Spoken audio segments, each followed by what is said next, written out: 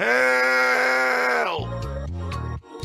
Alright, now guys, if you could support the stream tonight, I would really appreciate it. You guys might not know this, but during the break, I dropped a considerable amount of investment into my streams for fighting games moving forward. Cope. I need your buying and some funds in my account.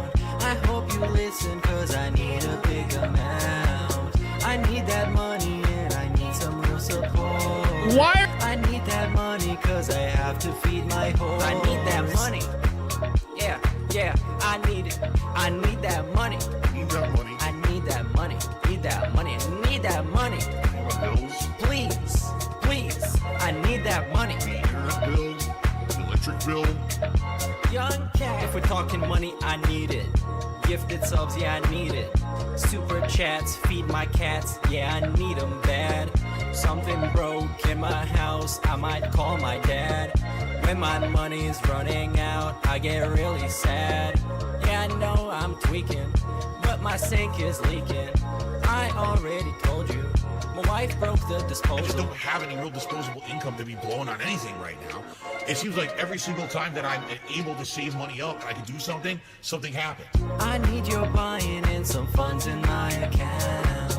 I hope you listen, cause I need a big amount. I need that money and I need some real support. I need that money cause I have to feed my horse. I need that money.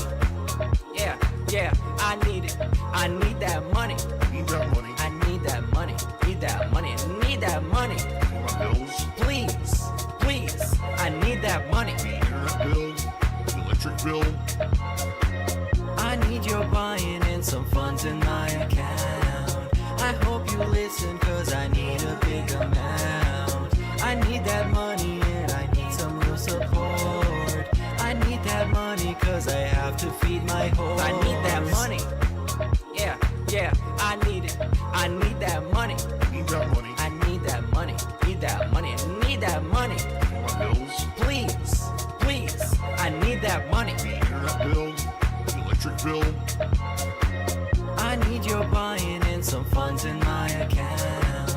I hope you listen, cause I need a big amount. I need that money and I need some real support. I need that money cause I have to feed my horse. I need that money. Yeah, I need it. I need that money. Need that money. I need that money. Need that money. I need that money. My bills. Please. I need that money. Internet bill, electric bill. Brainless moron, a mouth drooler, coming on the stream to derail, and that's what I mean, it's not allowed. So please understand that. If you bring that stuff in here, you're gonna get my boot to your ass. Who? Bitch, I'm helpless, I'm a loser. Alcohol abuser, mouth drooler. Wish you found me sooner, I was cooler. Now I'm just a brain dead mouth drooler. Bitch, I'm helpless, I'm a loser. Alcohol abuser, mouth drooler. Wish you found me sooner, I was cooler. Now I'm just a brain dead mouth drooler. Booze on my wrist, drool on my lip. Come close, baby, yeah, you wanna see it drip. They wanna see me clip, I wanna see a tip.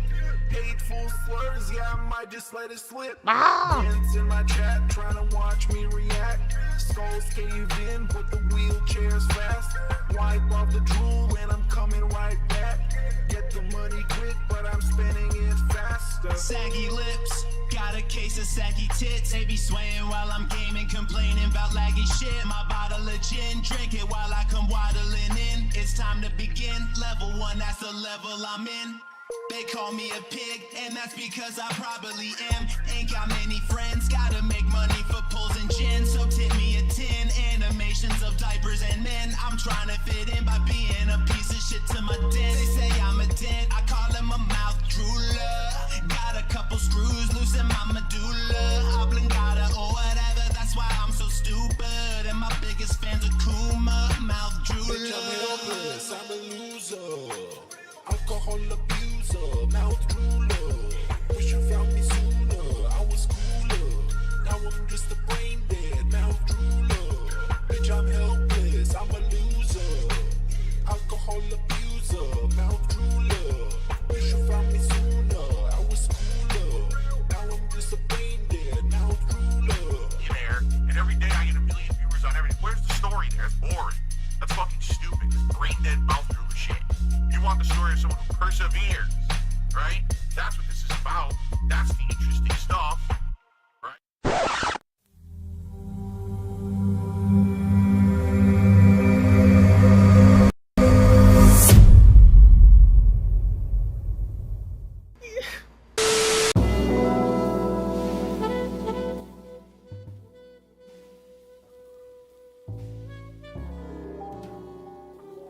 There are no winners here. There are no losers. Except the one that puts a bullet in their head. Then there's the ones that are truly lost. Regardless, this whole entire thing is just interesting, to say the least. I heard what happened throughout the majority of the interview. And it's all a bunch of bullshit. Anyways, welcome to the stream. Welcome. Good evening, good afternoon, good whatever it is. Good night for some people. It's time for stream, apparently. And also, whoever wanted to know about commands, it's got exclamation point commands, and it will show you exactly what happened, like what commands are there. Daddy June, am I winning? Yeah, you're totally winning there, buddy. You're totally winning. In this game of life that you're not winning at all. But you can delude yourself into believing that you're winning. We all know what's gonna happen with that. It's called delusions. Grand delusions of grandeur. Or excuse me, grandeur, because apparently he loves saying grandeur wrong. Jesus Christ. Morning, evening, whichever it is for that one. Anyways, hold on, let me just switch over to the right streaming side. Not sound, but switch over to the right button. Oh, come on. Oh, there he is. Yay, we got everything up and running. Yeah, sweet, let's, hold on. We got everything up and running, let's go.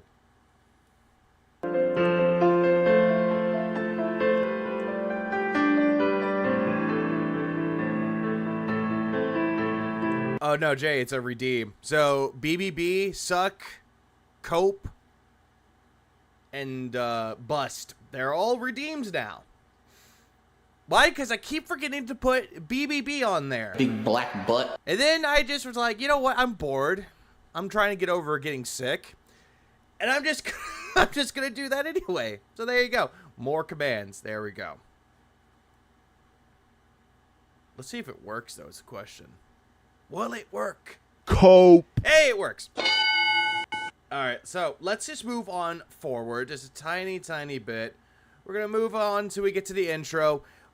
I'm covering the entirety of it from the beginning to the interview to the decompression. Big black butt. Yay! That's what I'm doing right now with this one. That is entirely what I'm doing with it. I will cover more stuff with it, though, because there's a lot of shit that Phil said way before this shit. Good morning, everybody. All right, hold on one second. If this works. Oh, hey, he's here. All right, test. Yo, what up? What up, Big black butt. Testing, everyone. Here we are. Welcome to the special Friday the 13th stream here on DSP Gaming. I hope that everyone is doing well and ready for a fun stream for sure. So this is the fun streams. You? Fun? Nah, pre-stream build-up. Oh, God damn it. I kind of regret this now. Meaning what I'm doing here is testing the tech, the settings and everything to make sure that you guys can hear me and see me. And work out any technical bugs in the next 30 minutes before we have our guest, June the King. Technical bugs. You're the one that doesn't know how to use Discord, but yet you're going up to Medicare saying it's a grave error if you don't talk to him. But then for some reason you want to put in, I know how to use Discord now. Okay, then. On for my next interview here. And oh, no, it's refresh. Oh, it's going to be exciting. I actually really want to pick the guy's brain. Here we go. Here's some technical things right there I forgot to do. Gotta do this build up. Bruh, that's not even a part of your setup. That's just background decorations. You can turn them off. No one cares. So, as usual, when I do these special interview streams, I'm going to have this be an archived stream on the channel that you can watch in its entirety, including this pre-stream, the interview, and the decompression after. It'll... Nah, I'd rather watch it for someone else that actually has your chat up. Thanks. All be like one stream archive. All right? So if you want to watch it later on, back to back to back, you can. But I will also be breaking up this. So this is the pre-stream video. There'll also be an interview video, and then there'll be like the decompression video after the fact, all separate. Decompression. I always love the fact that Phil has to do a decompression after he talks to somebody. It's like the anxiety like kicks in, and all of a sudden it's like, oh, I gotta decompress, guys. Talking with another person. Oh no, it's such a chore. So that way you can watch them separate if you want as well. And FYI, there'll be absolutely no advertisements on this stream, meaning I have demonetized it. Yeah, and that's another thing that you love to brag about. It's like, hey guys, there's no monetization on this stream. There's none of that. But if you feel free to tip me, that'll be nice. There will be no pop-up ads. There'll be nothing intrusive to the discussion. Yeah, he won't private the stream like normal streamers. It's just going to be... Yeah, and also this is coming from the same guy that's so afraid to talk to fucking Keemstar over the fucking phone. Me and June. And also the interview that he had with Side Scrollers. He didn't want to talk to him. Then all of a sudden he popped up. Oh, whimpering dog. Oh, you're someone who... Talking for about an hour to an hour and a half. If he's going to give us his time, which is very valuable, then we're going to respect that, right? We're not going to intrude on it. We're not going to have ads popping up. I'm not going to be reading off super chats and contributions. That would be very intrusive. Instead, we're going to... Are you trying to, like, jab back at Side Scrollers because that's what they did after they were done with you? Respect the guy, and we're going to give him our undue attention. So please understand that today's stream is still a normal stream for me, but it will run a little different. And if you like the content that I put out, and if you enjoyed today's stream, please support it. I promise you, during the decompression session after the interview, I will shout out all contributions in due time. You will all get your, your shout outs. Now he wants 150 before he does feasting with Phil. Good God, I'm not covering that. I mean, I might, but that's before he gets to Astrogout. In credit, and I'll answer any questions or anything after June is done with the interview, okay? Cool. After he's done with the interview, or you're done with the interview? So, I mean, Phil, he's coming onto your stream. He's the one talking to you. You invited him on. You could say, hey, June, I don't want you anymore. Bye-bye, fuck off, see you some other time. But, nah, it's not his stream. It's not his call. Got a few quick things to talk about this morning before we begin. If any contributions come on right now, I will shout them out, but only for the next 30 minutes. After I have no idea if he's saving his money or not. More than likely, he's probably pissing it away. that, Yeah, there's a lot of cope. everything goes on hold when I get June on here, okay? Notably, Hard Nose just gifted 5 memberships to the community. Thank you very much, Hard Nose. I appreciate that. Oh, no, it's John Rambo, the hard nose, that big nose piece of shit. I'm about to bust. Thank you so very much. And whoever gets those, I hope you enjoy them. So first things first, I don't really understand Discord in this regard. So I thought you knew how to run Discord, Phil. I thought you knew how to do it. this is now the 3rd time. Well, it's more I'm working on it. than the 3rd time, actually, because we had the guys, Kino Casino, then we had Keemstar, then we had Stuttering Craig, and now we've got June the King. All these times I'm trying to learn how to use Discord. I have Discord Nitro, the highest level, and it claims that I can do up to 4K video and 60 frames per second. Does this look like 4K video and 60 frames? Black butt. No one cares. No. And my webcam Showed up with the one. With the one gifted. Thanks, Showed Up. And Bro Cyrus got it. is enabled for 1080p 60 frames right now, and it's not doing it. So I don't know what it is with Discord. It claims you have these features when you have Nitro, and they just don't exist.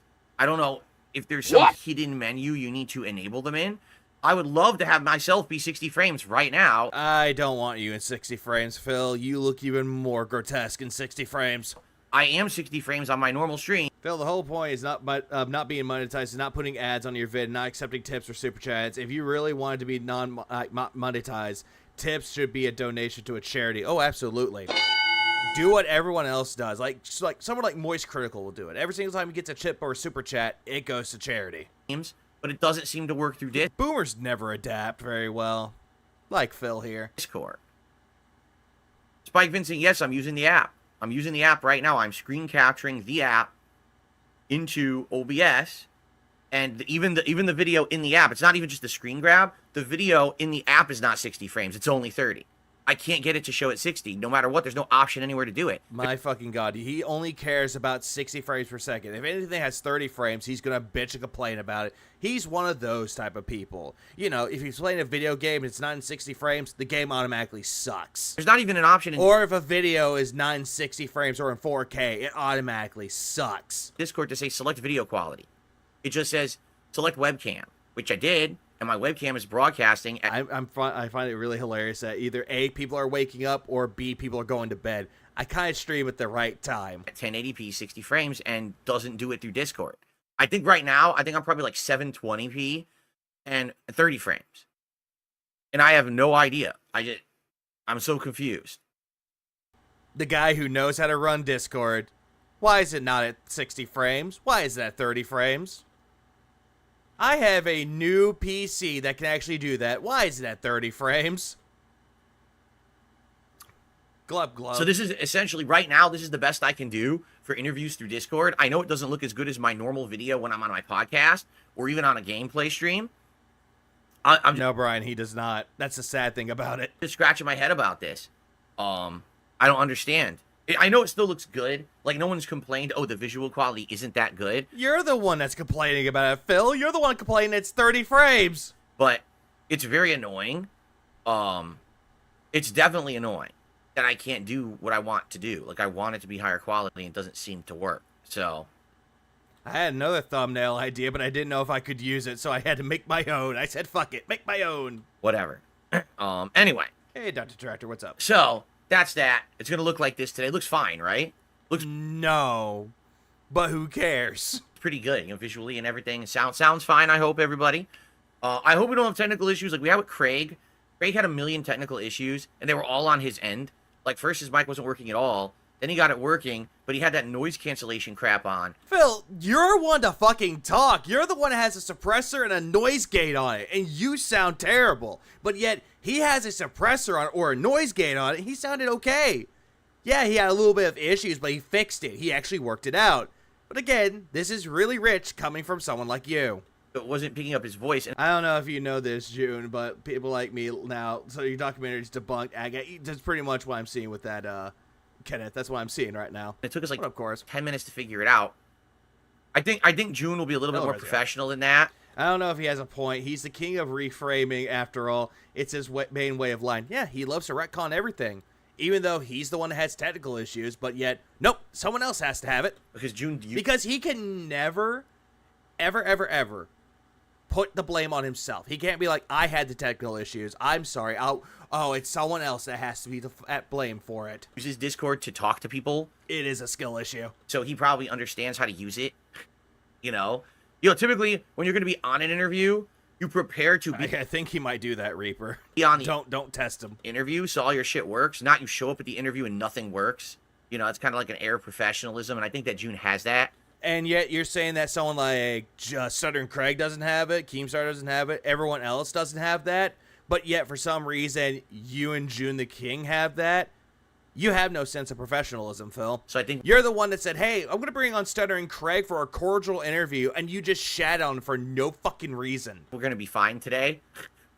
Just saying, in comparison to the previous interview. Anyway, and by the way, He doesn't, Oleander. He does not. we do not know if June will have a webcam today or not. It is totally his call. Like, he asked me, do you want me on camera or not? And I said, dude, that's totally up to you. I know that June the King is not an on-air personality. He's not here broadcasting himself every day like I am. No, he's the guy doing documentaries, Phil. He's the one that's doing the voiceover work. There are times that he'll get on a webcam, but that's not very far between. He doesn't do like you do. But then again, you're the personality that has a webcam on when people are telling you to turn it off. So, totally, that's his call. I'm just happy he's going to be on. Yeah, that's why professionals prep for the interview. It's your stream. It's your responsibility. Exactly, David. That's exactly it. It's his responsibility to make sure that everything is up and running before they click start stream or go live. But no, Phil has to do it live. Fuck it. the show. And Fucking thing sucks. if it's audio only, I'm perfectly happy with that. But if he wants to be, webcam on for the conversation, then he will be. It's his call. So I think, it's all up to him. We'll see what happens. Okay. Perry just gifted 5 memberships to the community. Congrats to the people who get those. Also, I received my first tip of the day, and you know, we should talk about that too, the tips, because what an unlikely thing happened last night. Oh, not this.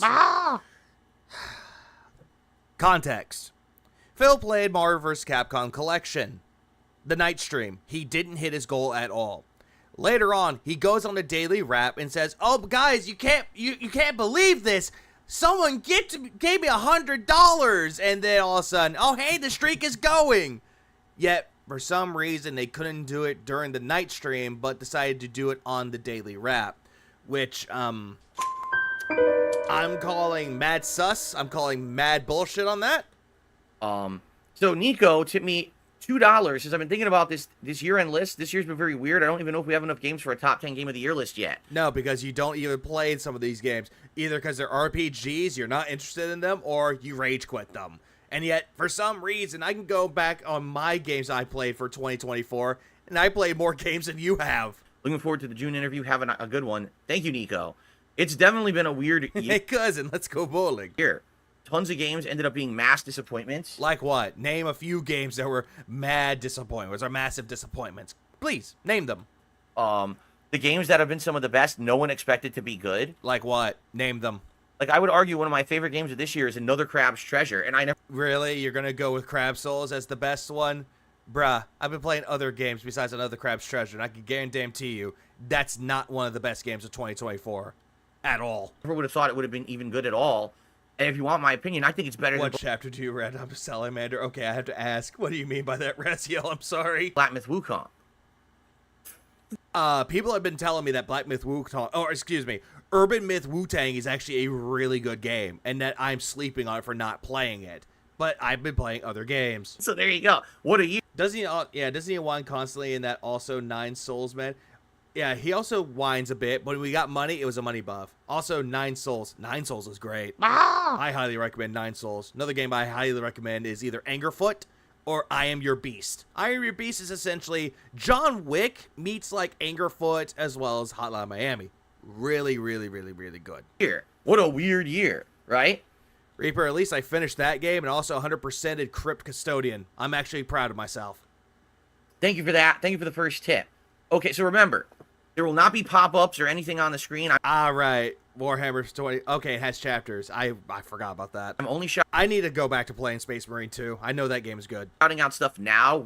Hollow Body's another game that I was actually recommended because someone told me that I was a big fan of indie games. So it's like, hey, this might be up your alley. So it's like, oh, I'll give it a shot. Oh, it's good. June is up. Wait, wrong one.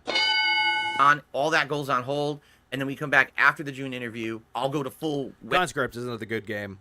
Another indie game. That guy's been working on it for years, and then he finally released it, 2 months ago? Good game. Highly recommend it, too. Webcam quality again.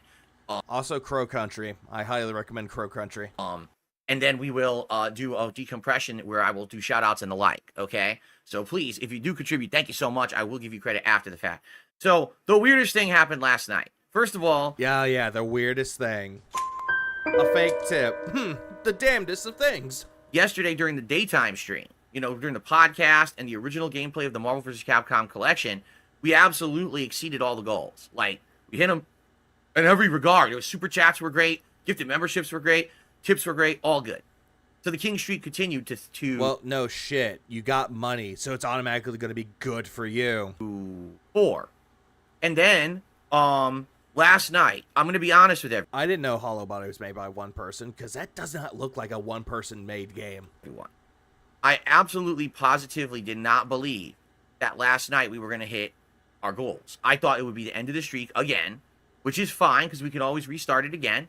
I feel like we have that momentum. If we have a day stream with a good podcast and a good gameplay, it's going to always hit it. Phil, you kept playing Marvel vs. Capcom Collection. You played it for the day stream and the night stream, and no one was really paying attention. No one really cared about it, because you're going on there in a broken game, which you proclaim to love, and you're dominating. I'm saying dominate, but it was more like you button mashing and going, I'm better than you. And no one really wanted to contribute. Sure, you got $77 from it before you ended the stream, but again, nobody seemed to care. And then there's going to be some streams that are a little slower, depending, right? So last night, basically, we did our stream of MVC collection. our stream. Phil, it was your stream. Stop saying our and we when it comes to your shit. And it was fun. You know, we still can't play MVC2 consistently, which sucks. I really want to. Kind of does, Reaper. It kind of does. Another game that's kind of like that is Tormented Souls. They're making a sequel. But I can't because the stupid thing won't work, right? But I played all the other games. Marvel 1, we played some Marvel Superheroes last night for the first time. More X-Men versus Street Fighter. And by the end of the stream... Fair point, Raziel. Fair point. We had raised $77. That's a great stream. I'm not upset at that at all. You know, for a fighting game stream, and especially old school fighting game, it's not like we're playing Street Fighter 6 or a brand new one. I was pleased. You know, is it the end of the streak? Yeah, it was the end of the streak, right? So then I turned the stream off. I'm shut up. Fun fact about Tormented Souls. One of my friends had us a podcast that he usually does, and he was talking about Tormented Souls. I wanted to be a part of it. He's like, okay, have you finished it? No, hadn't touched it. I had 2 days to do the fucking podcast with them, and I had to finish the game. I ended up finishing it within a day and a half. And before I finally got on the podcast, I was like, hey guys, I just finished the game. I'm setting everything up for It was actually good. I actually liked Tormented Souls 1. I hope the sequel is an improvement over the first one. That's the king. Right? I'm running around, turning this off, turning that off. My PC actually needed to be restarted, and had a Windows update. Yeah, that's a lie. And stuff like that. So I'm doing all that, and I literally just sit down and I start recording Ask the King. And as I'm starting... Wait. Ask the King? Ask the King? So I'm doing all that, and I literally just sit down and I start recording Ask the King. You mean the daily crap, Phil? Where did Ask the King come from? And as I'm starting... Yeah, it was good, Podcast Psycho. It was a good podcast. Starting up Ask the King, I see a blip in my inbox. What? And I look, someone tipped $100. Yeah, even someone in his chat was like, Ask the King? As the stream was going offline at 9:47 p.m. Normally, I end my stream around 9:30, but I stayed around for an extra set or two. And I'm saying Ask the King. I'm sorry. I mean the Daily Rap. I'm sorry. Oh, yeah. I heard Cataclysmo is actually a pretty decent game, too. I want to get it later, one of these days. Sorry, guys. Everyone's yelling at me. Why are you saying Ask the King? I meant to say Daily Rap. No one was yelling at you, Phil. They're, like, questioning you, like, wait, Ask the King? What? I was the Daily Rap video. Me wrapping up everything for the end of the day. The Daily Cap. Okay. Shadow Dad is good, from what I've seen. Sorry about that. Brain fart. Okay, so I'm doing... Yeah, good job, gamer. Good job. Doing the Daily Rap. And this $100 tip appears. Well, it didn't appear, but I noticed it was in my inbox, and I read it. So, it appeared, and then it didn't appear. It was already just sitting there. Okay. Just appeared out of nowhere, I guess. And this person says, just please keep this anonymous. I was like... Joe Biden disease moment. It does look like that. So we did, he has to step out of the running. Did actually hit the king streak last night. It continues. This is now, we're at 5, and we continue. Now, remember what I said. I said if it continues through today. Let's pretend the tip was real. Why does he count the tips after the night stream, but if he gets a tip after the first stream, he goes into the chaos room? That is a fair point, David. That's a fair point. Because for some fucking reason, even though this isn't the night stream, he already ended it, and he does the daily crap. And then all of a sudden, oh, hey, we had $100, so it continues. No, it fucking doesn't. No, it fucking doesn't, Phil. Then again, this is also coming from the same guy that got like two $25 tips and said, hey, put this to Kirby in the Forgotten Land. Put that into there. He doesn't count it. When people ask him, hey, where's the $25 or the $50? I thought that was going to go on to Kirby. Banned. Where's that tip? Banned. Kept banning every single question that was related to the money that he pocketed and ran. To tomorrow. So that would be this stream, tonight's late stream, Friday Night Fights, and then tomorrow's daytime stream.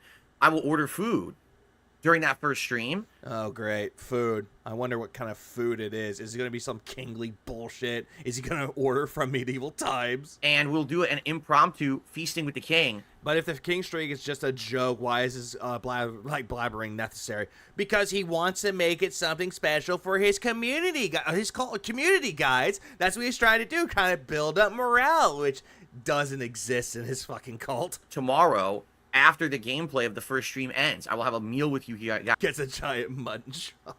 Probably a tomahawk steak, but he can't eat it. The gout. Guys here live on stream. We haven't done one in about a month and a half. So this would be pretty cool to do. I just don't know what it'll be yet. I'll have to talk with my wife to figure out what we want to order. Honey, what do you want? Taco Bell. But that'll be tomorrow, all right? So that was pretty cool. We hit it out of nowhere. He wants so again, Wendy's. if you want to see that happen, if you want to see the King streak continue, crushing the goals, felting the detractors, making Duty cry. I don't know why it just fits naturally saying making Duty cry at the end of that. I don't know why. You know what I gotta say to that?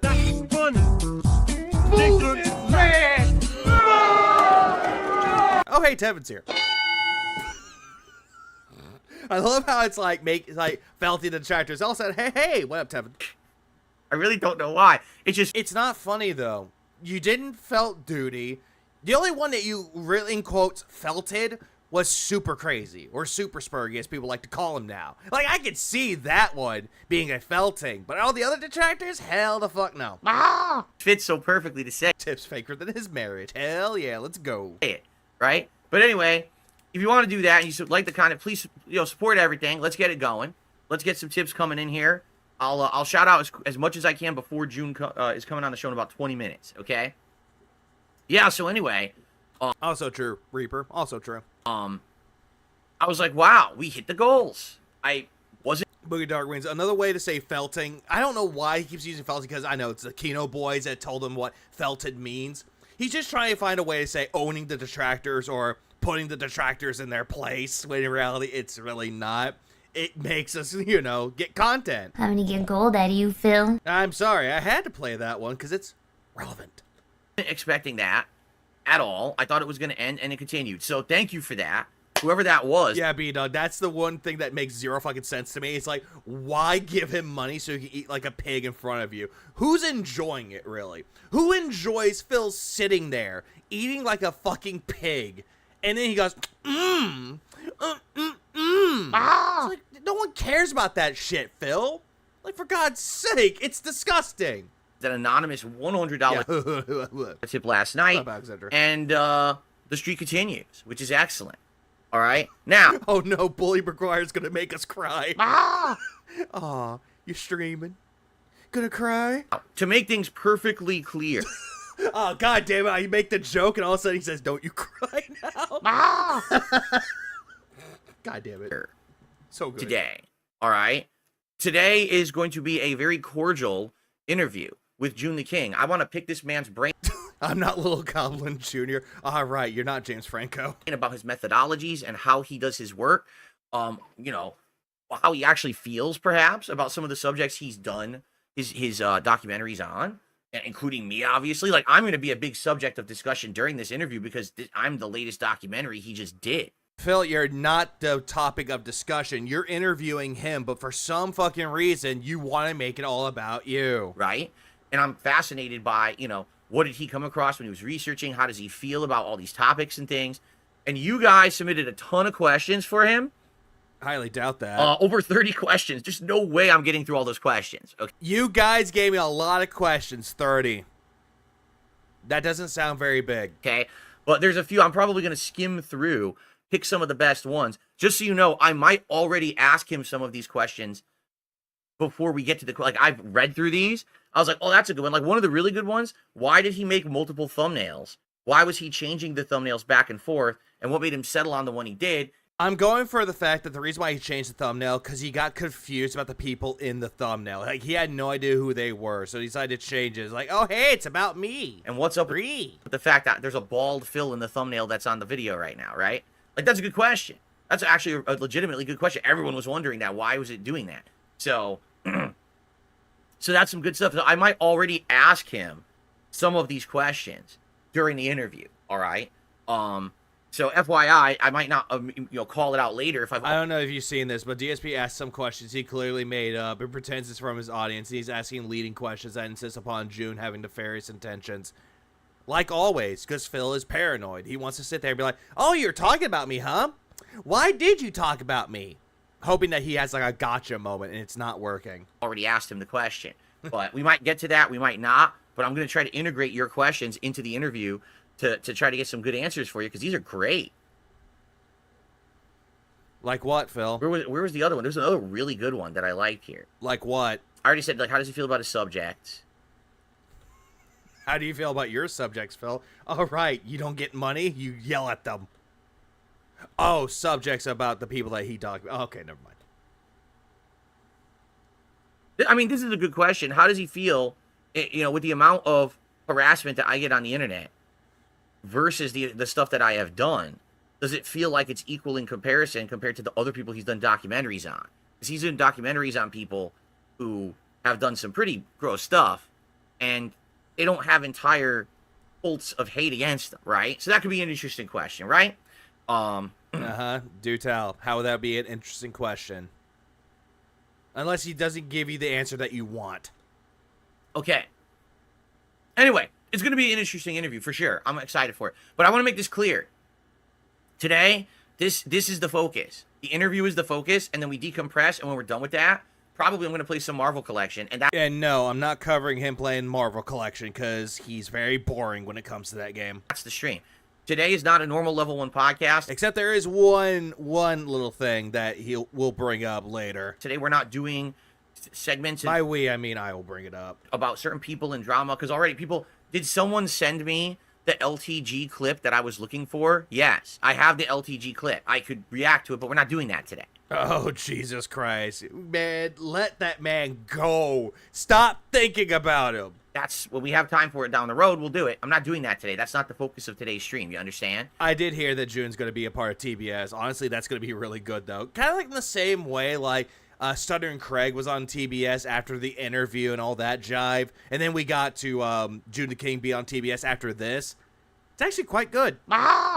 Yes, I'm aware that there's Ethan Ralph content and there's this content and detractor content. I'm well aware of all of it. We're not doing that today. That will be for later on in the week. Maybe tomorrow. It depends on what happens each day. Oh, right? he talks about it tomorrow. If he talks about all this shit tomorrow, he's not going to get through his quote-unquote gaming news. It's like I said, I gauge what's going on by levels of importance or interest, and I'm not going to sit here talking about the same subjects every day because that's just boring. But yet, for some reason, you'll talk about them anyway. I want to mix it up. So we will definitely address certain things, but they'll probably be over the course of the coming week. Keep in mind, I'm here today, Saturday, Sunday, Monday, Tuesday. We got a lot of days, a lot of podcasts. Feels so surreal that these days we have Phil talking about Ralph. Oh, absolutely. It is a very surreal moment. And then Ethan Ralph's talking about Phil. The lol cows are talking about each other. Right? So, no reason to beat the dead horse every day. I mean, you beat your wife every day. I'm sorry, what? You come back when the horse is resurrected, and then you beat it back down. Right? And by the way, Dick Jones gifted 5 memberships to the community. Congratulations to everyone who just got a gifted membership. I appreciate that. The lolcow circle. Thank you so much. I appreciate that very much. Okay. Cheering in the lolcow lie. FYI, everything is looking and sounding good, guys. I just want to make sure we're having no technical issues right now. The stream looks good. It sounds good. You can hear me clearly. I'm capturing, and it seems to be working. Yeah, where's Cat? Hashtag, where's Cat? What I'm going to do is when June's going to come on, I'll stop recording. I'll hide the screen. So I'll do this. Why? And then I'll invite him to the call. I'll get him on the call. Once he's on, then I'll do this. All right? So you're explaining to your chat what you're going to be doing. Black screen, peekaboo! And then that way, no stuff will be shown. It'll be fine. FYI, that's how we'll do it. And when he comes on, this is going away. That's not even going to be on the screen when he's on the show. There's no point. It has nothing to do with him being on. Like, he's going to get the undivided attention, okay? Yeah, he's going to get the undivided attention. Are you going to do the same thing that you did during Stuttering Craig's fucking interview? That you just not even paying attention, looking over at your chat, and just fucking around with your screen? Thank you to Andy. Andy just gifted 5 memberships to the community. Guys, it's awesome. Thank you. The community, I'm sure, appreciates it. We've seen a lot of great names in chat recently, getting access to all of the awesome emotes on this channel, and also not having to abide by the slow mode rules. You get a cool chat. I rebranded a couple years ago. I used to be called the King of Hate, right? Okay, let's go back a bit. So, because apparently it's like we already heard this shit before, but let's go on. Amazing. And you know what? I'm going to say this. Boy, am I happy I never changed the stuff on the channel, like the crowns and stuff. Well, then again, though, Phil, you don't even know how to change anything when it comes to, I don't know, putting in emotes. You know how to put them in, taking them out, or also not even changing your goddamn badges. As you know, I rebranded a couple years ago. I used to be called the King of Hate. No, Phil, you are the King of Hate. You haven't gotten rid of that. You still are that. Right? That was my moniker on the internet. But the still is. Problem is, the meaning behind it versus what my idiotic detractor spun it as was drastically different. Okay, please, do tell again for the 50th fucking time. The meaning behind it was that these people who hate on me all the time, right? They motivate me to improve myself constantly and do better and prove them wrong that I'm going to be successful no matter what they do. So that's really where the King of Hate moniker came. No, even back in the FGC days, people called you the King of Hate, or you called yourself that because you always be hating on people. You would be talking so much massive shit to people that nobody wanted to do anything with you. And you had a big hatred towards other people in the FGC. So again, you're going to sit there and proclaim that it's all because, oh, the hate motivated me. That's just fucking cope. That's cope. Cope. Why are you doing this to me? But these I don't know why that played, but I'll allow it. people turned it into, oh, he's a bigot. He's a sexist and a racist and all You are on all those. Also, bigot and racist. They're holding each other's hands at this point. this stuff, which is not true. I mean, you'd be hard pressed to find more than 5 to 10 minutes of content like that over my entire 16-year span. No. There's more than that, Phil. There's also a top 10 dedicated countdown to the top 10 best racist moments that your fans voted for, which I highly doubt that you had fans vote for. But early on, I used to do the risque kind of commentary and stuff. So that's what they aim to. Oh, look at Again, you're saying that it's risque, and at the time, people thought it was funny, when in reality, they didn't. what he did 14 years ago, and they'll act like I did it yesterday, right? Okay, so you saying the N-word in fucking Heavy Rain. Oh, yeah, that was risque commentary? Uh-huh, sure it was.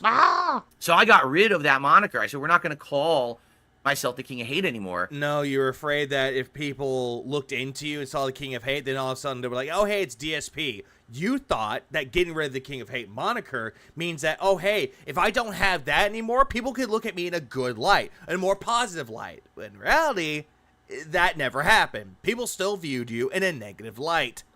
Because people idiotically just, they believe anything. They're stupid. Early on, he did the risque content, like, look out, this black woman coming out. Oh, wait, that was a couple of years ago. And yeah, the whole thing about the slave trade joke. Oh, right, that was 2 years ago.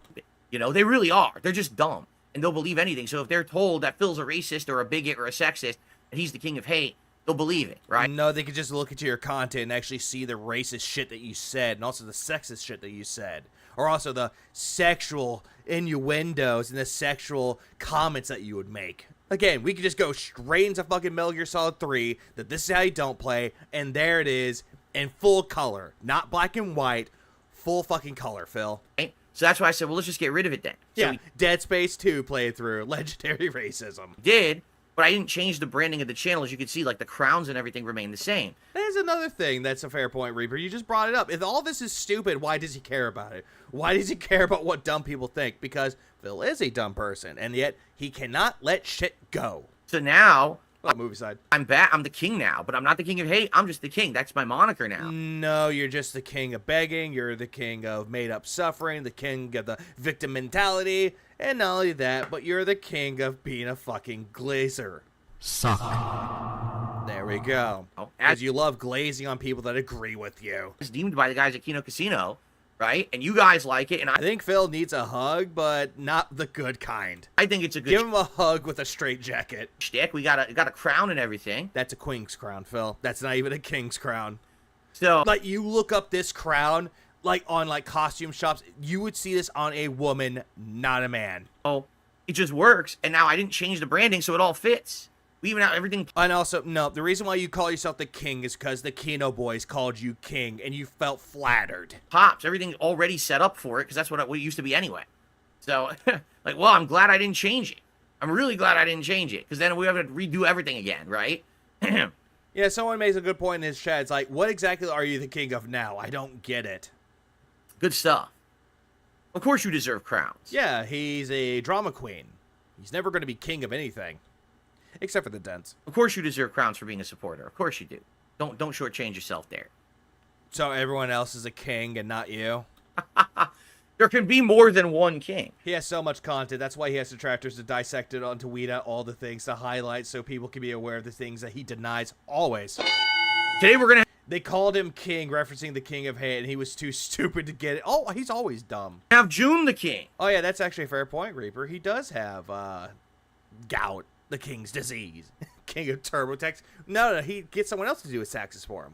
on the show, and he's a king. We're gonna be a couple of kings doing kingly things. Jedi, I think that's what it was. It was supposed to be like based on the Queen of England, but I'm not sure what that's supposed to be a reference to. But regardless, it's dumb. That's what this is gonna be.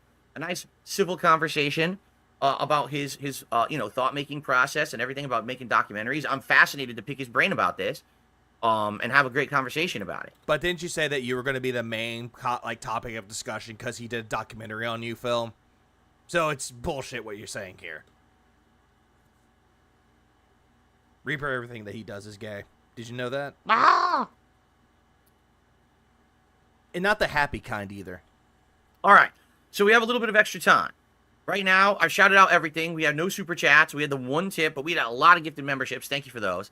10 minutes left, roughly, before I get June on here. What do you guys want to chat about? Tag me in the chat. We'll do a little bit of open Q&A here. No, Q&A. And shout-outs if contributions come in, and then we'll get them on the show, okay? Getting the rope for some Q&A. Have I thought about changing the border? Like the border of the podcast? What do you mean? You don't like the borders? I think the borders are great. This border is not good, Phil. It doesn't match. None of this matches right here. It doesn't match. Quite honestly. Dumb question, man. Tag me in the chat of what you want to ask. Oh, the border's stupid. That's stupid. No. Again, people are trying to suggest ways around the webcam issue, but it doesn't work. Like, for example, someone said, if your webcam is 60 frames, have OBS just use your webcam, but then have Discord, just pull Discord from a different window. It doesn't work. My webcam will not work in two applications at once. No, it'll never work with you, Phil, because you don't know how to do it. Also, doubt. And if it's working in OBS, then it doesn't work in Discord, and there's an error. It won't even, it won't work at all. Like, the person won't be able to see me. So I can't do that. I highly doubt that, but okay. Pretend that you know everything about Discord. And OBS. Daisy303. And streaming. With the super chat says, we are not worthy, King. Thank you so much, Daisy.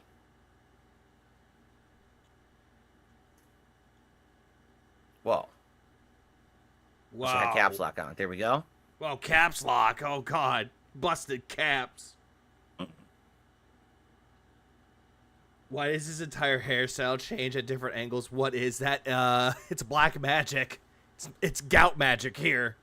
Taskmaster Warman, you're late. We just talked about the community questions that I've skimmed them, and some of these questions I'm already going to integrate into my interview with June. But if we get through it... Oh, no. Someone in his chat's like, Phil, why'd you fake tip yourself last night? Duty says you did. Not just Duty. Everybody says that. We have some extra time at the end. I will pull up the... I have them literally right here on my TV to pull up. If we need Why you have them on the TV? Is that your teleprompter? to draw upon more questions, and we'll just skim through them and pick some of them, okay? Television's a teleprompter. He downloaded the app, so Do now I think he's that Xbox should professional. release a mid-gen update or refresh? No. I don't think anyone will buy it. No one is buying their current console. So if they did a mid-gen refresh, no one would buy the new one. I mean, they need a reason to buy their console right now. What's up? What's up, Lee? And also, damn it. Apparently, I said someone that had a thumbnail, and I was all of a sudden, it's like, you can feel free to use this. Oh, God damn it. I'm kind of late on that one. Phil, you make me angry, Phil. Oh, well, my thumbnails are actually just dumb anyway. Now the reason is Anyone looking forward to the final trailer, Sparking Zero? Maybe. I want to see how good it looks. Game Pass, which is a good reason.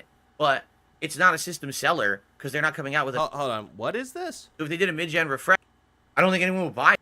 So I think that What was this question? I'm sorry. I wasn't paying attention.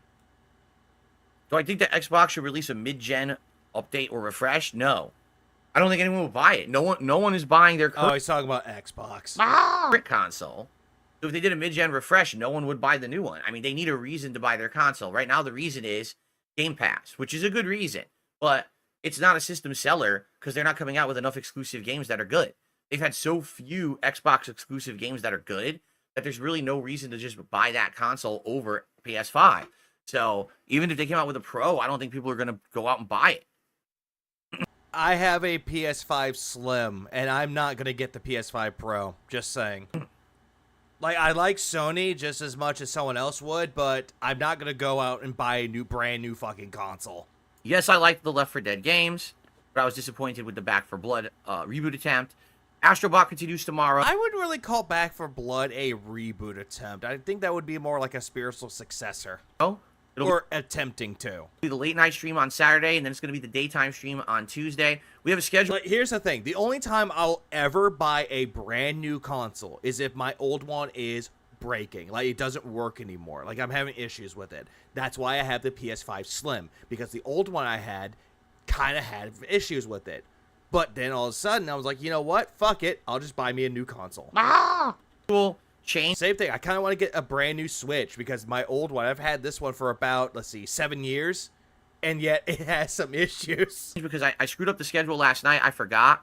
As you guys know, if console makers were smarter, they would make the fucking things fully upgradable. So when they come out with better parts, you could buy each part instead of buying a brand new $500 console. I agree.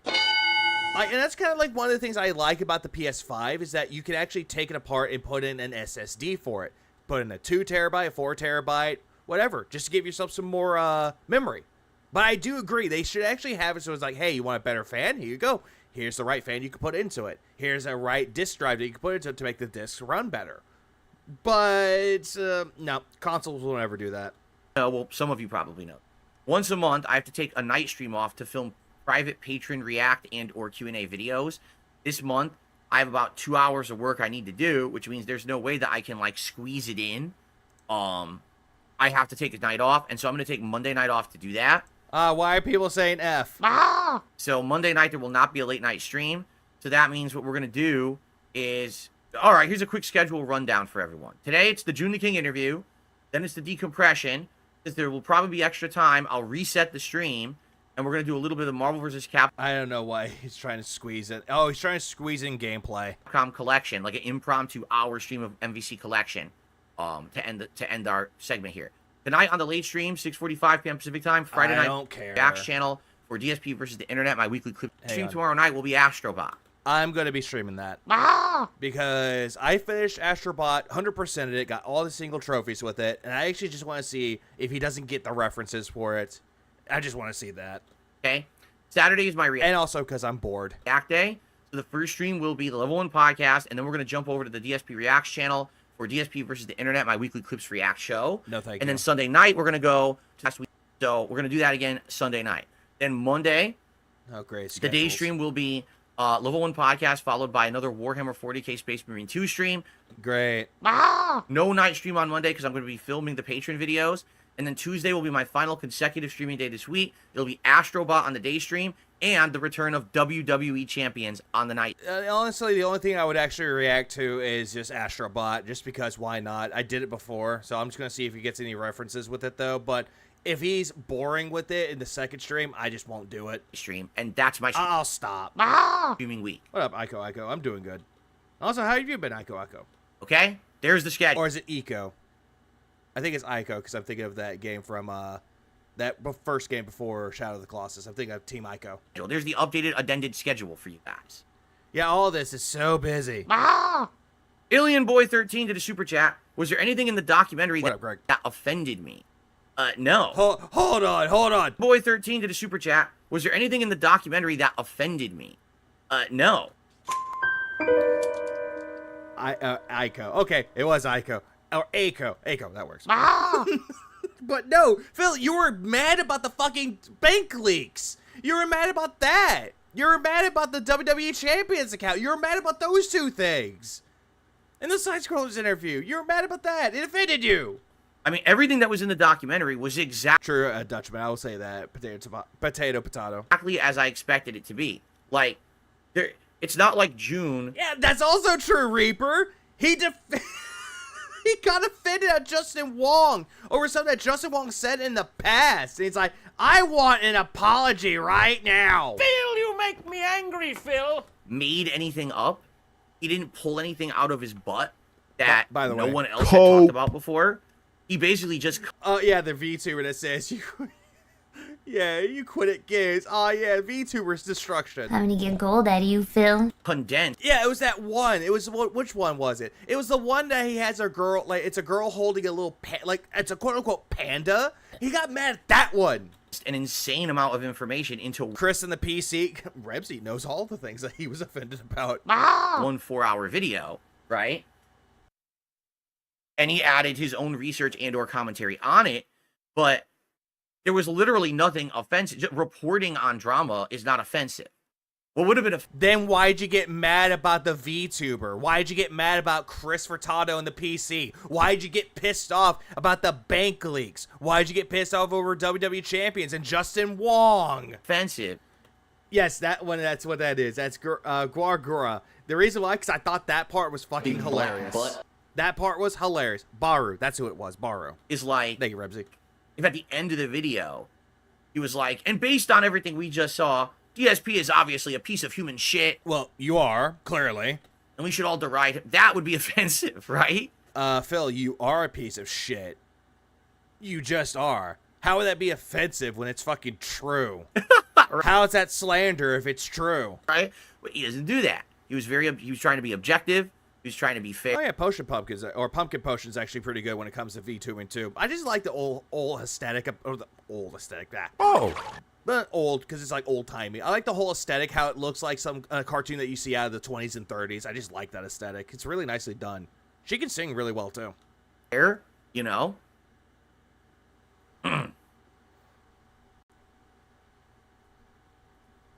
That VTuber solved the same puzzle easy, and Phil accomplished the same puzzle in a long-winded manner. Yeah, he did that, Blood. And then he got mad. He's like, clip this, you sons of bitches. Big Papa Phil says, will you ask him why he didn't seem to comment at all about viewers who are here every day enjoying your content? Most of the coverage of you was negative. Because it's an internet drama documentary.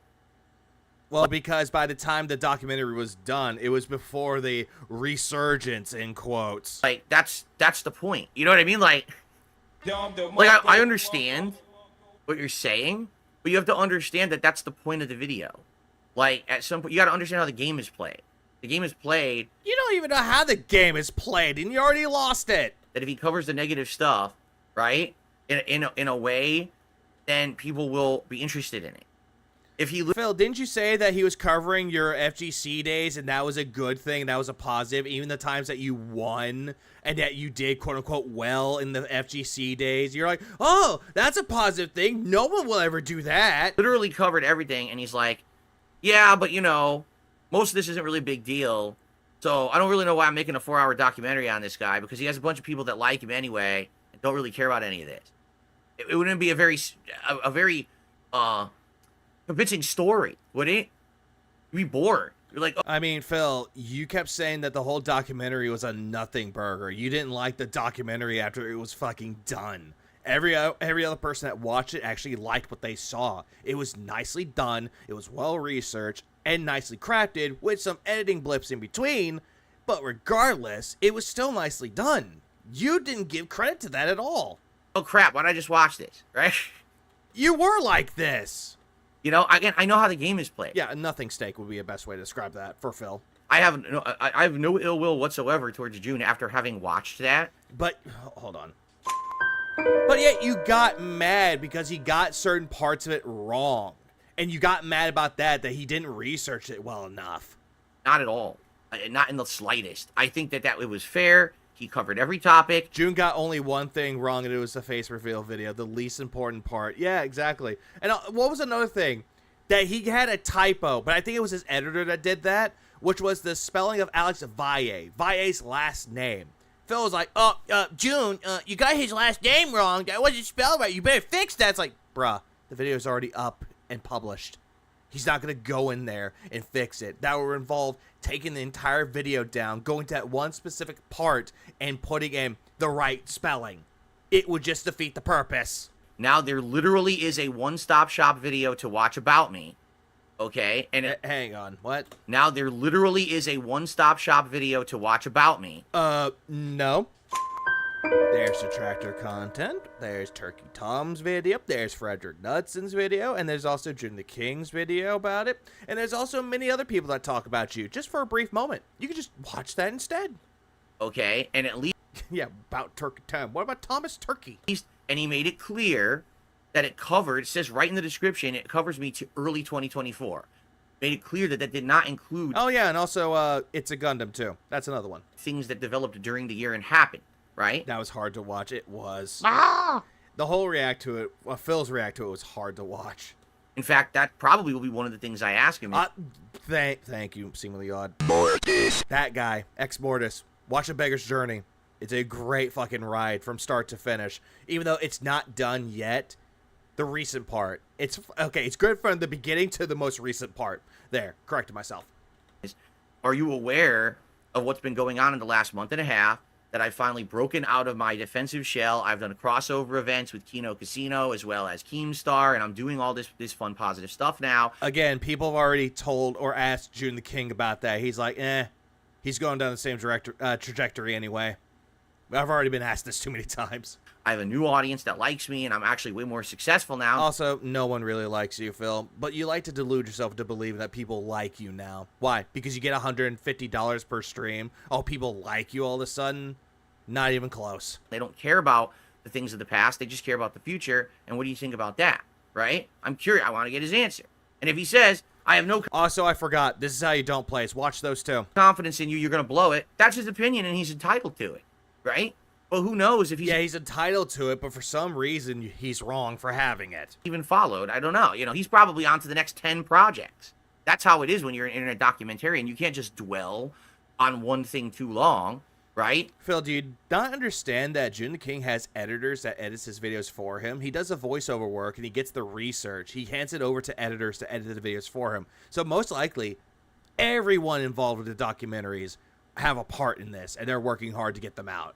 You do a ton of research for it. You produce it. You put it out. Yeah, watch the good ones like The Butthead. Watch Ludacris's videos on DSL Tries It. Watch fucking Evil AJ's videos, The Outsiders videos. Watch Rebsy's videos. Those are good content. Hype it up for a couple weeks. You're already on to the next. You're already, you know. Watch Nerd Brew shit posts. They're good content too. They're stupid, but they're great. You're moving into the pipeline to the next thing. He does look like Butthead here. Was there a He goes, positive thing about me in the documentary? Yeah. I mean, the FGC stuff is silly, but absolutely he acknowledges the fact that I was good at fighting games. No one can dispute it. By watching that video, there's definitive proof that I was good at competitive fighting games, which my detractors have tried to lie about. Phil, we didn't lie that you're bad at fighting games. It's every single time that you play a modern one, all of a sudden, you're immediately going from, I'm good at games to, my God, you suck. Also, he never really said that you were good at it, though. He was just like, hey, he had a part of it where he actually topped. He didn't say you were good at them, Phil. If you watch a documentary, you could clearly tell and hear that he did not say that Phil was good at fighting games. For the last 10 to 15 years. You can see me winning tournaments in it, and he outright admits he was good at fighting games. I mean, no. He never said that, Phil. He never said that you were good at fighting games. That is delusion right there. I was an asshole in the community, but I still are an asshole to this day. I was good, right? You're still an asshole, and are you good? Lucky would be the better word to describe your wins when it comes to tournaments. That's all. Talks about the success of my early clip curator days, right? That I was doing, things that were getting a lot of popularity on YouTube, and I had a lot of success, and I was a big partner. He talks about all those positive things, for sure. It isn't until really the drama starts around 2012, 2013 with This Is How You Don't Play. Phil, do you not understand that you had drama circling around you even before This Is How You Don't Plays? You've had drama circulating over there. Blip TV, that was before This Is How You Don't Plays. People try to pretend that there's someone else to get your videos struck down. Again, that was before This Is How You Don't Plays. And then it rolls into this detractor groups and shit, and it just continues. He didn't really talk much about detractor groups. The only one that he talked about the most was the Sons of Kojima. That was the biggest one that he talked about. And that's like the whole... But then he brought up other detractors like TJ Gamebox, Piece of Peace, the ones that actually keep track with spreadsheets. The OGs for that one. This. Why are you doing this to me? Final 2/3. Oh, yeah, he does, Nerd Brew. He definitely lives off of luck. I would argue the first 1/3 of that documentary is not even negative. It's really the final 2/3 that it gets really heavily negative, right? Phil, do you not understand that it was showing off your negative aspects about you? How you would call into alpha-isms and thinking that you're top shit and you wanted to beat somebody's ass? Oh, it also had Jaha in it, too. Shut the fuck up! It had Jaha in it as well. And he was telling the truth about it, and yet you're like, oh, Jaha's a dick. No one likes Jaha, and yet Jaha comes in. It's nothing but big ups, and hey, how you doing, man? How's your set?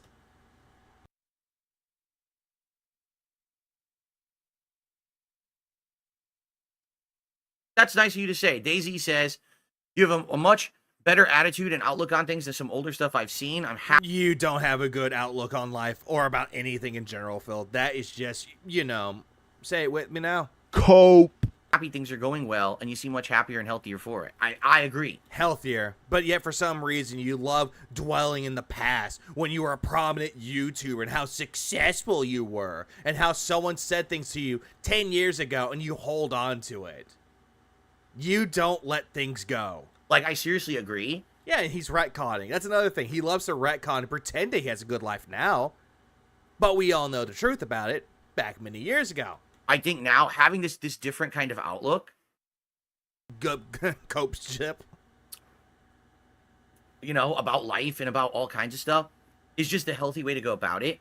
I used to be so butthurt about everything. You still are butthurt about everything, Phil. Stop pretending that you were that back in the day when you're continuously butthurt. And get the preparation H ready. Anyone who said something negative about me, oh, how dare you, right? Now, I just roll with the punches. I don't really care anymore. You know, I've been around for... Yeah, no. No. You don't roll with the punches. You still bring up detractors of what they said. Oh, detractor said X. They said Y. They brought up Z for no random reason, and you're honed in on it. You don't know when to shut the fuck up about detractors. 16 plus years. I'm planning on being around a lot longer. And I hope that you guys will be along for the ride. But there's absolutely no reason for me to get up in a tizzy about every little thing these days, right? You constantly do that to this day, Phil. Stop coping. Right? Like, it's... What? That's another one true, Nerd Brew. LTG. Oh, I just roll with the punches, even though LTG just shat on him, just talk shit about him. Oh, LTG, you asshole. What end would it behoove me or benefit me to be all over every person who says something negative about DSP? Drama. I mean, you did it recently. You have clips about detractors on your channel, Phil. It's drama because it brings in ad revenue to you. Right? There's tons of them every it behooved me. day. And you're always going to have your critics in life. I have way more than most people. Phil, people have their critics in life. Even I have my own critics. I have my own critics that say, hey, if I burn my soundboard, people will come back to it. But guess what? That ain't going anywhere. I have my own critics, Phil. Everybody in life has their own fucking critics. Some of them constructive. Some of them tell you to go kill yourself. But the ones that you hyper-focus on the most are the ones that tell you to go kill yourself. Not the ones that are trying to help you with constructive criticism and being actually critical with you. Nah. Every single one of them is looped into the ones that tell you to go kill yourself. The negative ones, as you like to deem it as such. But at the same time, as long as I'm doing what I love. Which is what exactly? Scamming people for money? As long as I'm hanging out and having a good time and being... The only thing that you love more than anything is playing WWE Champions on screen or on your streams. Because every single time we see you play another game, it's like you don't know jack shit about it and you're bored. WWE Champions time? Oh my god, you're happier than a kid on Christmas. Relaxed and, you know, we're all just chilling and enjoying life together, right? And we have a few laughs along the way. We have a little bit of drama, a little bit of fun games. Fun games. How's Black Myth Wukong, Phil? You know, all this stuff is all part of it. But again, how's Black Myth Wukong, Phil? Why would I... How's Final Fantasy VII Rebirth, Phil? How's fucking Dragon's Dogma 2, Phil? How's Sea of Stars, Phil? How's Harold Halibut, Phil? Oh, right, you didn't like those games because you dropped them like rocks. I care about other people trying to... Oh, hang on. 1 second. 1 second. Shit. Apparently, I gotta restart my stream, guys. Hang on. Gotta restart my stream. Give me a minute. I gotta restart it. Fuck. What? Give me 2 seconds. Give me 2 seconds here. Give me 2 seconds. Give me 2 seconds. I did not mean to play that. Hold on. I gotta skip it to the right part. Yes. Here we go. Let's go. Restarting stream, guys. Shut the fuck up!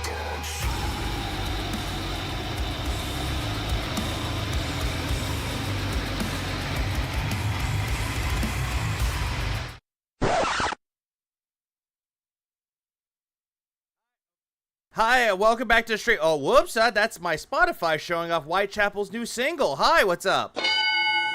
Yep, it time stream again. So yeah, good morning, good evening, good afternoon. Hello, Nerd Brew. Hello, Reaper. Hello, Baladi. Hello, Chorus. Hello, Skontgasm. Hello, Nerd. Hello, Sideways Dutchman. Hello, Streamlabs. Hello, hi. Hi, Wank. Hi, David. Hey, hi, Filthpig69. Ha ha ha, 69. Oh. And hello, everybody. Welcome to the stream. Hello, Cygrota. Hello, Cenobite Mommy. How are you doing tonight? How's and Ubak the Black, how's everybody doing? Was that Taylor Swift? Oh, fuck no. Whitechapel has a new album, well, not a new album, but a new single that popped out called A Visceral Wretch, and it's actually really good. It's highly reminiscent of their oldest albums from the Somatic Defilement, or This Is Exile. Good albums. Highly recommend them. Oh, hold on. Where's Brand Dude? Hold on. We need that one. Brand Dude. There we go. My parade, when the parade... I saw Obama. Oh, God. It's Obama, no? Linkin Park is dead. We know this. It continues in a It died whenever Chester died. positive way anyway. Of Avalanche. Right? Cares about a few drops. Get those off me. Right? Oh, no, Nerd Brew. It ain't worse. A Visceral Wretch is actually a really good single. I highly recommend it if you're a big fan of Whitechapel. But if you don't like that kind of Whitechapel, there's always The Valley and Kin. They're two recent albums. There you go. Yeah, bring up some Brand Dude. Bring ups to Brand Dude. Brand Dude? What are you picking at your nail for? It tastes like chicken. Yeah, oh yeah. I used to be band happy. I mean, now you see, most of the time, I would prefer not to even moderate. I would prefer to have a chat not moderated. Phil, you have moderators in your chat. But sometimes you have these really idiotic people who come in here and they really are going out of their way to say and do toxic stuff. Like what, Phil? Like fucking what? With bot accounts. Calling out your fucking bullshit? Oh, that's a negative. And they're trying to dox and they're saying racist, sexist, disgusting things. And then you have to moderate, right? You can't just let that roll on YouTube. You gotta take care of that. Phil, I'm gonna let you in on a little secret. Your chat doesn't do that. And no one does that in your chat. You're just making shit up. But, you know, that I would prefer to just have an open discussion with everyone. Oh, hey, it's Nugs. Oh. About things. Because the thing is, you let people talk and say their piece. You get more opinions. You get more criticism. Phil, you are not one to take criticism very well, Phil. Again, you don't like to look at people who are giving you constructive criticism. Instead, you look at the ones telling you to go kill yourself. And yet you're like, oh, that's all my critics. You'll hope you get more constructive criticism. Sometimes you don't. Like what? Name examples, Phil.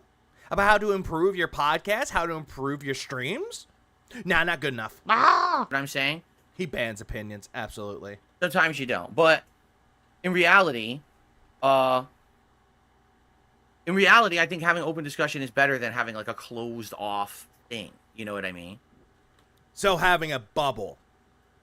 You like to have a bubble for your stream. Gotcha. I have the most ban-henny channel. Did this fool just say it hates the ban even though he bans everyone for the dumbest of reasons? Yes, he did, Vanguard. Also, what's up, Vanguard? Phil, you make me angry, Phil. You've ever been on? Then you must have only been on this channel and one other one. Wait, hold on. I have the most ban-henny channel you've ever been on. Someone said that's not true. You have the most ban-heavy channel I've ever been on. Yes, he does. Thank you, Hutch. Thank you. You must have only been on this channel and one other one where they don't moderate at all. You have. Okay. Why is it that you're immediately assuming that he only watches two channels, you and someone else? Why? No idea what you're talking about. You ban anyone that gives you an opinion. You ban anyone talking about money. It's like, hey, what about the tips that you just received? Oh, hey, how's Leanna? Hey, how's the gout?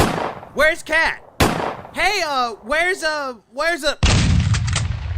See what I mean? Anyone that has an opinion or is asking you a genuine question about you, or a general or genuine question to you, you ban for no fucking reason. Seriously, like... Oh, by the way, another one. Restart the modem. You're fucking idiots. Restarts the modem. Oh, hey, it works. Where do you think you are? Hundreds banned on the Jasper reveal alone, even though he couldn't read a graph. Yeah, he is a retard. Stupid thing to say. Pretty much Cinnabite. That's the best way to describe it. Hey. Touch your wife, Phil. I don't think she does. She wants Tyrone meat instead. All right, here's what we're going to do. I'm going to stop recording. I'm actually going to use the restroom. Perfect time to do so because I'm about to get June on here. Restart and, the mode. and then we'll get started. All right, so just give me a sec. So this will be the end of the pre-stream build-up. I hope you guys enjoyed. Thanks to those who early supported. Again, if you support during the interview, I will not be shouting it out or paying attention to it, just to forewarn you. All right, I'm going to be focused on June and giving June my attention. When the interview is done, he's going to the restroom. Hang on. There will be a decompression session where I will do shout-outs for all of you, and we'll have a fun conversation, and we'll have a good time together and get all your opinions after the fact. But we're going to give June our full undivided attention. All right, please be respectful, as always. Shit like that. Shit like that. All right, I'm going to stop recording. Seeming that thanks for the sweet spot. How many dents got banned over the daily rap tip? I'm not sure. I need to ask somebody that actually did look into that, see how many people were banned. And I guess I think some. Set up. Wait. Someone said salty. They got banged.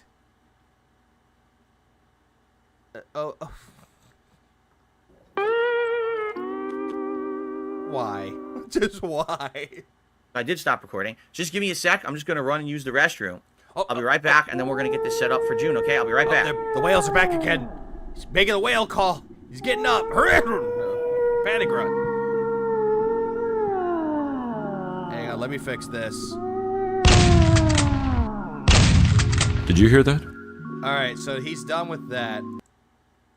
Wait, banning? Alright, so I can see the sock. Oh, he's banning. He's starting the bans. He's a big boy now. He doesn't need the He doesn't need the training wheels anymore.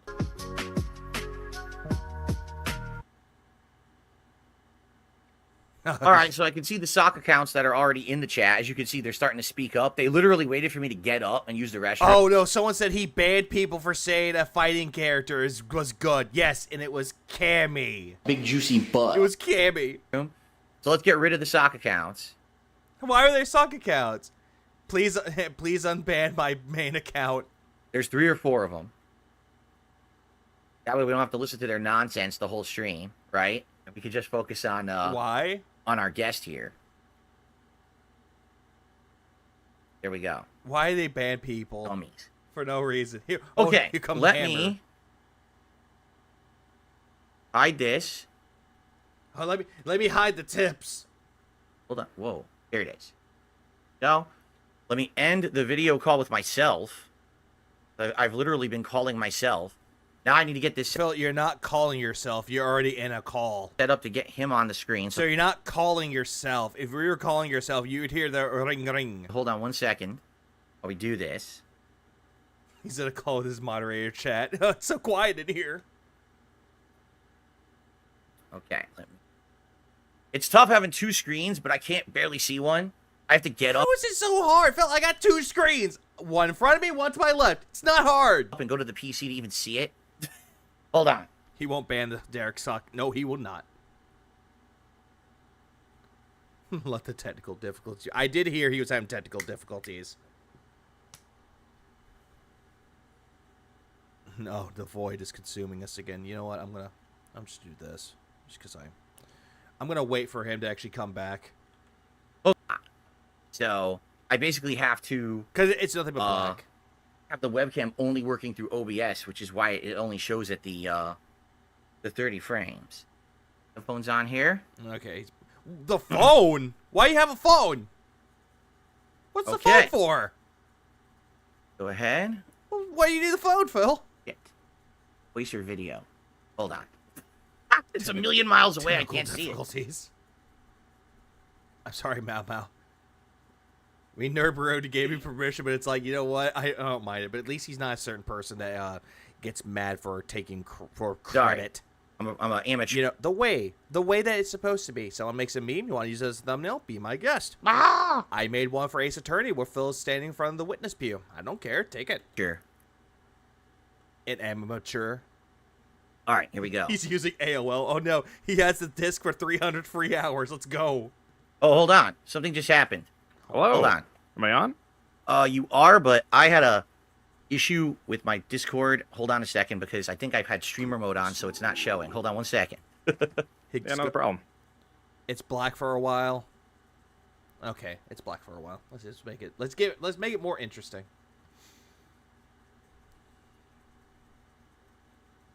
And then just say fuck it. Just do this too. Skip for like 5 minutes. All right, I can do that. All right, let's do that real quick. Let's see. Skip 5. Hello? Jude's like, poor Jude. It's urban style for a bit. Poor Jude. He's just sitting there like, hello. Mr. Burdell, hello. Yeah, Craig, this is how you do it. This is how you stream an interview. This is how you do a stream, Craig. Krieg in the creek. This is how you do it, Krieg. All right, let's skip ahead. I just hard close it, reopen Hold on. it. Okay, I'll try that. Let me do that. Hold on. Craig, fuck this. Hold on. Wait. Is this all right? This is just gonna be him trying to get Discord set up? Are you fucking shitting me? Phil, you make me angry, Phil. It's a reversal for once. The camera's not on. Oh no, he's pulling some Hogans in his pants. Jesus Christ, dude. Yeah, after shitting on Craig. Jeez, fuck this. Skipping. I'm going ahead. Let's skip. Really appreciate you. Really appreciate. You don't appreciate shit. No, this works. Wild berry Skittles.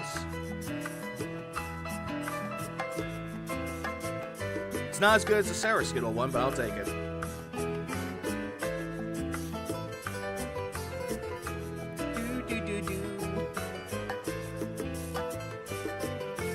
He left him alone for 10 minutes? Are you shitting me? That's pathetic. Yeah, there's no way I'm staying awake. I'll wake up in like 2 hours. Please clap. I'll be around. I recommend looking at June listening and looking at Phil listening. Okay, nerd bro, I'll take you up on that. Why didn't Jackass here didn't test this before the stream like any normal person would have done? Because he's doing it live. Fuck it. This fucking thing sucks. But we can see him. So thank you, June. I mean, Oh, what the fuck? Go back to Black. Thanks for 2 spot. Do you think Phil's seen Kat naked once this month? No, I don't think he's seen her naked ever. obviously with all these technical difficulties, I think one time and that was it.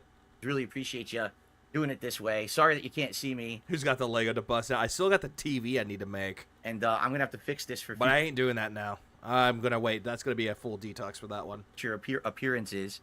All right, so let's officially. I'm gonna hit record here, and then we'll actually start this thing. Thank you everyone for your patience. Thank you, June, for your patience. Hello, Really Jude. stupid thing. Okay. I mean, yeah, it's not a problem. Yeah, at least June's All right, here we go. like, it doesn't matter, so whatever. All right, everyone. Hello. June's eyebrows won't shuffle, wouldn't shuttle the fuck up through this whole thing. I'm here for it. And welcome to a very special edition of the Level 1 podcast. My guest today is the internet documentarian on YouTube, June the King. June, how are you today? I'm doing good, man. I'm ready for this podcast or whatever you got for me. Let's do it. Maybe dream like Excellent. maybe. So, for the record, June has been doing documentaries on YouTube for quite. Also, before he starts, I see that stalker poster in the background, Jude. I see that. I'm about to bust. I see that poster. Stalker's a good series. Some time. I've been actually watching his documentaries on YouTube probably between 2 and 3 years now. Oh, wait. You know, various. Wait, yeah, hang on. He did reacts on them for the June the King documentaries, and I think the one for Keemstar, he was like, "Oh, it's gospel." Different people he covers. You know, usually people who are invested in a lot of internet drama, and they have a reputation. And particularly the reason that June is on the show today is because he just. Okay, you know what? For recreational use, like to watch it in the background. I don't think he's ever done that. Also, Vanguard, thanks for the 2 so Fat Cat was on Instagram Live with Shannon Sharp.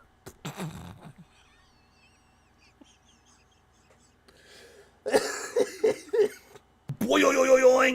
I know what you're referencing there, Vanguard. Big ups for that. Big ups for that reference. Did his biggest documentary all time, almost 4 whole hours, covering me, myself, Darkside Phil. And so, way to make it yourself there. Okay. Obviously, it's a pertinent time to have him on here on the show and to pick his brain a little bit about, you know, his methodology, how he goes about doing his work, you know, the documentary on me particularly and how it panned out. And, June just looks like he doesn't want to be there. He's like, why am I here? And, you know, the work that went into it. So, June, I would like to ask you right up front, all right? Yeah. In regards to my documentary, like, how do you think it did? Because it's now been out for about, I'd say about like 11 days or something like that. And I think it has around, like, I want to say like 725,000 views or something like that. Like, is that what you were hoping for with a documentary of this magnitude with the amount of work you put into it? I don't know yet, because the way YouTube is treating it, it's very strange. It has a high click-through rate. It has crazy, like, average view, like, retention. But with, like, video this long, I think I won't really be able to tell until, like, a year from now. Hang on. And you see there, Phil, that's how you properly do it. Not go showing your analytics, go, hey guys, look at my analytics, I'm popular. Because it's so long and people keep returning to it, so it's hard to say, I guess. Phil, you Yeah, look and you bored. know, I'm going to say this. I honestly think YouTube cheated you out of some views. Wait. Hang on. Is that the fucking mic that he got to play with Brian? Is that the RGB microphone? Is that what I think it is?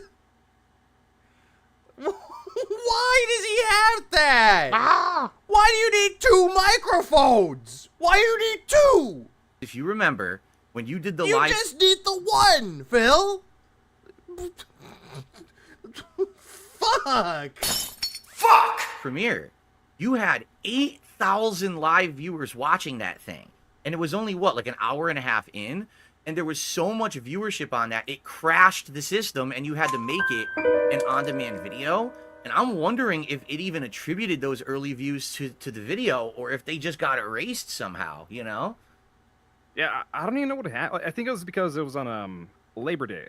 And maybe the site was getting, like, extra... Too much for the servers. I really don't know what happened. But if anything... Of course he doesn't move, son. I also have, like, an ID claim from the WWE on it, so... Oh. Yeah, I know. Oh, copyright. No, I know, but copyright. Isn't that the thing that I always bitch and complain about? It's easy to really sort out. So if it keeps going, like, in a weird direction, I might just upload it as an actual upload. So that way it's, like, distance from the premiere, and maybe YouTube might pick it up at, see it a bit differently. I really don't know, like... Yeah, it is such a weird video. You know what I mean? I don't know why YouTube is treating it, like, so differently. Right, and you had just started doing the live premieres recently, wasn't Yeah, it? that's what I'm looking at, though. Like, I've seen people that have premieres that have a lot more on there, but yet for some reason, Phil looks at that, he's like, oh, 8,000? Oh, it crashed the video, and it did buffering, it crashed it. That's a bunch of fucking bullshit. It was the Rich from Review Tech USA video that you did your first live premiere, and that one didn't have the issue, so you really don't have the data yet, I guess, to figure out what's really going on.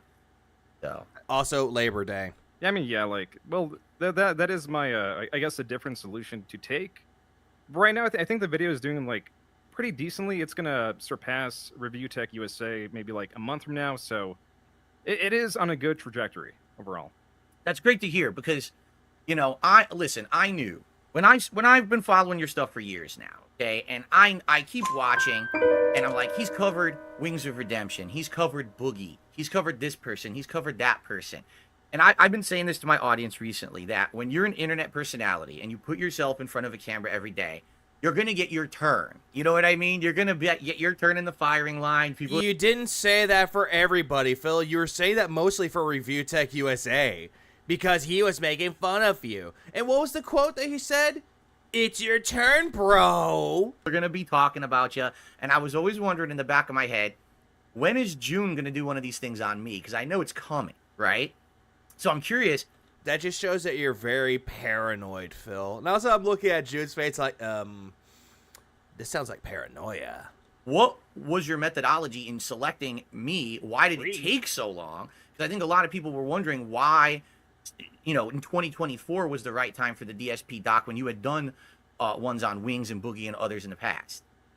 Well, people wanted this video forever. Like, for ever since I started making like videos about people have wanted a DSP video, but I was reluctant to do it just because I knew it would take a very, very, very long time, and it did. So I just kind of like bit the bullet, and I was like, you know what? I'm gonna do it just to get out of the way, and I guess here it is, right?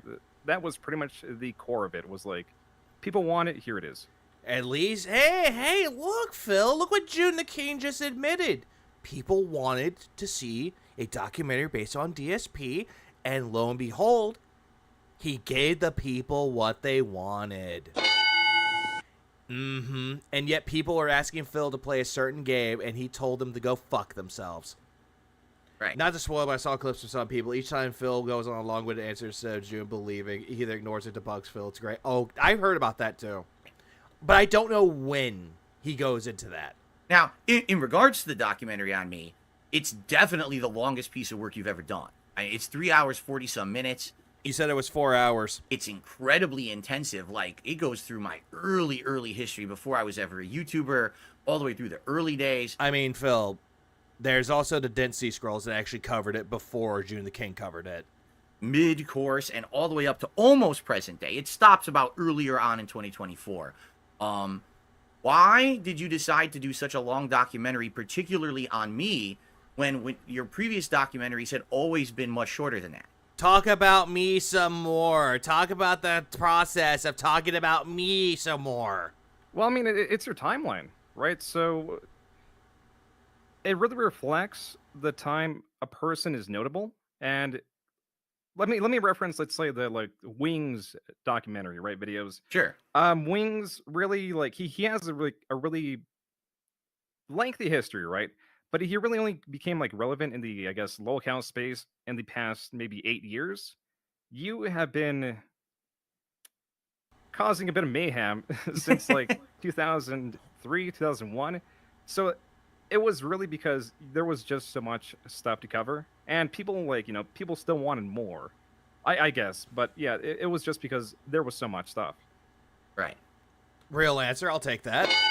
And yeah, I would just say, like, yeah, that's actually surprising that I've had so much history. Like, it's good that he actually covered his ground here. All right, cool. So, yeah, he got 2 mics for this. Well, I don't know why. And apparently he can't even set up a mic in Source. He can't set up his, like, one mic, like, in one Source. He can't do that because he's that dumb. In your process of, you know, coming together and working on something like you said, this has been requested for many, many years that He just said that. do the DSP doc, and eventually you're going to get to it.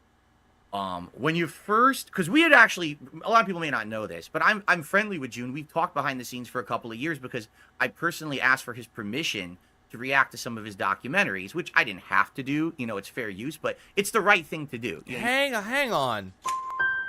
So you're saying that you didn't have to ask someone for permission to do so, but yet you did it anyway. So why is it that you got butthurt when Evil AJ revoked permission to watch This Is How You Don't Play Metal Gear Solid 2 then, Phil? Then why did you get butthurt about that then? You be a gentleman, you ask him. Why? Hey, can I use your... And that's another thing, too. He's not friendly with him like he is with Andy and fucking Ashton. He's not friendly like that at all. But yet, for some reason, Phil seems to think that, oh, I had a talk during, like, DMs on Twitter. I'm friends with him now. He thinks the same thing for, like, people like Mudahar and Keemstar. They're not your friends. They just associated with you, but not for the reasons you think. Work. Same with Brian. He always gave me permission. Yeah, I'm looking at the whole thing. I'm looking at his face like, hold on. I'm going to go back for that one. You're going to get to it. When you first, because we had actually, a lot of people may not know this, but I'm friendly with June. We've talked behind the scenes for a couple of years because I personally... Yeah, he's like looking at it like, what? Us friends? Asked for his permission to react to some of his documentaries, which I didn't have to do. You know, it's fair use, but it's the right thing to do. You know, you be a gentleman, you ask someone, hey, can I use your work? And he always gave me permission to do so.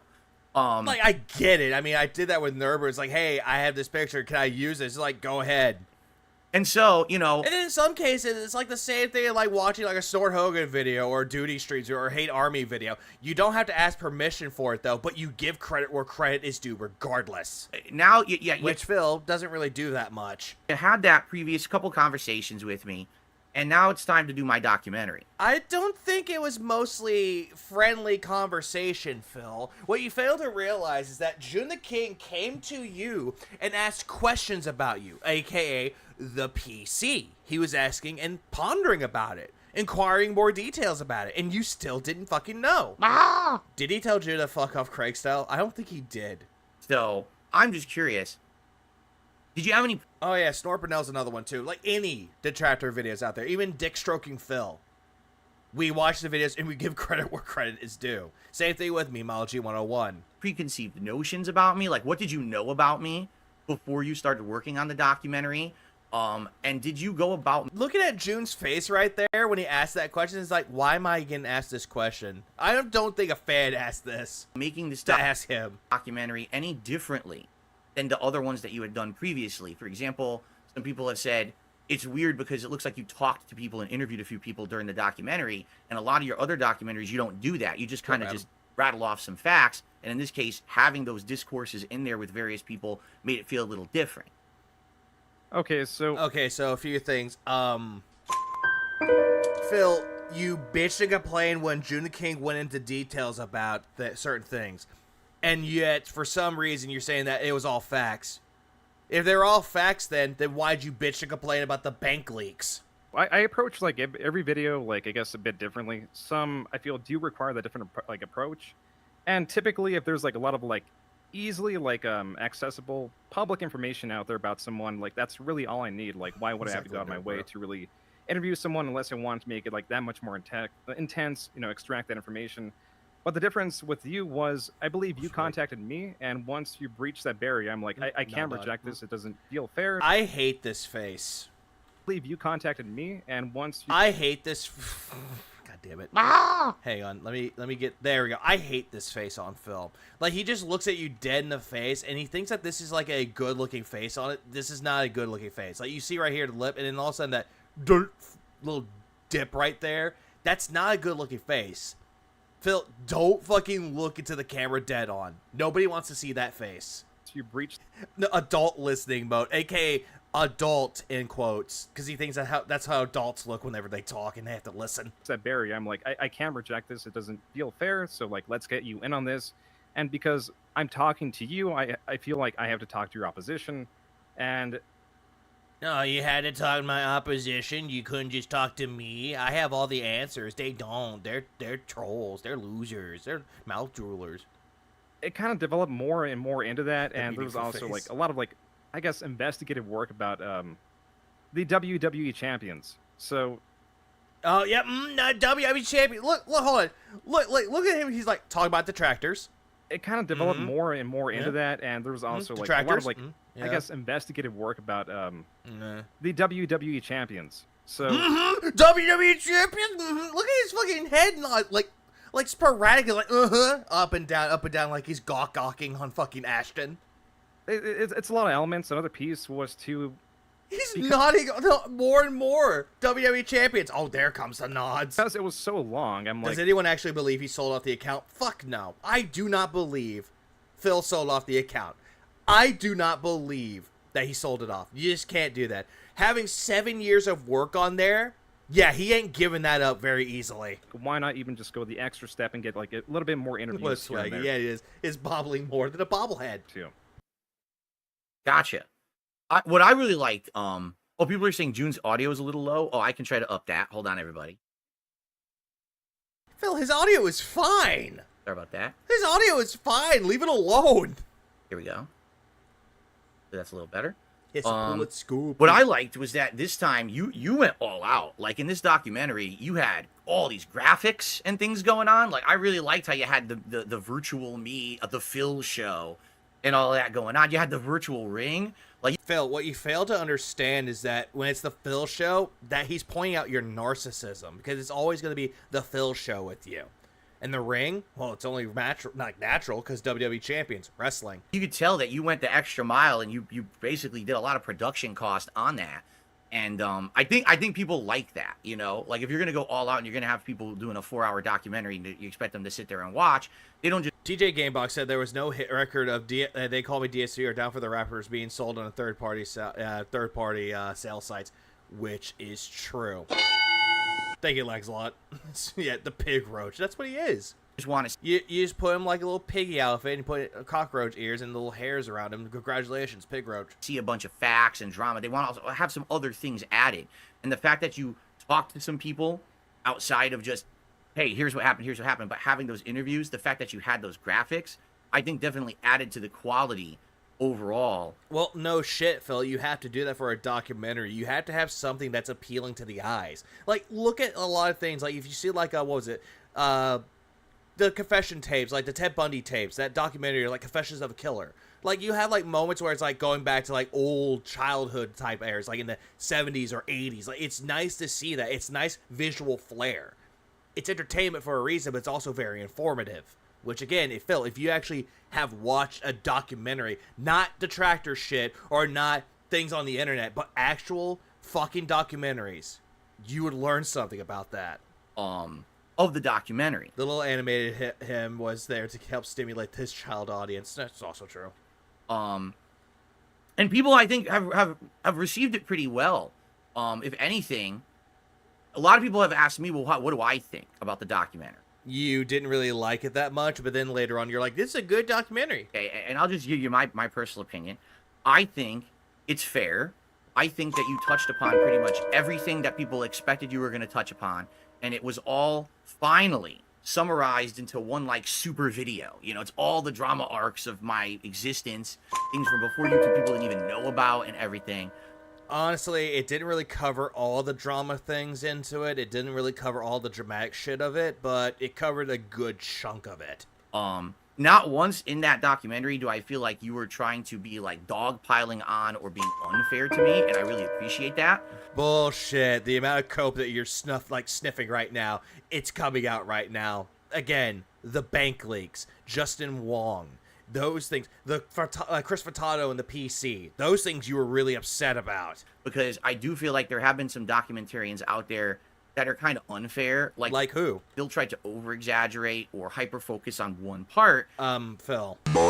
That guy, Ex Mortis, he doesn't really hyper-focus on the negatives or talk shit about you, but he'll give his opinion about you. But yeah, he's going to cover certain parts throughout your entire quote-unquote legacy. And it's actually really done, it's done really well. You didn't really do that. This is literally a repeat of the Side Scrollers interview, complete with June going on that being said after this, and I bet DSP goes ham against June for it.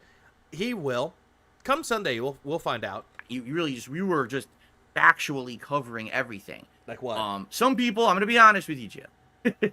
Some people have been nitpicky about certain parts of the doc. For example, some people... Hold on. Look at June's face right there. Nitpicky. What? Been nitpicky about certain parts of the doc. For example... What? Some people... Yeah, like right there, he's like, what? People are nitpicking. What? About the... Yeah, that's a fucking lie. People that covered the documentary and actually watched it, they weren't nitpicking things. They were watching and going, wow, they covered this. He did really well here. It was mostly like compliments, GGs, roses and tulips, pints of beer all around. PC, all right? Nitpicky. Did you hear DSP's tone when he says nitpicky? He's lying. It's all him. Oh, yeah. I heard it. You can tell in his tone of voice that he's lying about everything with it. This PC where this guy, Mighty Furtado, he built me this PC, and... He did? When I arrived, it was partially not working as intended or as promised. No, Phil, it's because you didn't know anything about the PC itself. You don't know anything about CPUs, GPUs, or anything about the sort. And we got into a big scuff about it publicly, about the cost and everything. You did, Phil. You kept lying and said that he charged you $3,000 for it, while Chris Furtado brought up the receipts of how much was spent, and he had to pay out of his own pocket for shipping because you didn't want to cover it. And a lot of people were like, why was that such a big deal? It's just a PC. And I think, at least... Why is that such a big deal? Ah! I love that face. He's like, How is that a big deal? All right, from your perspective, Phil is definitely, this all going to be downplayed. just to ask you this, why do you feel that that was a key part of the story? This one situation about the PC that you even had him on and you interviewed him specifically. Because, Phil, June asked you for specifics about it, saying if you kept receipts about it because he wants to know how much the cost was, and you didn't even know.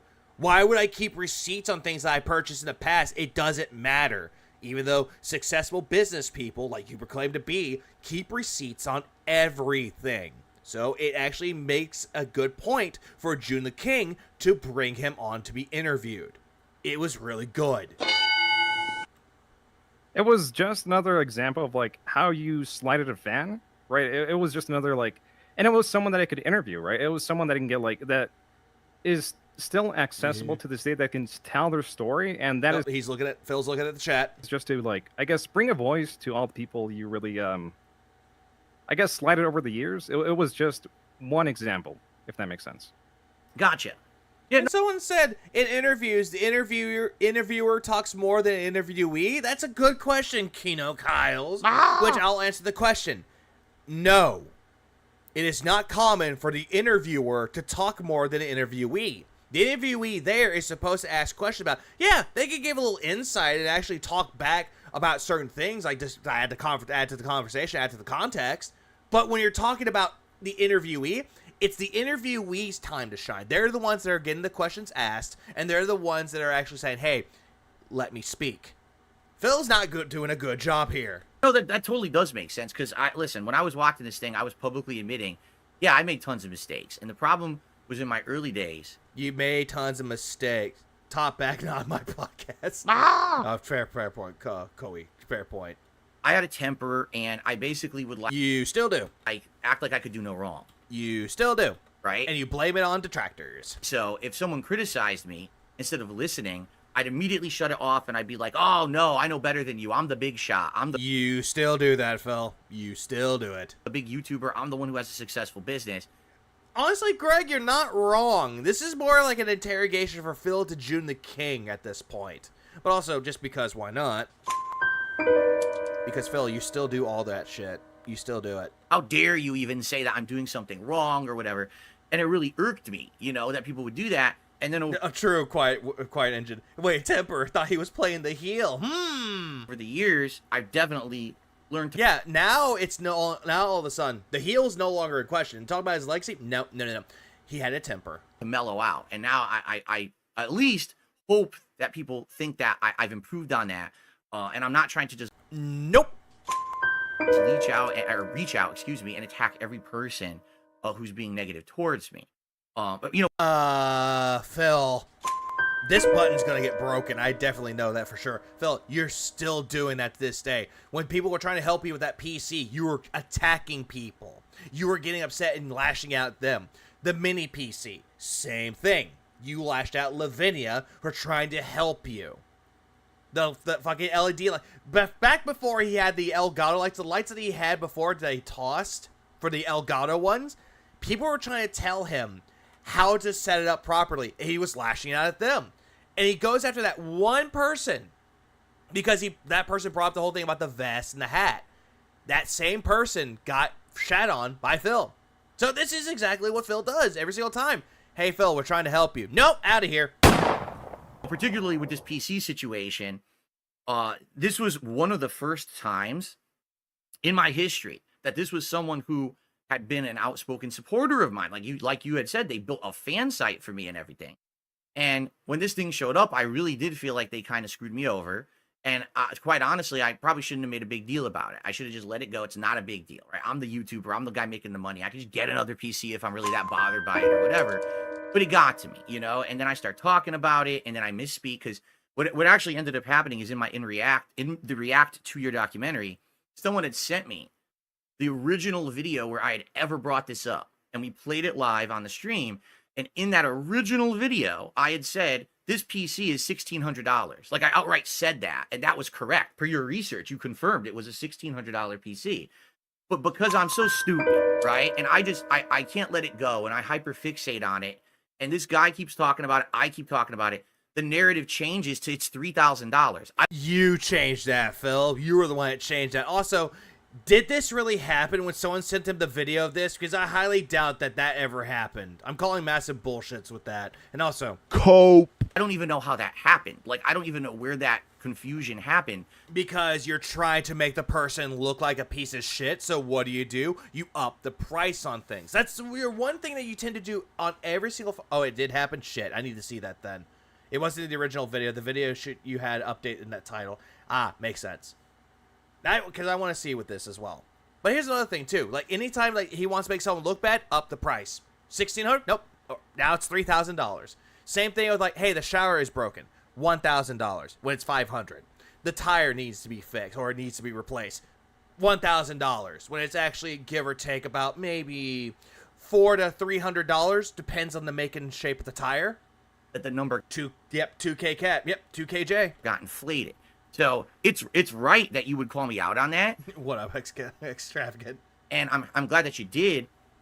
But, you know, when there's certain things in the documentary that were kind of hyper-focused on those moments, some people were like, oh, I wonder why particularly this or that was such a long segment. Like the other one, the big one that people actually want me to ask you about is when you started talking about VTubers.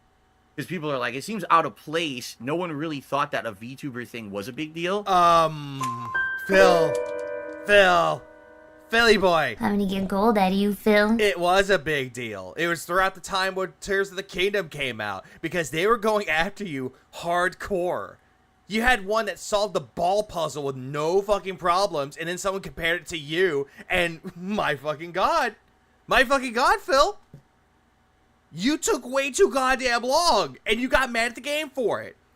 But then again, the whole thing with VTubers, though, there's one VTuber that June did not show.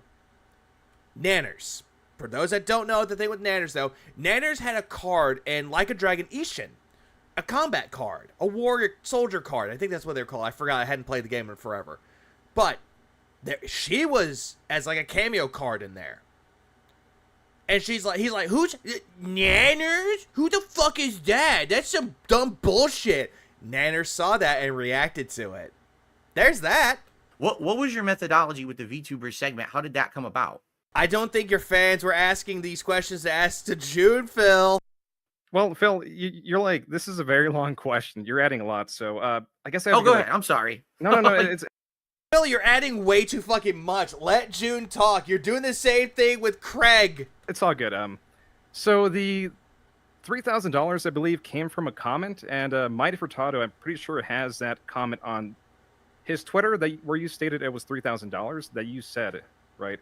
The VTuber segment too was kind of like to show you like how you are still notable even like today, because VTubers are like, I guess, uniquely more recent. You know what I mean? They're a very new form of content, yet they still talk about you. And surprisingly, Not just VTubers, but pop off. that was like one of the more viewed segments of the video was the VTuber segment. So I think it was a good idea to add them too. It was just like a bit of fun, even though it was more like one way. I think it was kind of interesting.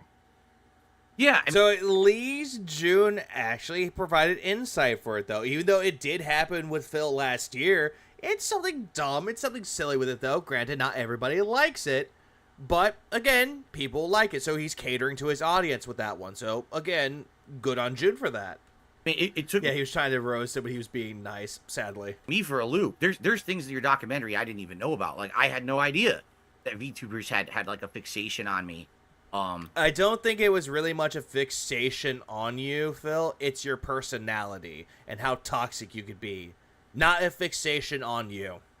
I didn't know about this. But then again, we also have other VTubers that are detractors as well that actually do content on Phil. And we have those people. Search engine to search all my videos for keywords. Hey, Pig go, read. Find how many times I said so. That's so wild to me that my detractors actually went out of their way to fish the transcripts for certain words and things. Yeah, we're that dedicated, Phil. Get used to it. Well, I mean, that must have been a tremendous help for you with the documentary, right? Oh no, yeah, no, it was great seeing all the trends of words and whatever. It's a really nice tool. You know what I mean? Like, Yeah. It works. It's a great tool. I like that. Yeah. Okay.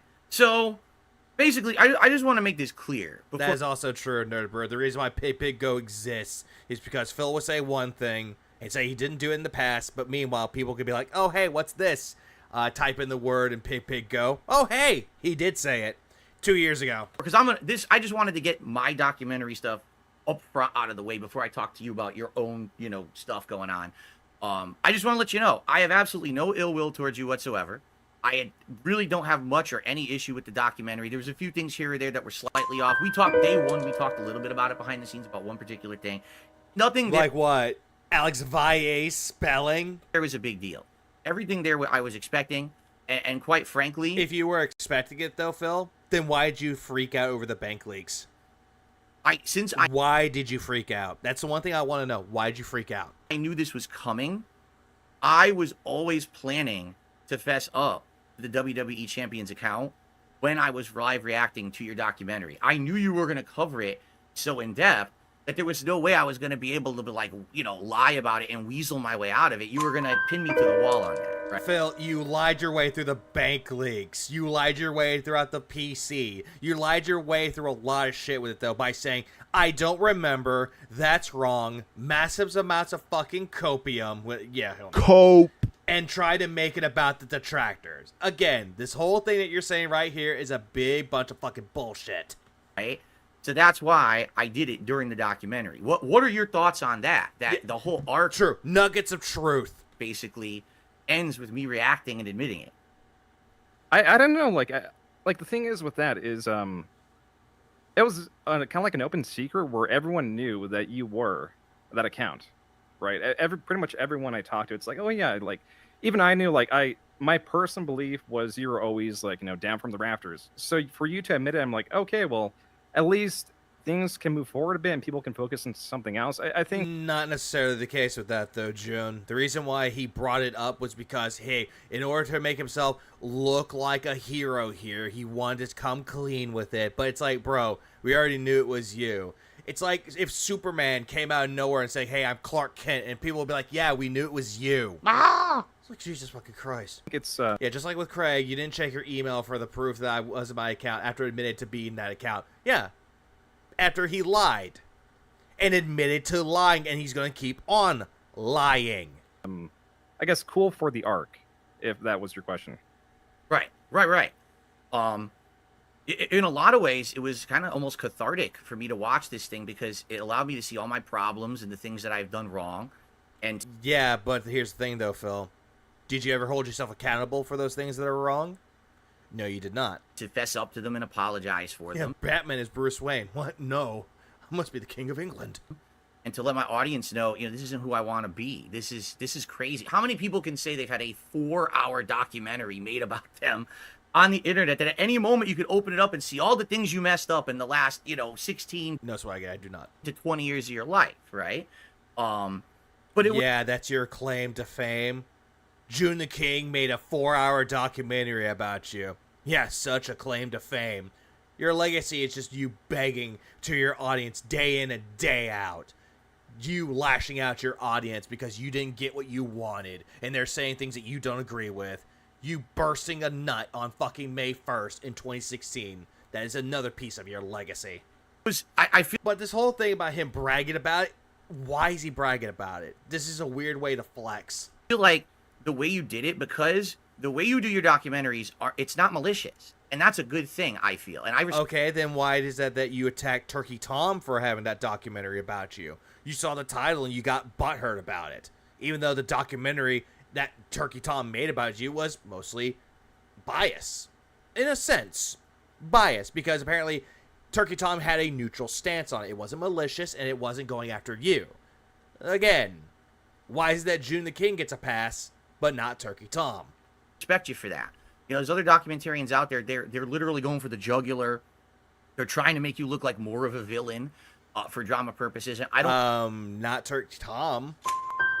Turkey Tom's documentary, he didn't paint you as a villain because he's saying you did it to yourself. I don't think you did that. And I respect you for that. And also, I'll say this: I have an issue with documentarians who like they'll do the doc, but then they want to create an endless feed of content, right? And I'm gonna Where there he goes. He's bringing up Turkey Tom. call someone out, and I don't know if you agree with this or not, and I'd like to have your opinion on it. So Turkey Tom did a documentary about me late last year, okay, and it was called 10 Years of Failure, and of course Decade of failure, but continue. I have issue with that title, whatever. That's not the problem. The problem was after it came out, he said he wanted to interview me. But come to find out, the whole thing was an attempt for him to get me on the Lalcow podcast. And he even said publicly, oh, this is a way to milk Phil for content and to keep milking him and getting more out of him. That I'm not cool with, you know? Yeah, I'm looking at June's face. He's like, wait, that, what? Huh? What? What? Like, he's kind of like looking at it, it's like, what? The way that Phil spins it around, though, the way that he spins this around, though, it's like, you don't want to believe that it's true, though. Even though Phil can be truthful about something, the way that he spins it around, it looks apart to be over-exaggeration. It just does. What? I mean, Yeah, I agree with you, June. I would be the same fucking way as you. Phil, I don't know like where to start. Like, I feel like that title is accurate too. Thank what you. was incorrect about Tom's video? Oh, nothing. I'm not even saying there's anything wrong with Oh. this video at all. You didn't even fucking watch it! Phil, you make me angry, Phil. You didn't even fucking watch it! You watched the response that he made on you, and that was it. You didn't even watch the documentary Turkey Tom made. You saw the thumbnail and went, nope, nope. Nope, can't watch that. You can't watch that because it's making fun of me at the title. And Jude's like, what was wrong with it? Nothing. So now there's nothing wrong with it. I'm saying the fact that his intention was to try to get my attention, to milk more content, and to basically turn me into a source of revenue. That's what he was basically saying he was trying to do, and that's what I wasn't cool with. He didn't really say that, though, Phil. He really didn't. But, again, pop off on this bullshit train. Similar to Side Scrollers, where I had no issue with their original interview, it's the attempts to get tons of money and content out of someone after the fact. Phil, they only brought you up 3 fucking times. The interview, the Aftermath show, and the Monetize the Haters. That was the only time that they ever did anything based around you. And yet, for 18 fucking months, you kept going on and on and on about Craig, about Side Scrollers, about Adam, about Blabs, about Trav. Oh, wait. Trav, huh? Who said Trav? Did you hear that? I didn't hear Trav. I heard a ghost. When that was never Regardless, you had them living in your head rent-free for 18 fucking months. And yet for some reason you thought there was a blood feud between you two, and there wasn't. really part of the upfront agreement. Mostly that, buddy. Mostly that. That's where I have issue with people. And I don't think that wasn't your attempt here with this documentary at all. I agree with June's expression right here. He's like, what? Huh? Well, I mean, I think it's fine. I mean, like, I don't know really where you're going with this, because I don't either. I feel you kind of do it the same. Like, you keep the drama rolling, and that's fine. That's, like, I think, smart business. I really just don't do that because I'm not, like, a personality. But I think on Tom's side, that if I was Tom, I would do the same. But I think even with, like, the Craig stuff, right? You brought him back just to, like, insult him, and that is, like, drama too. You kept that kind of going the same way, if that makes sense. Yeah, Phil kept bringing up drama, and the whole thing with Craig and fucking Phil going after each other. That was another fuel for drama. It just keeps on fueling the drama. Oh, there's a fire that's drama. Oh, we better put that drama out. Oh, what's this? Gasoline? Oh no, an atomic bomb. Oh nope, the fire's all over the place and all California is burnt. Oh well, we tried. Craig? Is that what you just said? Craig? Yeah. I was on the show. No, to be honest, I didn't think that interview was going to go that way at all. Okay, I really didn't. You wanted it to go like the Keemstar route, where both of y'all would just be sucking on each other's dicks and like, oh, you're a good content creator. Yeah, you are too. That's what you were wanting. What up, Bimbo? What you gonna do about it?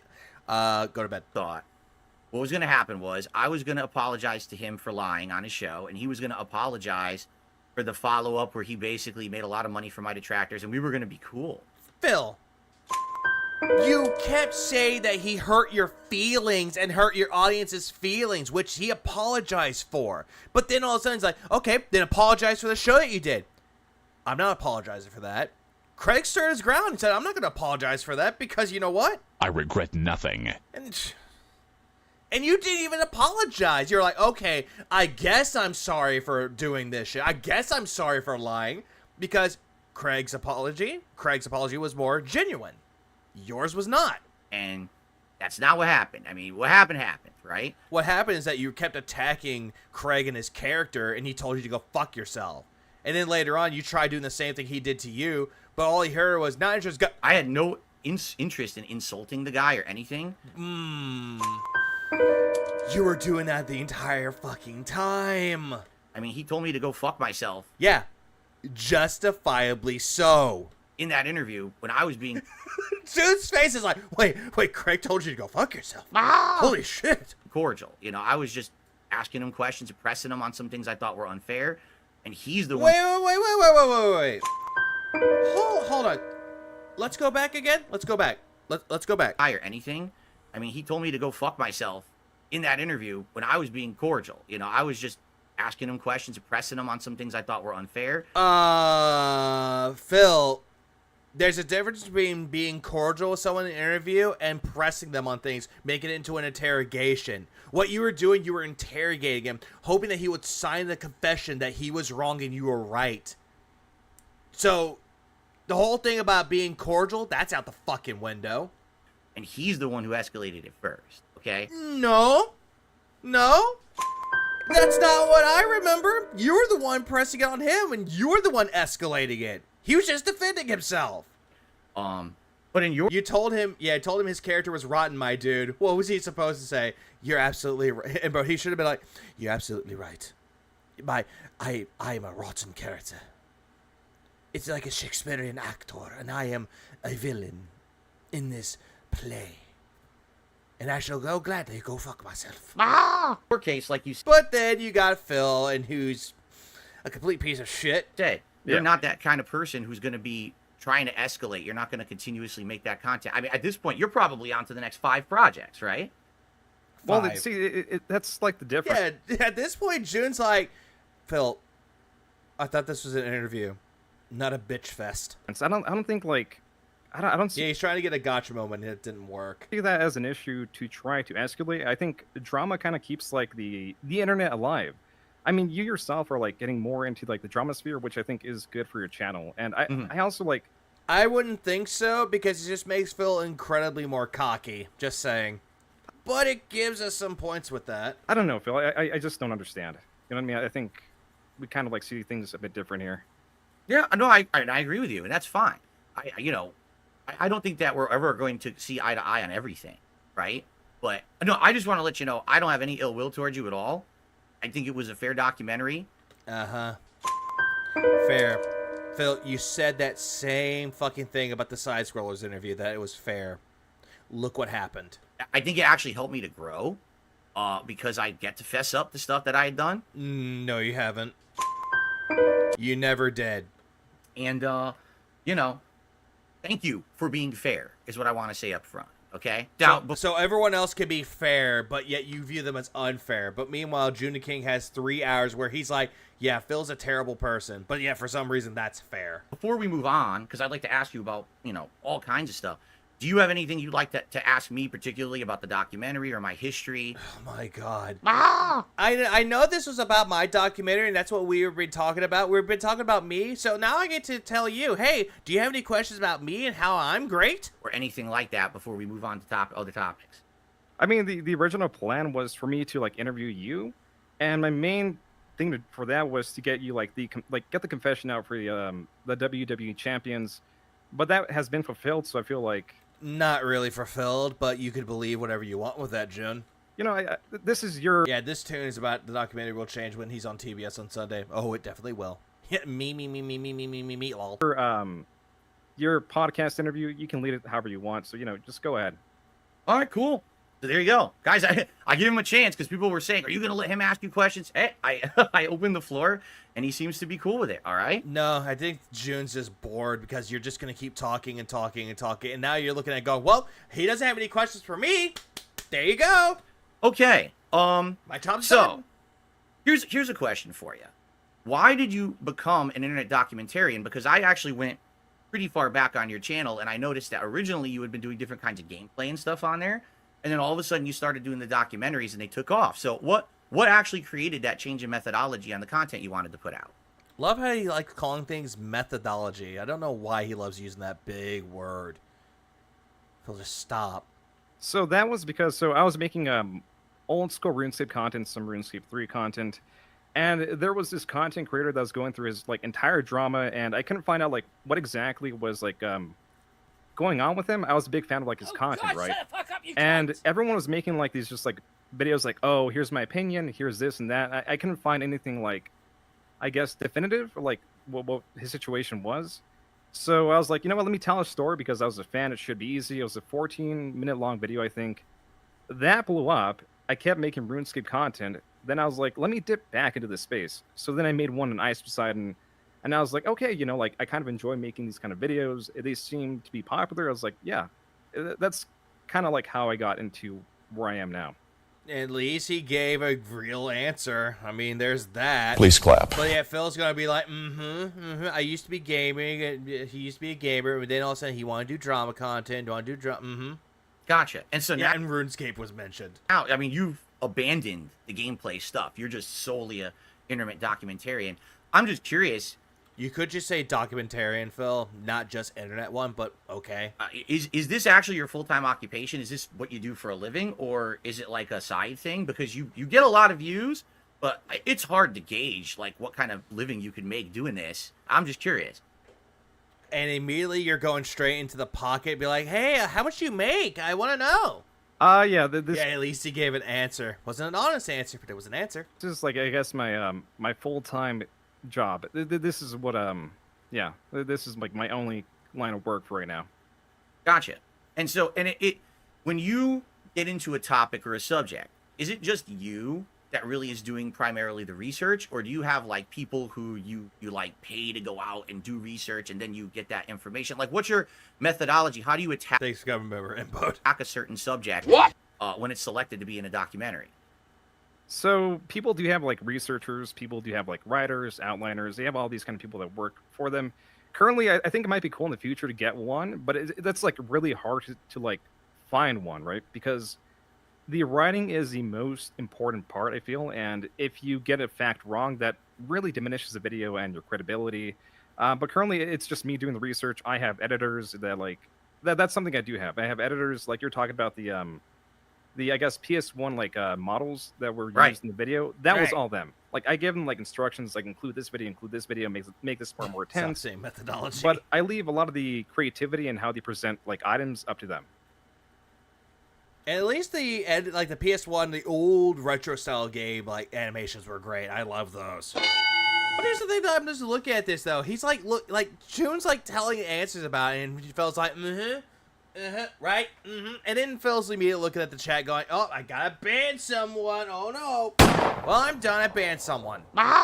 It's like, dude, it's like I know that there's some podcasters out there. Like last podcast on the left had people that would do research on things, like the topics that they will talk about. If it's like, I'll give you an example. If there's like biographies or just books based around the topic that they're discussing, then they'll have someone that will read the book and they'll just go into it and help out. And then you have the presenters, you have the three hosts that will actually present it. You have Marcus, who actually is the one that's actually talking about it, and you have the other ones that are just like interjecting, that saying something funny or not. It's just something there to interject, like a true podcast. But meanwhile, you have June, who does the research, and he does everything himself, except for the editing. He has people that do it for him, which is good. It's a smart thing to do. But then you have Phil just sitting there going, cool. Sounds interesting. Cool. So cool. So you're doing most of the research. You're just handing that off to editors. I'm doing it. Like, yeah, I'm pretty much doing it all. Like, they do like a little bit in the back end, just like add additional like footage and stuff. But yeah, it's pretty much me. Cool. And so, right now, like, how are you going about selecting your topics for a documentary? Like, for example, for me, you said you had wanted to do it for many, many years. You kind of held off. Is it based solely on your audience's interest? Do you have like interests and you interject that? Like, I'm just curious, what would make you focus on a thing? Because some of your topics are like, okay, I get why he's doing this one now, it's hot. But then sometimes you'll do one that a person I like never heard of, and I'm just curious why you would select things at certain times. Because it's what the people will ask for. He'll have a poll, and whoever is nominated, they will do research on it. So I do a community, like, I asked through the community poll section or whatever through, like, YouTube, right? Hey, look, something that's actually done right. While Phil's like, oh, no, can't do that, the trolls. Right. And people give me, like, a general idea of who they want to see, and then, like, if it's really split, I'll do a poll. If there's someone, like, people really, really are vocal about, I'll be like, okay, well, this is who people want, so let me just, like, go see what they're about and, like, cover them, I guess. It's research. Gotcha. Now, Phil's not even paying attention. All he's doing right now is just looking at his chat. in regards to, you know, the documentaries you've already done. All right, this is actually a question a lot of people want to be. I'm trying to bring up the community questions. I had them on my gaming PC, and now I've got you on there, so I can't see them. I'm trying to bring it up on my laptop, but yeah, I highly doubt that you were doing that, Phil. You were looking at your chat, hoping that tips came in. Nice try. One of the questions people wanted me to ask you was, out of all the documentaries that you've made, okay, you've done a lot now. Yeah, all these are his questions. I highly doubt that any one of his fans asked him questions. I think that most of the questions are, what time dinner? Is there one particular documentary that you're, like, proud of that you think is overall so far the best? And then on the flip side of that, is there a documentary that maybe, like, not to say that you don't think you did a good job, but do you think, like, man, this didn't turn out well, or, you know, for whatever reason? And it could be the quality of the documentary. It could be drama that stirred up because of the documentary. Voice. So, like, what's your favorite documentary you've ever done, and what's your least favorite? I think the favorite might be, like, the Game Dude, even though it's, like, a bit more slow and, like, I guess boring. I think, like, putting the puzzle, like, pieces of the mystery of, like, putting it into a timeline, right? Getting all these different sources in there. Right. I think that, like, that was really cool, which the fun for me was in, like, the research and stuff. But Phil's not even paying attention. Like, dude, you're asking him a genuine, like, interesting question, and he's answering it, and Phil's like, people, why aren't you tipping me? You can see, like, how it might be, like, less interesting to someone, like, you know, just, like, watching, like, a very slow build-up to, I guess, a game reviewer that became, like, a homeless stalker, right? Jude's favorite documentary is going to be like, my worst documentary is you, because it brought me to this moment right now. Yeah. Yeah. Yeah, totally. Yep, totally. Connecting the pieces. Yeah, putting the strings together like it's a jigsaw puzzle, and yet the pieces are missing. Right. Sir, this is a Lego set. I think my least favorite, it's probably, like, the mysterious Mr. Enter. I think I could approach that. Like, yeah, that guy sucks. Like, I that's one that I can, like, definitely cut down. I just think it was, like, too long. I could have interspliced the interview throughout the video.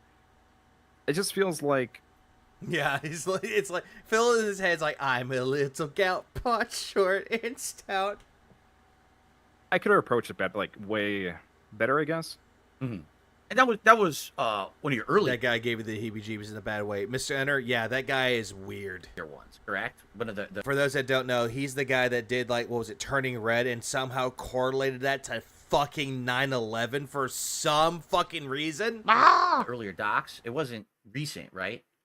No, I think it was, like, 2022 around. Okay, yeah, so at least a couple of years ago. So that makes sense. You know, you're getting better over time for sure. Like this DSP one, I think, you know, when it comes to the amount of, you know, how it was paced and the visuals and the things you're doing in there. Yeah, it's making that movie, Blast. That movie. It way more entertaining. I forget if it was like a Disney or a Pixar movie, but that one with the red panda, that one. For sure. I think you're getting better over time at this. Now, one that I know everyone wants me to ask you about, all right? The one that everyone is like the elephant in the room. No, I think this is you wanting to ask this question. Nobody asked this. The Low Tier God documentary. Oh, great. Okay. And what resulted from that? For people who don't... it was Disney. I thought it was Pixar for a second. The one thing I don't like about Disney when it comes to, like, Pixar and Disney, the animation, like, originally when it came to Disney, they were, like, 2D animation, which was nicely done. And then you get Disney now with 3D that almost looks like it came from a Pixar, feature, but it's not. No.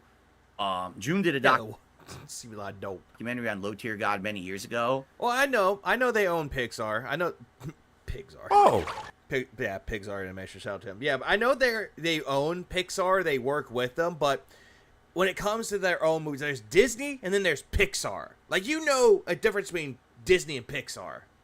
And it really rubbed Low Tier God the wrong way. He lashed out at June. He basically used the YouTube copyright system against him. He weaponized it, which is absolutely unacceptable, ridiculous. So you're bringing up LTG to June because you say you don't want to talk about drama, but then all of a sudden you're bringing up drama to LTG. Okay, gotcha. Kenneth, thanks for the 5 spot. Phil threw out June's answers. Cool. Yeah, gotcha. I have received. Big ups, Kenneth. So I'm just curious, what are your thoughts about that documentary? Would you have done it any differently today, knowing what you know now about that guy? And what was the repercussions of him doing that? Like I know you had to make like a panic video about it and everything. I wouldn't say it's a panic. Okay, when you talk about the difference, like if you're talking about the difference though, because if you look at one animation studio to another one though, you can tell which one is which though, because Pixar has their own style when it comes to 3D animation. They have their own whimsical charm when it comes to the animations. While meanwhile, Disney has their own like style with it, but in my opinion, doesn't hold a candle to Pixar though. That's just me. It was a video that like really covers the past 3 years. He talks about June like June isn't there. 4 years of like the harassment, or I think it was 2. I can't remember the exact amount. But the video, I think I would have changed some things. I think there might have been like some personal stuff that like I wanted to get like Oh, he's an overall picture of who this guy kind of was. I have, but David. I don't know. I'll show that video. Like so either towards the end of it or somewhere between is like an intermission. Can't talk. Oh. Intermission. There's the word. Intermission. I don't know what I really would have changed. I don't know. Like, so I believe you also asked me about like his reaction, right? Yeah, right. I never would have thought someone would have done something like that. You know, You did it to yours. I've been hit with false copyright strikes and stuff over the years for the Oh, your false copyright strikes. No, you didn't do that, but you said that the documentary was wrong for a certain dumbest reasons. And to see someone weaponize this. Yeah, but thanks for the 5 spot. This is actually the worst interview I've ever seen since the quarter. DSP sucks at everything. He does embode. He really does. Like, but then again, which is worse? June's or Keemstar's?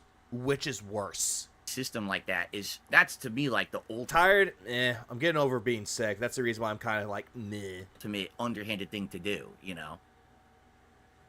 Yeah, I mean, it is, but I think he's like a genuine, like, evil, like, psychopath. He has, like, this community of people who really, My man actually promote him and sucks. such, and I think he's an evil person, but I think, he is also entertaining, so, like, I guess he has that value online. I'm pretty much just, like, distance myself, like, I'll probably never do another video on him again unless he, like, doxes someone, because if I do another video, it's going to be clear, like, my bias would be too tangible, I guess, right? Because there is... Keemstar was worse. June gave us faces. That's true, Nerd Brew. If you had to compare the two, at least June's like giving us some interesting faces. Same thing with Craig. Craig gave some interesting faces too, but he was like, "Yeah, Phil, go fuck yourself." That feud. Well, right, and that's the thing with your documentaries. You are unbiased. You're coming in as an unbiased, person covering these people. And the fact that he lashed out maliciously with you, he abused the system, he doxed you, he did all this messed up stuff. How could you even... Hey, Phil, you did the same thing to your fucking audience. What the fuck are you on about? Cover him fairly in the future. I agree with you. Major bullshit. Phil remembers Super Puppy. He recognizes that piece of shit on detractors. Yes, he does. There, like, if you were to do one, it would have to be like a drama video, as opposed to an actual, like, objective covering of what he was doing. So... Phil, let June talk. This is the same thing with the Craig interview. Let him talk. I just, publicly I've already said about this guy. Who cares? Phil, you make me angry, Phil. This isn't the Phil show. This is the June interview. June is supposed to be talking, not you. Talking about him recently, too, in my content. This guy's unhinged. The stuff he does doesn't even make any logical sense. He doesn't Whoa, Phil, you're just projecting what you do. even play the game right, like, you're going to be a drama guy on YouTube. You got to go back and forth. You got Phil, that's what you're doing. to play ball. He doesn't even do that, and I don't know. So anyway, that's just crazy to me that he did that to you. And I just I mean, that's the I like that. So yeah, Seal, he's checked out. I like that. I love that. I'm gonna slow it down toward anyway. That's just right crazy to me that he did that to you. And I would just that's something I would never even think of, because someone made a documentary about me to hit them with false copyright strikes and then use that against them is like the most below the belt hit you could do. He's like, I'm done. I want sushi. And the thing is, I don't think he knew it wasn't gonna like permanently hurt you. So why he even did it doesn't even make sense to me, because it just makes him look worse. But Then again, though, Phil, why do you go after other people, Phil? Why you go after LTG? Why did you go after Keemstar? Why did you go after Side Scrollers? Why did you go after Detractors, Phil? You're doing the same fucking thing that you're accusing LTG of doing, or did. you know, feeding into what you just said, maybe his persona is he's a villain, and that's what he feeds off of. So it actually, maybe he I mean, that's you, Phil. thinks it helped him to do something like that. I can't fathom, but I guess certain people have different wiring in their mind, you know. I can't think of what other reason why he would have done that to you. Yeah, I mean, it is what it like. People are like just born different, I guess. You know what I mean? It's just that's the way the world is, man. Yeah, for Right. sure. Uh-huh. All right. That's how the world is. Mm-hmm. Yep. All right, what I like to do, because I actually have the questions up now. I have my Bullshit. audience submit lots of questions for you regarding various different things. Some are specific about my documentary, others are more general. And I'd like to pull some of them up here. Yeah, Phil is not a good interviewer. He doesn't have everything up and running. He doesn't have the questions up and going. He doesn't have the technical issues up and running. He has none of that. And see, Instead, it took him a long time just to get it set up. He doesn't have the questions ready, and he's just talking over the interviewer or interviewee, excuse me. And he's not even letting him get his bars off. Instead, what we're seeing is, hey, so what do you think about that, Jim? Oh yeah, there's a. Well, let me tell you, LTG's a piece of shit. oh, here we go. This is actually a really good one to start. Put your reading glasses on, Phil. So this person says, question for June. How much of an influence does your initial impression on a subject of a documentary have on how you approach researching them? In this case, with DSP, you know, did you have initial impressions, and did that change the way that you went about making the documentary? Phil, did a fan actually write that, or did you get Kat to do it for you? It's pretty much impossible to not have like initial impressions just by like what you find, right? And like what you read and like what you're exposed to and like all that. And they didn't really change, I think. People do go extra, and some people do believe everything that's being said about someone. But, you know, like, I think anyone could see through what might be true and what might not be. And I think, yeah, no, overall, it kind of really did stay consistent, I guess. He didn't even answer, like, the questions. Did your opinion change about me? He's like, no, it's just the same. Stop it. Excellent. Okay. Yeah, excellent. It changed. He likes me. Let's see. Here's one, and this is interesting because I don't think you've ever done this. But this question is, if during the creation of a documentary, you were given the opportunity to meet someone, for example, Phil, in an in-person interview, would you? This is assuming that Phil agreed to it, it wasn't cost prohibitive, etc. Do you believe that a first-hand account from Phil would have maybe contributed to the narrative? Now, in some extent, you did do this. You asked me if you... Phil, let him answer the question. Few questions I directly love how he asked the question, and he just goes right back to talking.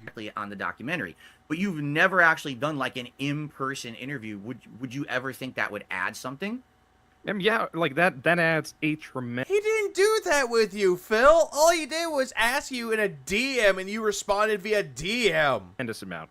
So Also, yeah, money. what that does is it takes someone out of like their comfort zone, right? You can't run away really from an in-person interview. I mean, you can walk away. Yeah, he asked that. Why would a fan would say if money wasn't a thing? That is true. Because fans don't really give a shit about money. Only Phil cares about that one. But it gives more control to the person recording, right? Like, there's more to examine, right? Like, and that kind of like goes back to the Mike Klum thing. Do you think you'll like restart that, right? Will you go ever reach out to him again to like reinvigorate the project? Oh, hey, a good question. Yeah, you know, a lot of people So, June, imagine if you own a sandwich shop. have asked me that question. And at the time that Mike Klum was interested in doing this documentary about me, he had just come off doing the Boogie documentary. And we all saw that, and we knew that that was a certain kind of vibe where it was like, you know, look at this guy, his miserable life and all the things that he's going through. And I made it very clear to Mike. I said, if we do this documentary, I don't want it to be that vibe. It has to be a completely different kind of a vibe. Phil, your life is a sad fucking story because you make yourself the fucking sad victim throughout the entirety of it. There's nothing positive and happy in your fucking story. Because that's not me. Like, I'm Like the whole thing with, like, what was it, WWE Champions. That's not a happy story. And then you coming out and say, hey, I admitted that I lied about it. But yet you thought that was a good, positive thing? Phil, it made you look worse. Not a woe is me guy. It's not a pity party documentary. And yeah, face to face, like interactions with somebody is a lot better than DMs though. Because here's why: DMs, text, words. There's no emotions. There's no expressions with it. You don't see their facial expressions. You don't see or hear their tone at all. Instead, what you see is text. Nothing but fucking text. You don't hear their tone. You don't see their facial expressions. You don't see how they fidget, how they squirm when they're getting a question asked. You don't see any of that. Instead, all you get is just words. Words don't mean anything. It's the tone and the action of the words being said that matter. I was totally on board for that, 100%. But it was until all of a sudden you canceled. Started to get into it. I just realized it was going to be such a tremendous amount of time and effort and work and investment on my behalf. Not only investment was I mean, face to face with Phil, you don't see any of that. Just stroke face, 100% can't portray emotions text. Yep. I'm going to have to be trying to maintain my work schedule as it is, but also taking all this time out to film. Taking time away from spending with my wife and stuff. Yeah, now you're bringing up, my wife. You're bringing that shit up. No, Phil, it's because you were going to be seeing people that you didn't want to see before, or that documentary is going to prove something that you did and you didn't want the internet to know. You were afraid about that. And at that point, I didn't really feel... But also, no money. Like it was going to benefit me enough, or even if it did, it was too much of a risk to invest that much. A risk? How is it a risk, though, Phil? That he'll bring up something that it would expose you? Now, like if I were to do a documentary now, I feel like it would be different because now you've done this doc on me. I've fessed up to the biggest stupid thing, the WWE champions.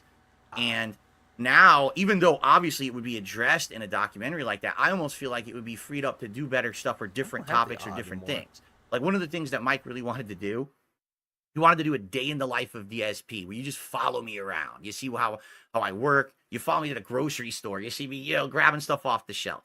And says that's going to humanize you. It's going to show you in a different light. No one ever sees you. They just see you as this guy ranting at a camera or whatever. I mean, trying to humanize someone that's already not human and actually treats everything in an alien-like fashion could try to paint you in a better light, but people know that it's fucking bullshit. And it would be great to see that.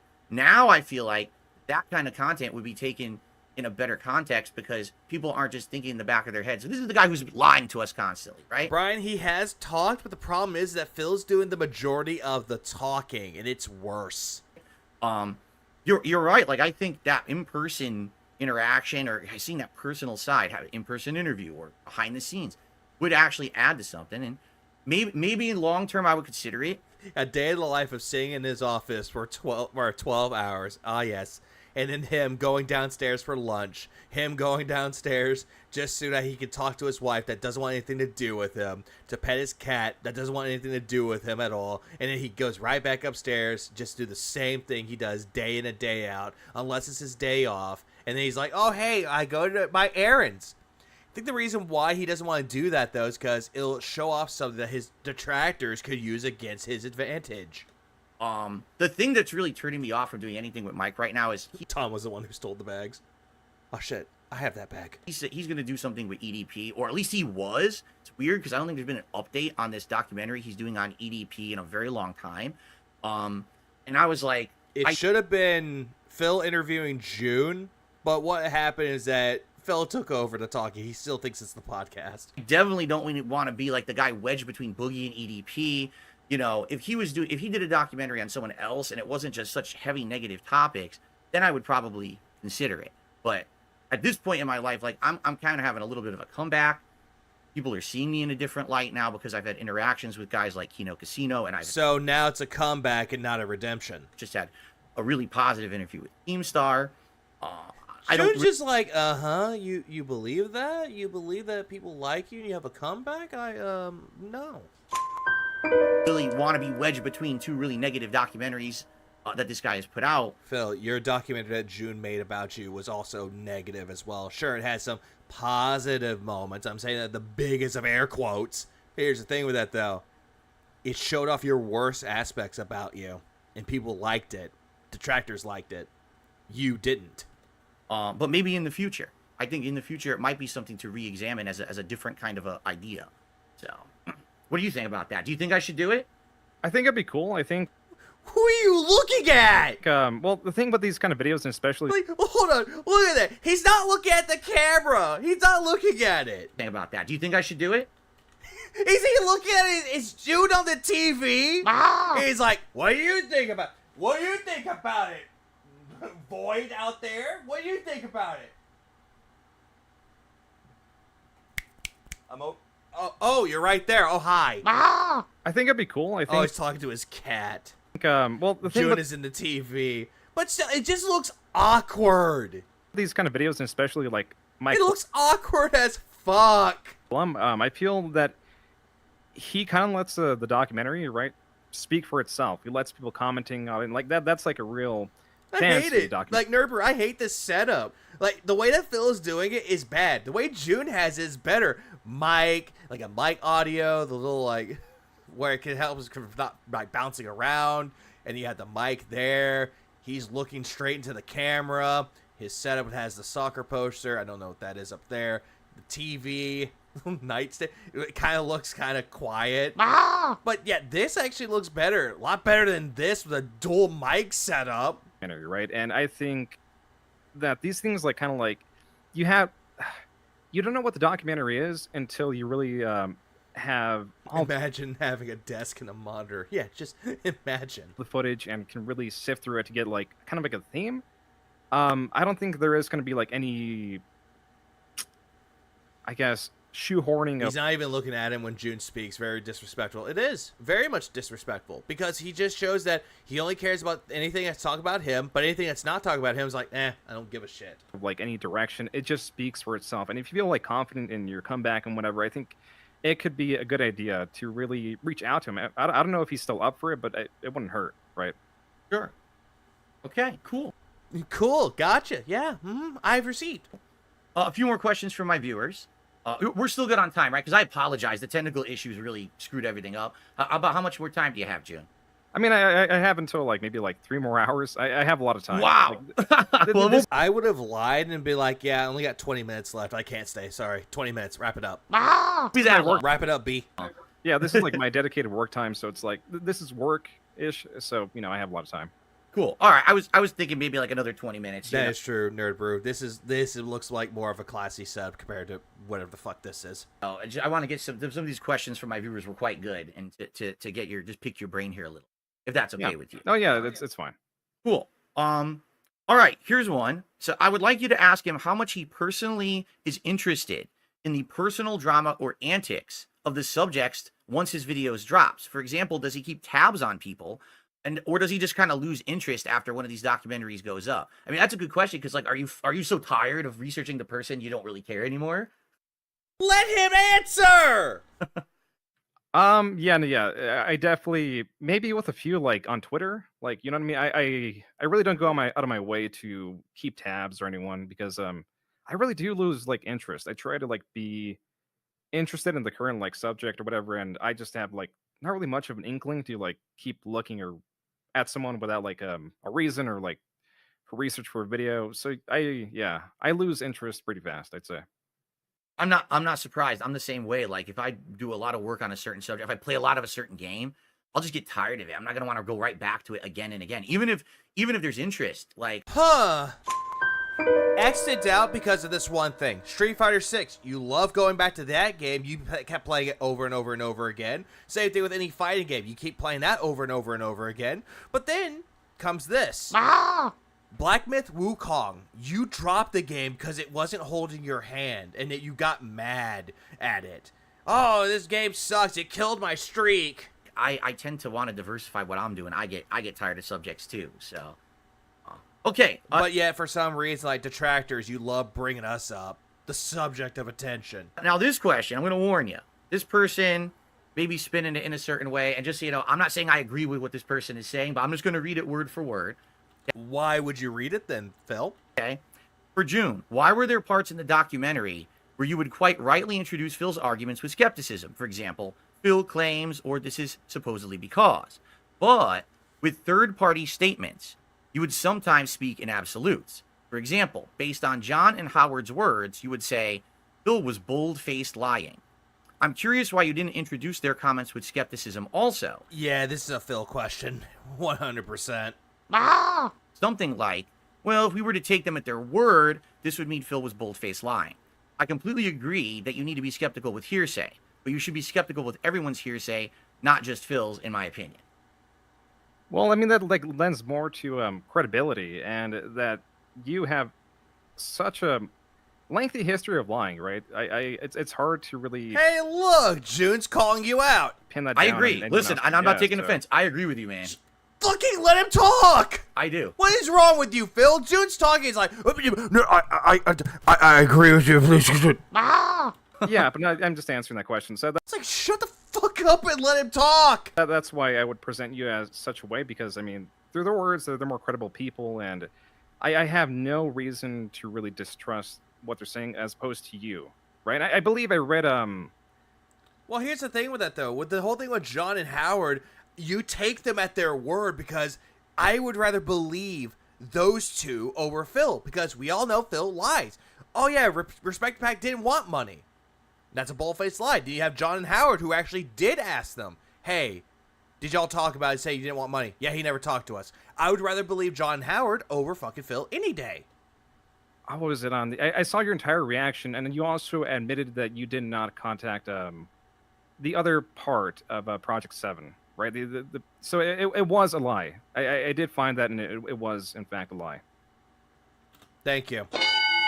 Yeah, I think we were talking about Respect the Pact and the two Yeah. guys. Because the whole thing, to give context, it was they were like, hey, reach out to them for and offer them money, and then you told them, okay, I'll reach out to them, and then they said no, and then you came back like they said no, which was a lie, and then Rambo, right, I believe, Howard. contacted them. And it's like, hey, so why'd you deny the money? And it's like, well, money. Phil never It was Howard. told us, so it was also like it was just a lie, I guess.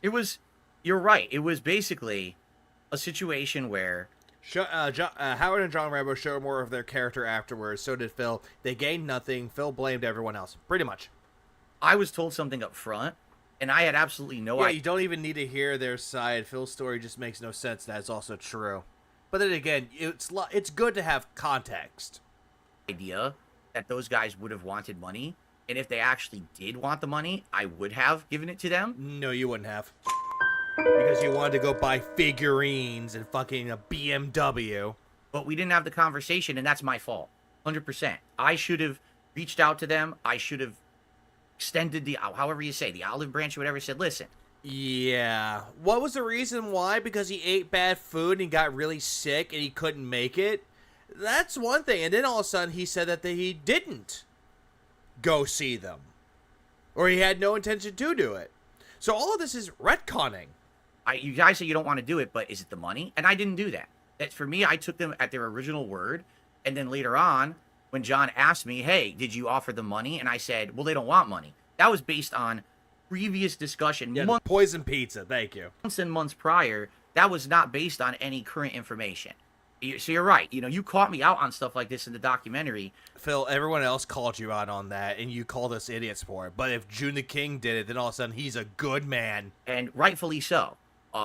That's the kind of stuff that I need to get better at. And Phil is interviewing June, and he's still making excuses. If I measured the Phil to June talking ratio, it would be 80-20. It is. 100%. Phil's doing most of the talking here. I've said this publicly now. Moving forward, if I ever do anything like Project 7 or anything like that ever again, even if it's with like close personal friends. You have no close personal friends, Phil. Shut the fuck up about that. I'm working up a contract up front. That way, there's no misconceptions about who wants what out of it. We all get what we want out of it. And that way, no one comes out at the end as being, feeling like they were misused or mistreated or... But you'll do it anyway, Phil. You'll use people to your own advantage, and then when it doesn't go your way, you blame it on everyone else. Not offered a fair shake. So, okay, fair enough. And I think that was a good answer. Here's a question. How is that a good answer exactly? Apparently, well, I know for a fact there were 2 thumbnails for my documentary, okay? And one thumbnail showed a whole bunch of people, like this big cast of characters who I had involved with over the years. The other thumbnail was like a whole bunch of my like face shots and different various versions of me, including one where I was like bald. And so this person is asking, Why did you change the thumbnail to the documentary, and why is there a bald DSP on one of them? No, that's you asking this question, Phil. That's you. So why did they change it? I found the first one to be too noisy, right? It's too many people, and I thought like it would get like less traction to it. If people really like want it that bad, I could just like bring it back. You can change a thumbnail actively. The second one, you bald, that was like, so I have a thumbnail guy, and he just included that. I found it like kind of funny, so I was like, let's do it. Why not? Why not a bald DSP? But then again, I have to ask this for people that actually seen the old thumbnail and the newer thumbnail that he put up, the recent one. Which one is better, though? Because if you have the old one, it shows all these characters that Phil has talked shit about in the past, but also it kind of adds on to his history. But if you look at the newer one, it just shows the multiple faces of Phil, though. How he has the victim, he has the one where he's cocky, the one that he's angry, and the one that he's jealous. So it's essentially a different form of Phil, though, because in some cases, Phil has like a bipolar or a schizophrenic moment with that. But I'm starting to think that both of them are good thumbnails, but I prefer the first one more. And I'm not buying that it's noisy, though, but it adds on. It adds on to Phil's history. That's the reason why it works better.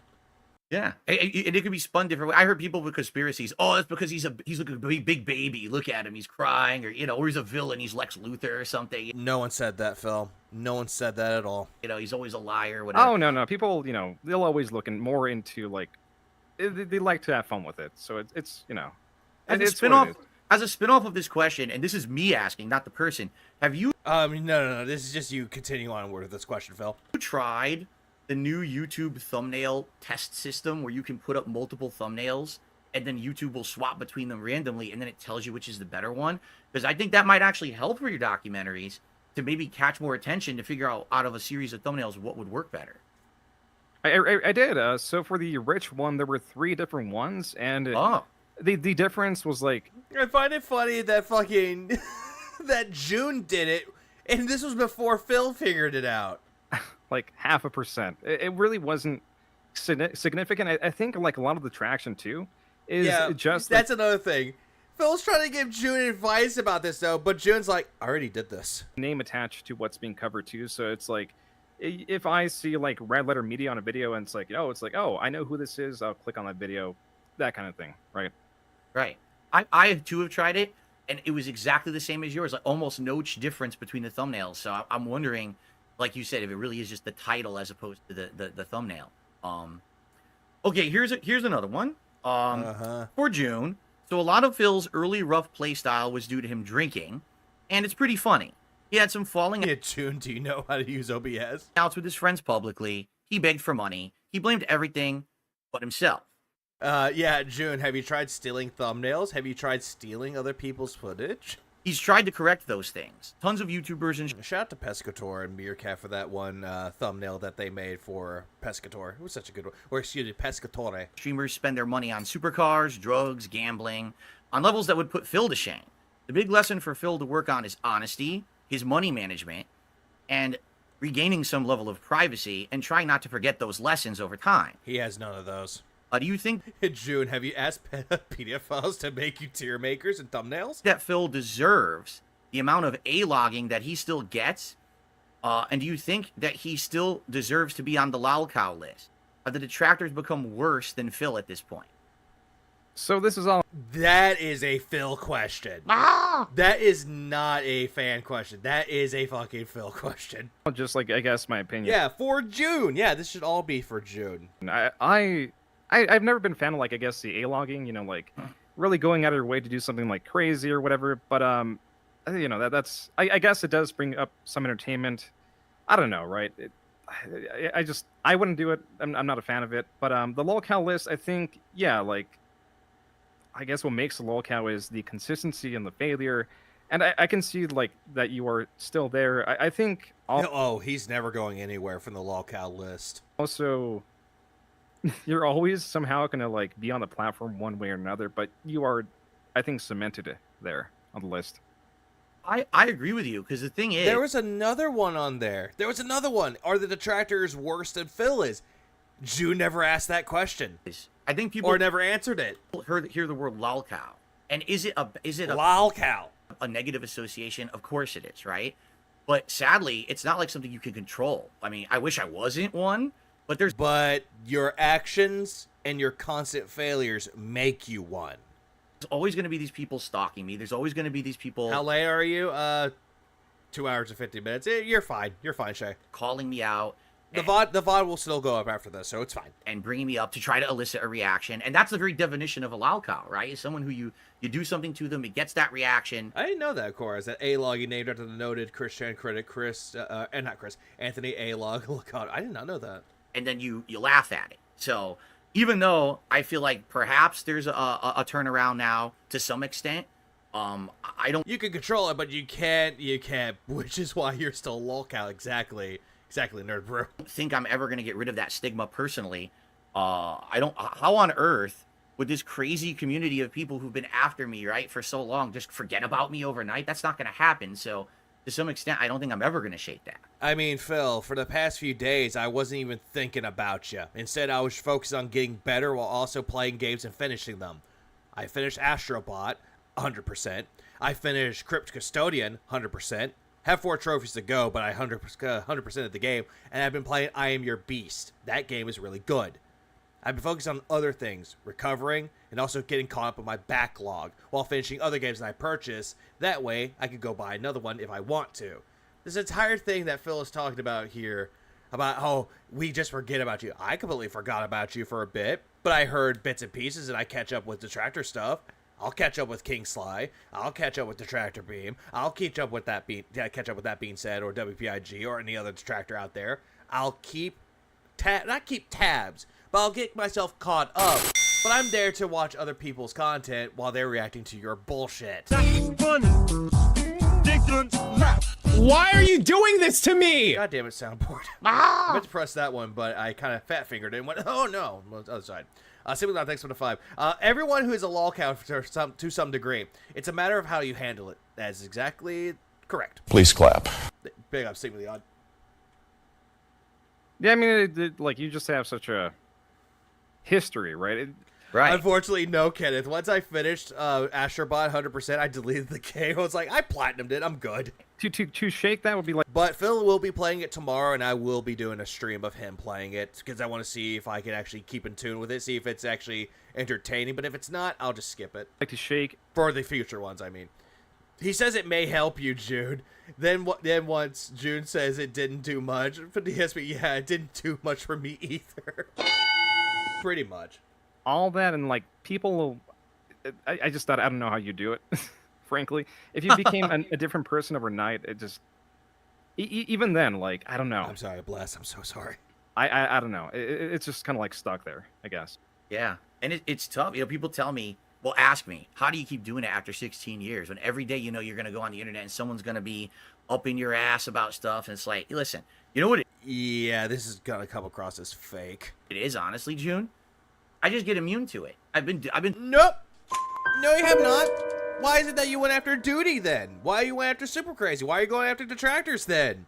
And Craig, why are you going after all these other people? Do it so long, it's kind of like you get desensitized. And also, this is how you don't play. This whole thing that Phil's talking about that it doesn't get to anymore, it still gets to him though. He'll pull up a lot of things that happened many fucking years ago. He'll bring it up out of fucking nowhere. Like, I know people are going to talk shit about me every day no matter what I do. But yet, you're going to talk about that anyway on your shitty little podcast. I don't care what my detractors are doing, but here's what my detractors are doing. They're seething. So why do I even care anymore, right? And I used to react completely differently. As you saw in the own documentary, I would get so angry about what Still do. everyone said. And Still do. And rage against it. And that Still do. just fueled more of it. Today, it's just like, it's just another day. You know, my detractors, I'll lean into them now. I'll expose them on my stream. I'll have a good laugh about it instead of... I like June's face. Hold on, let's go back. Like, look at his eyebrow. You know, my detractors, I'll lean into them now. I'll expose them on my stream. I'll have a good laugh about it instead of getting so butthurt about it. Yeah, he's like looking at it. He's like, what the fuck is that? This whole thing about it is like completely fucking stupid. I don't care about it, but I'll talk about detractors and lean into them. When in reality, you don't have anything on detractors. What do you have on Duty anyway? What, he made a video about you and he posts his analytics and that he makes more money than you? Is that it? Yeah, like I guess desensitization, I guess is what you call it, right? It's like Yeah. you're exposed to it so much, it's like whatever kind of deal. Exactly. Here's interesting But yet, he's not desensitized to it. He's still a sensitive little baby. one. So, I mean, you've done now a lot of documentaries. He really hasn't, David. He really hasn't. Based on, the stuff you've seen, what is your opinion on what would be considered like a success and a failure in the online space? A success, as in like a creator, or like what do you mean? That's a good question. Like, I don't know. Like, I guess what I would say is, you've covered so many people. Do you feel like some of these people are successes? Do you feel like they're all failures because of the things that you've covered in the docs? You know what I mean? Like, what's your criteria of judging if someone's, I guess, winning at life, or if they're... These are really dumb questions. I'm going to go back to this question real quick. If you've seen, what is... So, I mean... Kind of deal. Exactly. I'm going back to this question, just to be safe. Here's an interesting one. So, I mean, you've done now a lot of documentaries. Based on, the stuff you've seen, what is your opinion on what would be considered like a success and a failure in the online space? I think what he means, like what this question means, as a success as him as a documentarian, or what could be considered as a failure as a creator. I think that's what the question was, but by the way that the question was spun, it is a bit confusing with it though. How I'm seeing that would be considered as a creator. I'll say that. A success, as in like a creator, or like what do you mean? That's the thing though. It's like, you mean as a creator, what do you mean? The question is vague. How I'm thinking about it, it has to do with as a content creator. I'm going with that one. The question, like, I don't know, like, I guess what I would say is, you've covered so many people. Do you feel like some of these people are successes? Do you feel like they're all failures because of the things that you've covered in the docs? You know what I mean? Like, I don't think that was the case. I think he was just asking what would he consider to be a success and a failure in his entirety of content creation. I think that's what he was trying to say. And Phil's looking at it going, oh, but all these people that you covered in a dog, success and failure. What's your criteria? Yeah, you can't spell success without suck. Of judging if someone's, I guess, winning. Oh yeah, I already said beans, and also whoever else showed up at life, or if they're a roundabout way to ask if June thinks DSP is successful. If that's the case, that's a Phil question. They're failing. Oh well, I mean, like that just goes into like your own personal beliefs and my personal beliefs, and I think that is like a bit of control. So if just going off my personal stuff, I think Jake Paul is an example of a success, right? I think he does what he wants. He has a lot of money. I'm sure, like he's close to his family. People may not like him, but I don't think Why'd you do that, Phil? Bothers him too much because again, he is in control and he's like free, right? I think like the reverse would be someone who is stuck, right? Who cannot really do much outside of like content creations. I don't know. There's definitely a lot, Phil. There's definitely. I mean, if we're gonna use this analogy, like Jake Paul has things outside of his content creation, I don't care for him, but what he does, we'll go along with this to be safe. Like Jake Paul has things outside of content creation. He could do other things that's not based around content creation. But then there's now, in the case of failure, you can't really do things outside of content creation. Sounds like Philip. A lot. Do you think I'm stuck? Yes, you are. I think you like it there. You like being stuck. He does. You know what I mean? Like, well, I love what I do. I absolutely love. This is the best job I ever had. That's not good enough, Phil. That's not a good answer. What June is saying is that you're stuck. You cannot branch out and do other things. Like, I'll give you a good example. There is a movie. Chris Stuckman is the guy who is he was a film critic. He actually went out and directed an actual movie. I believe it's called Shelby Pines. I believe that's what the movie is called.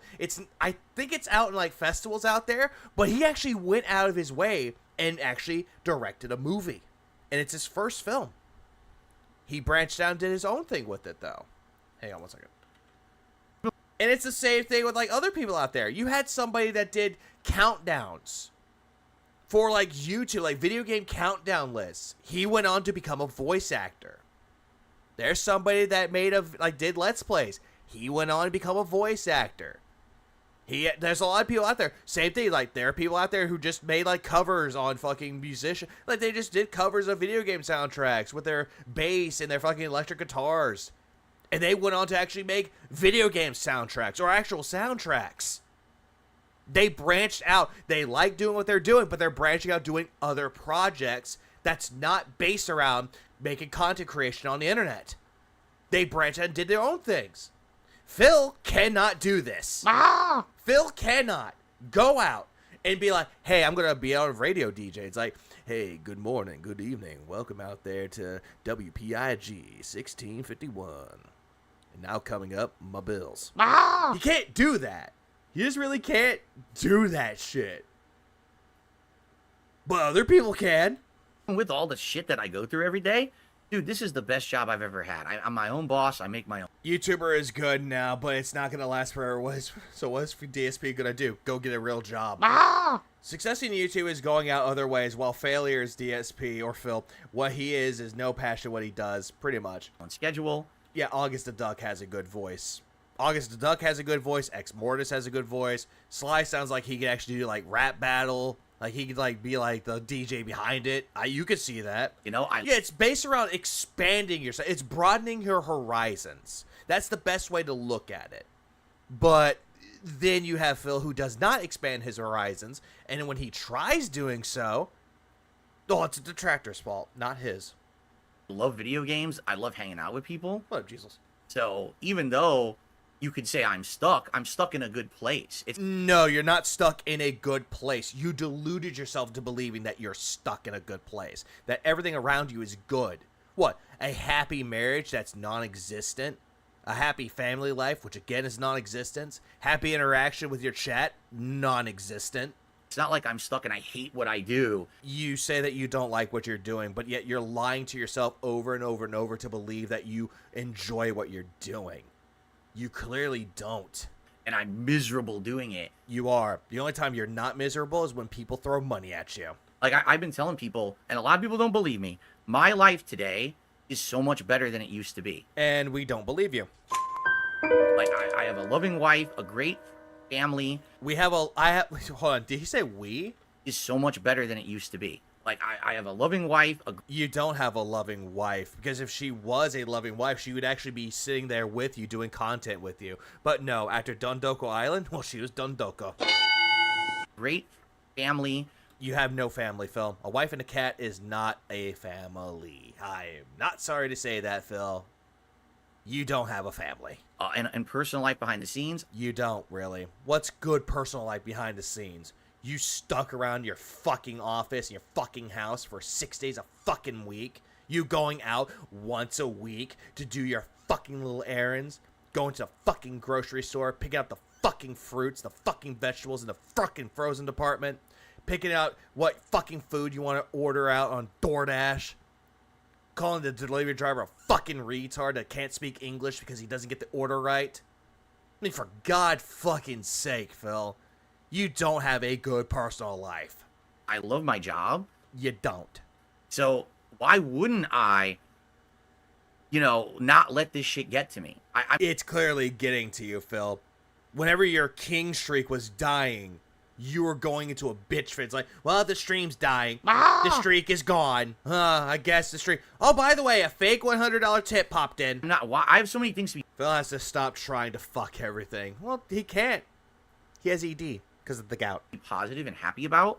I'm not going to let all that toxic shit get to me. But you let it get to you because, what did the detractors do again? But I think what happens is a lot of people look at other creators and say, that guy looks like he's stuck, like he's miserable. He doesn't want to turn on that camera today. You don't. You clearly don't. But yet you'll lie to yourself believing that you have a good house life after this, or a good stream environment, or a good work environment. But in reality, we're just watching a man who's addicted to begging, and we're just witnessing it. But this is the only way he can make a buck. So they see that and they do those levels of comparison. And I guess with the people you've covered, some people would argue some of those people are stuck and they're miserable and others aren't. Like you. If you want to put yourself in there, because that's what you're doing, Phil. You're putting yourself in the people that June the King discovered. Like you. And I think that's what this person was kind of getting at. Like, do you think that anyone, like you said, that's a great example. Jake Paul, he can do whatever he wants, right? He's filthy rich. And yet you're jealous of people like that. You're jealous of people who have more money than you, more attention, more eyes on them. You hate that. You're jealous and you're envious of it. And you can sit there and deny that you're not like that, but we all know you're like that. He's immune to anything. You could say the guy's the biggest scumbag on the planet. Do you think he cares? He just rolls over another $1 million in bet. So it's not a big deal. But these other people... And at least he can actually bag a pretty woman in his life, unlike you, the fucking whale. And she's a big fucking bitch. who get endlessly stuck in this cycle. Yeah, why can't I do a crypto scam like Logan and fucking Boogie? I can't do that. I'm not charismatic enough. Of, I gotta go on camera today. I gotta make another buck. You do that, Phil. We see it every time you stream. You know, I think people can look at that and be like, well, that's a failure. I think I'm somewhere in the middle, honestly. I don't think I'm a success. You're not a success. You can proclaim that you had successes, but that just fades away in time. But I do think I see myself... Again, 4th place at EVO. Having that shitty little Tekken trophy that you had. That little fucking trophy you got at a tournament because you placed in Tekken. I think it was the 3rd one. As someone, at least I'm happy with what I do. I'm happy with being stuck, you know? That's not a good way of looking at it, Phil. If you're happy of being stuck as a failure, that's not a good look. Yeah, I mean, like... Yeah, a mall tournament.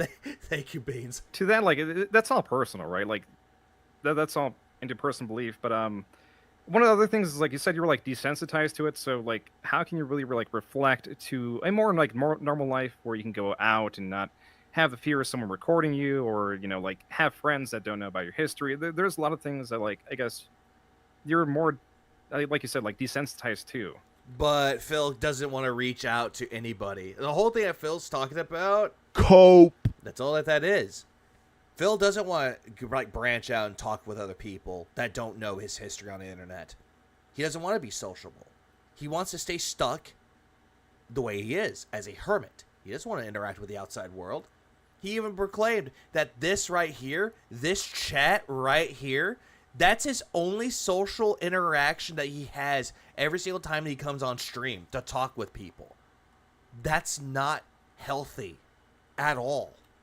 Right? Like, I think you don't know, like, or weren't at least recently exposed to those, like, facets of life, if you know what I mean. Yeah, dude, I sat here making content on my stream, not interacting with anyone outside of my personal family, you know, my wife and everything. You don't even do that, and yet you proclaim that you have an interactive audience. What up, you? What's next? Literally, the stream that was it. And, you know, now that I've had opportunity to reach out, I've been on Kino Casino a couple times. Those guys have been awesome to me. You know, we did the react to your Rich from Review Tech USA documentary together. I've had Keemstar on the show. I got you on the show. We got all this stuff going on. Where's Craig? Why didn't you say Craig there, Phil? It's a breath of fresh air. It feels like now things are more possible, and that's a great thing. You know, Logan Paul can fall back on Prime. Mr. Beast can make falsely advertising his brand. Maximilian, who did gaming development as well as being being a social with others. Content creators got a lot of things to fall back on. They do. They always do. They always have things to fall back on. Phil does not have anything to fall back on. Like once, yeah, internet streams are not hanging out. Exactly. They're not at all. But here's the thing that you could be considered as hanging out. And I'm going to say this with this nerd bro. If you are friends with somebody and you're doing a stream together, you could say you're hanging out with them, though. You're doing a stream and you're shooting a shit with them. But you're also talking about the topic on the stream. That's a fun time. But then again, the whole thing when it comes to like social interaction, Phil does not have that. And he wants to talk about how he has it with his wife, though. I don't think him and his wife ever had like a meaningful conversation. Like, I don't think they ever sat down one of these days and just talked about anything. Instead, if that was the case, it would just be, oh, hey, what do you want for DoorDash? Oh, cool. You want Hawaiian food again? Okay, cool. Is sushi too? All right. That's all it is. They're not going to sit there and talk about how their day was. He's not going to sit there and be like, hey, honey, how's your day today? and he has to hear the stresses that she's dealing with, and how it's like, I'm sorry that you hear that, and I'm here. That's the only thing that's there. There's none of that there. Instead, if that ever did happen, he'll just sit there and be like, oh, you had it rough? Oh, did you hear what Duty said about me again? But now I'm doing better things. I'm being more social. That's what it's all about. And people didn't want to touch me with a 10-foot pole for the longest time. But now that's starting to turn. And I'm appreciative. I'm so appreciative you came on today, man. Because okay, so you were saying that people didn't want to be interviewed by you because of the detractors or whatever bullshit lie you came up with? You know, where's Brian? I get it. It's the drama sphere, dude. And you know, a lot of people, oh, Phil, I don't want to talk about that guy. I don't want to have any association with him. No one wants an association with you, Phil, because they know how fake you are. This right here shows how fake you are. But it seems like... I did hear about that Who's Poppin'. Also, what up, man? I did hear about the June interview from Proper. Proper did a better one for what I've seen. Now it is turning for the better. But I do feel bad for Proper because his computer crashed. It's a great thing. The most meaningful conversation between Kat and Phil was about how to fix OBS. Yeah, no, for sure it is. But like to that too, it's there's definitely a difference between like online interaction with creators and like meeting them in person without like, I guess, viewers and such, right? Right. And to me, I know that's something you don't have too much, and I think you would appreciate it more if like you got like friends outside of like the darks, like people who know you not as Dark Side Phil, but as like Phil Burnell, right? Like Philip, right? I think that is such an enrichment, you know what I mean? Like that just helps you as a person too, right? You're right. But Phil does not do that at all, because he wants to sit there and be like, DSP is a character, I'm Phil Burnell. He does not do that. He associates Phil Burnell as Darkside Phil. He associates both together. So he can't separate it. He can't keep them separated here. Also, Paul, thanks for the 2 spot. Been a month of Max Free Phil opinions. I regret nothing. I mean, we get the smug Phil, which is a good Phil. Like, we could get content out of Phil because of how smug he is. But when he becomes, like, fake like this, it's not great at all. Like one of the things But it does show how bad of an interviewer he is. you covered in the documentary was my Street Fighter days. And as you know, online, I was the most braggadocious, big-mouthed, e-thug idiot. He never really called himself an e-thug. He always called himself as an asshole that would just rile people up. And then he changed it to the heel. And now he's an e-thug. Bitch, you ain't thug enough. But offline, everyone was cool with me who met me. Because I wasn't like that. I was like a normal dude. I was cool. I was chill. Everyone wanted to hang out with me because they knew it was like a chill time. No, they didn't. Every single time that you would offer rides, nobody wanted to get in a car with you. If you were trying to get a ride from somebody, nobody wanted to give you a ride. Nobody wanted to associate with you because you were a douchebag, and you still are. And you're right, having those in-person... Yeah, braggadocious. Did he really say that? Me who met me, because I wasn't like that. I was like a normal dude. I was cool. I was chill. Everyone wanted to hang out with me because they knew it was like a chill time. And you're right, having those in the documentary was my Street Fighter days. And as you know, online, I was the most braggadocious. Loudmouth idiot would be a better way for you. Big-mouthed, e-thug idiot. But you're not really braggadocious, though, Phil. And if you try to brag, you're not that great. Offline. Known as that weird guy by women. Ah, yes. He was that dude. Everyone was cool with me who met me. He was that guy that would go chasing around 14-year-old girls in a fucking mall when he was in his 20s. Because I wasn't like that. I was like a normal dude. I was cool. I was chill. Everyone wanted to hang out with me because they knew it was like a chill time. I'm sure this person didn't want to hang out with you. Shut the fuck up! And the only time people wanted to hang out with you is whenever they want money matches or they wanted money. It's like, hey, let's go do a money match with Phil. He'll lose. And you lose to them. Shut the fuck up! And you are slamming money on the table because you're pissed off that you lost all your money. And you're right, having those in-person relationships, friendships, interactions is very meaningful, especially when it's outside of the public eye, outside of the online space. To have an existence outside of this online persona. That's why in the last few years, since I met my wife, we're married, our private life is private. Like, I barely tell anyone about the stuff that we do.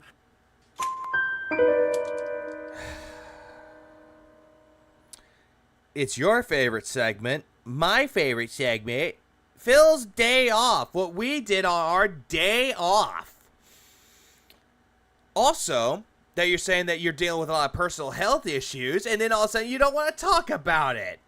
Because it's no one's business. I like having that private side. Yeah, he means to control her, exactly. It definitely adds to, your overall enjoyment of life, I would say, and your sanity, too. To have something that's not public and everyone's always talking about. Phil, you have no fucking sanity. And to say that you have sanity, that is the most insane thing you ever fucking said. Yeah, I mean, like, at the end of the day, like, you just want to be a person. You know what I mean? Like, and I Which, that will never be Phil, June. That will never be him. I get that aspect. Okay, a couple more questions, and then we'll probably wrap it up. Now I think the reason this person asked this. Yeah, where is Area Lord? Yeah, whatever happened to him? Whatever happened to him? That's what I want to know. Yeah, you blabbed about her restraining order last year in the side scrollers. He did that. Phil, you make me angry, Phil. Like, why would he do that? Oh, right, to make it seem like, oh, Subaru Man wasn't that great of a person. Uh-huh. Sure about that. Question. This is a direct follow-up to a question that I asked Craig. If DSP can do something, he overdoes it. Like how he can win qualifiers with very few opponents. Or win 4th place at EVO with a broken port of Street Fighter 2. Last week. No. There's one person that wanted to be Phil in person. Jaha. He wanted to handle business and straighten Phil out. Of course, Big Roach pissed on himself, saying he's an alcoholic while begging, "Don't hurt me, I'm an alcoholic." During my interview. What up, Dank Tank? I've heard about him chasing young girls in the malls from others. Where does this come from, brother? It came from... WPIG has a segment of it for the Dead Sea Scrolls, where he actually has in a forum where he would say that he would go running around like a mall rat and essentially chase 14-year-old girls in a mall when he's in his early 20s. WPIG has that in the Dead Sea Scrolls. That's where I figured that. Saw that. I was like, why? Why would he do that? Just why? With him. I questioned robust volumes of commodities and ran several time-consuming errands driving in my car on my day off. It was very stressful, so everyone needs to tip me now. Exactly. Ask Craig, when you were preparing for your interview with me. Dutchman. It came from the not Side Scrolls. It came from That Being Said's second channel, WPIG Alt's channel, the Densey Scrolls, where he actually would tell in a forum post where he would say that he would chase around 14-year-old girls in a mall like a mall rat. It was pathetic and creepy. Who did you talk? Like, you see that guy chasing around kids in a mall? Get the shoddy. Talk to? Did you? They called him Mr. Wizard Jr. Essentially that. You only talk. And he also defended Mr. Wizard. And he did a lot of fucked up shit. Talk to my detractors?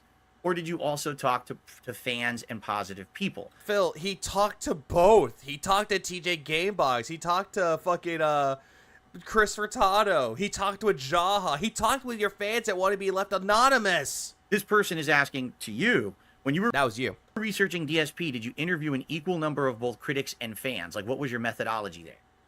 My methodology... Someone a part of the FGC, Shay. Someone that actually ran tournaments. They just called him Mr. Wizard. She was to, like, I guess how I'm approaching these videos currently is there's a lot of people that, like, dislike you, and I feel like some of them are kind of, like, crazy. They're insane. And a lot of them have, like, genuine, like, the other, like, section do have, like, genuine reasons to dislike you because you directly slighted them one way or another. And the insane ones, they're very few. They don't exist in large numbers, but they're very loud. And the people who have, like, they get mixed in, right? So the people who have, like, general, like, criticisms of, like, you know, you directly, you know, doing something not favorable to them, I try to reach out to those people so they can be, like, reached to a general audience, like, better. Like, if I'm reviewing someone who just, like, hates you and, like, wants to kill you, sure.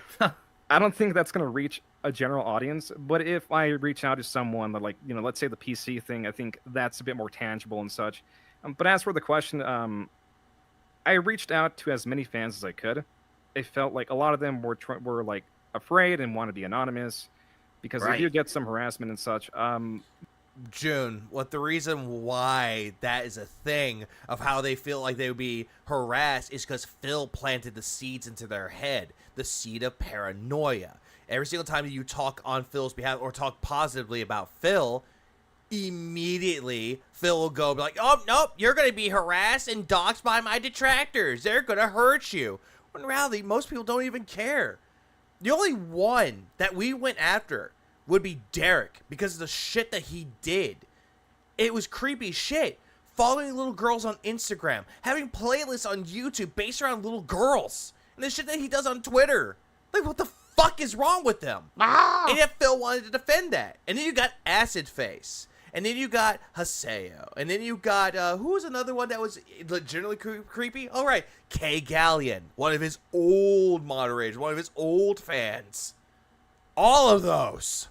But I think it was like for quote-unquote detractors and, you know, people, you know, like any... And that one too, Nihil. Yeah, Nihil. That's another one. Anonymous.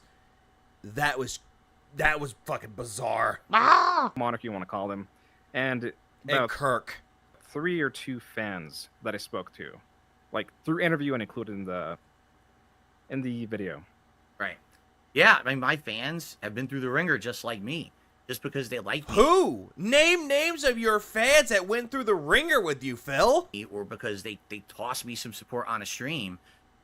They've been... Name names. Who? And harassed. They've been doxxed. They've had phone calls to their work, to their schools, to their family. Yeah. It's pretty... Yeah, no. All the other shit that he's talking about now, how they were doxxed and they had phone calls at their work and their school, that's a bunch of fucking bullshit. And also, schools? I thought you catered to an adult audience, Phil. Schools? Ridiculous the extent that these detractors have gone to try to ruin me. And the funny part is, how does that ruin me? Like, I don't even know that that's going on unless they come to me after the fact. Derek. Fucking Josh Moon, Andy, and fucking Ashton all came to you saying to get rid of him. Even before those 3 got to you, Brian told you to get fucking rid of Derek, and you didn't do so, and yet you still haven't done so. Phil, you make me angry, Phil. Do you think DSP harassed them himself to keep them close? Probably. It is high speculation. It is a possibility. So I'm not shocked to hear that my fans were actually legitimately afraid of speaking up. Like, they don't want to put themselves into the line of fire and the eye of these people in any capacity. And same thing that he's talking about Seidela, who was doxxed and so on, they call his work. And yeah, one person. But then again, did he say the detractors did it? Of course he will. Because again, planted the seeds of doubt into it. But then you have someone else that will do the same thing to his own fans, and yet, oh, nope, detractor's fault. I said to Craig last week, like, of course, Craig, no one... He does that blast, and he also did it to PW Dubs on Discord. Because PW Dubs had to put their driver's license out. And he did so. And yep, there it is, out in Discord. Stepped up to say that they wanted to talk about me positively because, you know, they don't want to be attacked. It's always going to be the negative and toxic person who wants to speak out first. Like, that's the nature of the game, drama, right? And you have to understand that. At least in this case, I've said... It was a gay ops that ran onto the farm. That makes sense. This publicly. Thanks, Dino. I feel like because you spoke to me on certain issues, not to say that you believed all my answers, right? Because some of them I was outright lying to you about the WWE Champions thing and shit. But... And yet you still lied about it. You spoke directly to me. You did make an effort to talk to fans who were willing. And I think that puts that documentary in a much different light, as opposed to someone who literally just talked to detractors and regurgitated the same memes. I think that's respectable. I do. So... I appreciate it. Yeah, Freddy Fuck. Yeah, Fred Fucks was the one that was mostly insane. That's why the SOK is no more, because of Fred Fucks. But I don't think it really... I mean, it makes it more interesting, but I feel like I've watched a lot of different videos to make this video, right? To make sure I cover, like, everything people want to be covered, and I find that they're pretty much the same. They're covering the same themes, even though I went, like, out of my way to really get fans. It doesn't really change the overall theming or your image, really, if that makes sense. Oh, yeah, dude, you said to me, I remember the final words you said to me about this thing. Before you were going to put it in for editing, you said, I just want to let you know this is going to be, like, unequivocally negative. It's going to be, like, bad when this thing comes out. It's not going to be a positive documentary. I don't know why people thought I thought it would be. Like, that's crazy. It's a covering my history of lying and toxicity and all the Which you are very toxic and very much lying. things I've done. Oh, diced. Why on earth some people thought like you were gonna, like, as they say, glaze me, I have no idea. Like, that was never the intention. You were trying to do the most comprehensive documentary. I mean, yeah, like that's just how it is. I think in your And that is very much true, Kenneth. Phil's history is not positive. There's nothing positive to gain out of this from Phil's history. It doesn't paint him in a good light. All the things that he did in the past does not paint him in a good light. And no matter what he can do to try to absolve himself of the negative shit, it will never go away. It's like, you know, It's like a stain on a rug that will never go away. It's on the rug. It will never go away. Doesn't matter what you do to get it out. Doesn't matter what cleaners you use or what home remedies you use to get rid of it. It will still stay on there. That stain is never going to go away. throughout the lies, people get like a bit like unsure about like anything in here. They tend to come up with like conspiracies, and when those get like proven like true over time, it's hard to like build trust even with those around like just speaking to you, right? So I can like kind of see why it's there, because Probably chorus. it's definitely not as strong in some of the other communities I guess I've looked at. But like your community compared to others is definitely like a lot less harassive compared to like, let's say, Wings too. Yeah, I've heard that. I've heard that he's basically got like the worst anyone. That's sad, because watching the documentaries you made on him, quite honestly, has he made mistakes? Yes. Does he keep making the same mistakes? Yeah. I still don't think it warrants the levels that these people go and the crazy stuff that they do.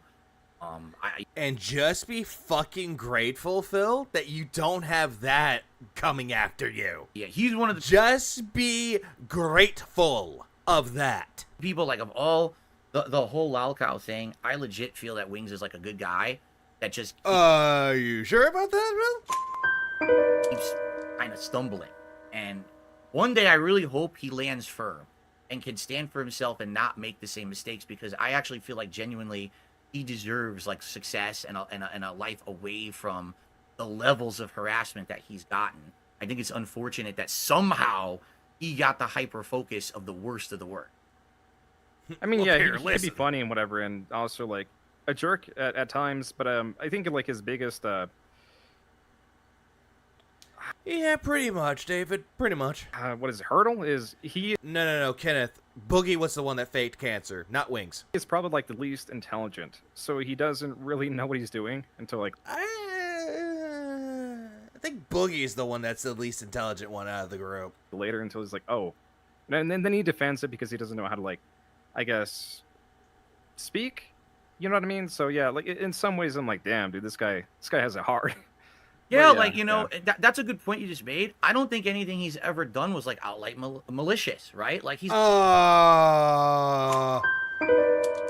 Telling somebody he hopes their family dies in an automobile wreck. That's one of them. And also going after a lot of people and saying a lot of shit about them. Being a toxic asshole to anyone that tries to help him. Remember PKA, the painkiller already? Or I think that's what it was called. The PKA podcast with Kyle and Woody. He's done a lot of fucked up shit. not a malicious guy. He's not trying to do harmful things. He just does things. Oops, and he didn't realize what he did, and now you're like you said, he has to try to save face after the fact. So, and that's a lot different from people who outright are doing something wrong over and over, and they know they're doing it. They know it's malicious and wrong. And they That too, Ubak the Black. That too. doing that same action. So, I think that's a good observation. Well, I mean, Wings has been malicious in the past. There's definitely been moments where he's gone like overboard and such. I believe there's a call where he was like doxing, like he expressed to Keemstar that he had Keemstar's docs and was threatening him. Like he had. That was another one. That was another thing that he did. And yet Keemstar was laughing at him. Was like, what are you trying to prove here? Has had those moments too. Like, you know what I mean? Like there are times where Wings goes he goes crazy, I guess. All right, I just got a couple more questions, and then we'll probably wrap up here. How is June You just said that already, Phil. able to stay so impartial towards the people that he makes documentaries on, when it seems like some Yeah, he did say that, Cobain. Jack is not wrong. He did say that about the age of consent. You what? He did. And no one's gonna forgive him for that. Some of them do pretty awful things, and then he has to go through all of their history. I guess impartial, like, so the thing with like bias and partiality, whatever. I don't know if I really am. I think people perceive that lie. I guess I said in the past, but the more I've been doing this, the more I realize my own biases. I guess I try to be fair, and the thing is with this, when my presentation style is, I think if you present someone in the most fair light, right, and in the best way you kind of like can, you know, like getting all the counter arguments really there, well, as much as you can, right. That can be the strongest piece for or against them whenever you try to just find the truth, right? Because let's say, like in your situation, right? If I was a different person, I could literally just make up lies about you. Because people would be more so willing to believe it. Right. And you could be like, no, they're lies, blah, blah. And I could just retort with like, well, he has no credibility, this and that. Right. But I really do try. I really try to get like the most honest and fair thing too, right? Because that kind of like, I guess, nips those criticisms of like, oh, well, these are lies. Well, like, no, I researched this. I've done the legwork. This is the best I could find, and this is the best way to, I guess, present someone. Gotcha. Okay. Okay, one more question from the viewers, and then I have, I agree, Jack. That whole thing was the worst thing that he's done. It was bad. a final question for you. This one, I don't know if you've ever actually answered this one before. How did you get the name June? Like, where did that come from? Is that your real name? Is that a nickname that someone gave you over the years? Is that your online persona that you adopted? Right? Yeah, so June was just like an alias I've used for a very long time. And whenever I was making the channel, like, you never, like, expect to make it big kind of deal. Yeah, that's what my trolls do. Let me tell you about the escort saga and how my detractors were wrong. So YouTube wanted your real name whenever you make a channel, and I was like, no. There's no way I'm doing that, right? Like, that's ridiculous. Right. So I put first name, June, last name, the King. It could have been, like, literally anything, right? It's just, it would have been June, but I wanted, like, a second segment. So I just put, like, that for, like, I don't know. There's really, like, no reason. It could have been, like, truly anything. Could have been anything. It's kind of like back in the day, I needed a login for AOL, and I couldn't get any combination of my name, so I just said, Whoa Moses, right? And then, okay. Oh, no, Whoa Moses! Whoa Moses is making a comeback! Now everyone says, oh, Phil, you had Whoa Moses. Like, it was nothing. It was stupid. You know, it was just a placeholder, and then... What about Monkey Spank there, Phil? Remember Monkey Spank? Next thing you know, everyone knew you by it, and that's why I ended up changing it later on when I was part of, bigger into the Street Fighter community. Okay. No, you called yourself Monkey Spank during that time, too. Remember Monkey Spank? Well, first of all... Yeah, remember that one? I'm about to bust. Well, June... All just crying downstairs. I Moses. really want to thank you. This has been a great... And that's it. That's all the fucking interview was. Our conversation. I respect your time. I do have one final question. Oh, never mind. There's more. And I'm curious on your take on this, all right? You've now covered a bunch of different people on the internet. You've seen the toxic communities that form around certain people, like you said, like Wings and myself. Do you think there is potential someday, and I'm not saying you, but do you think there's potential someday that someone could flip this and actually do a documentary on the worst detractors and their communities, and would that have potential to be something that could blow up? Why would you bring this up, Phil? You keep saying this same shit over and over and over about how there needs to be a documentary on your detractors. You keep doing this shit, Phil. This is trying to paint you in a positive light and them in a negative light. It ain't gonna work, Phil. This is just deflection at this point.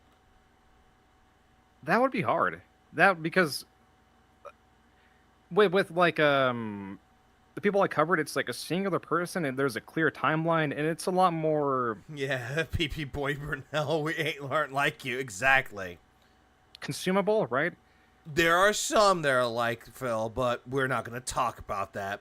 If y'all know, y'all know. Detractors are a broad field. So, like, are we talking about, like, viewers? You know what I mean? Like, are we talking about like just people who type in the chats? Because like I don't think anyone cares about those Well, people. Miss Dark Fairy, if you had to make a tier list of the interviews Phil has done, where this place, this is not a good interview. It's better than Keemstar's interview, just a tiny bit. Like, if we had to do the 3 interviews that he had on his channel, 3. I'm not talking about the Side Scrollers interview on Phil or the Quarterings interview. I'm talking about the ones that Phil did himself. Craig's is number 1. This will be in the middle at number 2, and then the third one would be Keemstar's, hands down. But if you're talking about like the more like But if we're going to talk about other interviews that people have interviewed Phil on, Side Scrollers interview, Craig, and then we could probably say June, Quartering, and then Keemstar. There, done. intense ones that like really go crazy. Yeah, I would say that, I don't know. we're talking about. Oh, yeah, the Josh Moon one, too, with Kino Casino. That would be number 3. Hands out number 3, because it gave us this. I can't like unfuck her sister, you know? People on kiwi farms who are doxing people. We're talking about the people who are making a living with these detractor channels. You know, just a couple off the top of my head. You know, Duty streams. Yeah, hey, shout out to Duty, I guess. Or Memology 101. Why Memology, Phil? Phil, he makes other content that's not based around you 24/7. The one who literally take my videos every day and make toxic content out of it. What is he doing that's toxic content, Phil? He's at least doing editing to it and actually making it look good for entertainment purposes. We'll get to one of those in a minute. Because some people say to me, these people, when you analyze them, in reality are bigger lolcows than the people that they fixate on and make money on by making. How is Memology and Duty a lolcow? How are those two lolcows? These videos. How are detractors lolcows? That's what I want to know. And I don't really know because I don't spend time microanalyzing these people, you know, but you did that with Duty and Super Crazy. You're microanalyzing the videos on your own fucking podcast, Phil. I just find it fascinating. Yeah, make this make sense, Phil.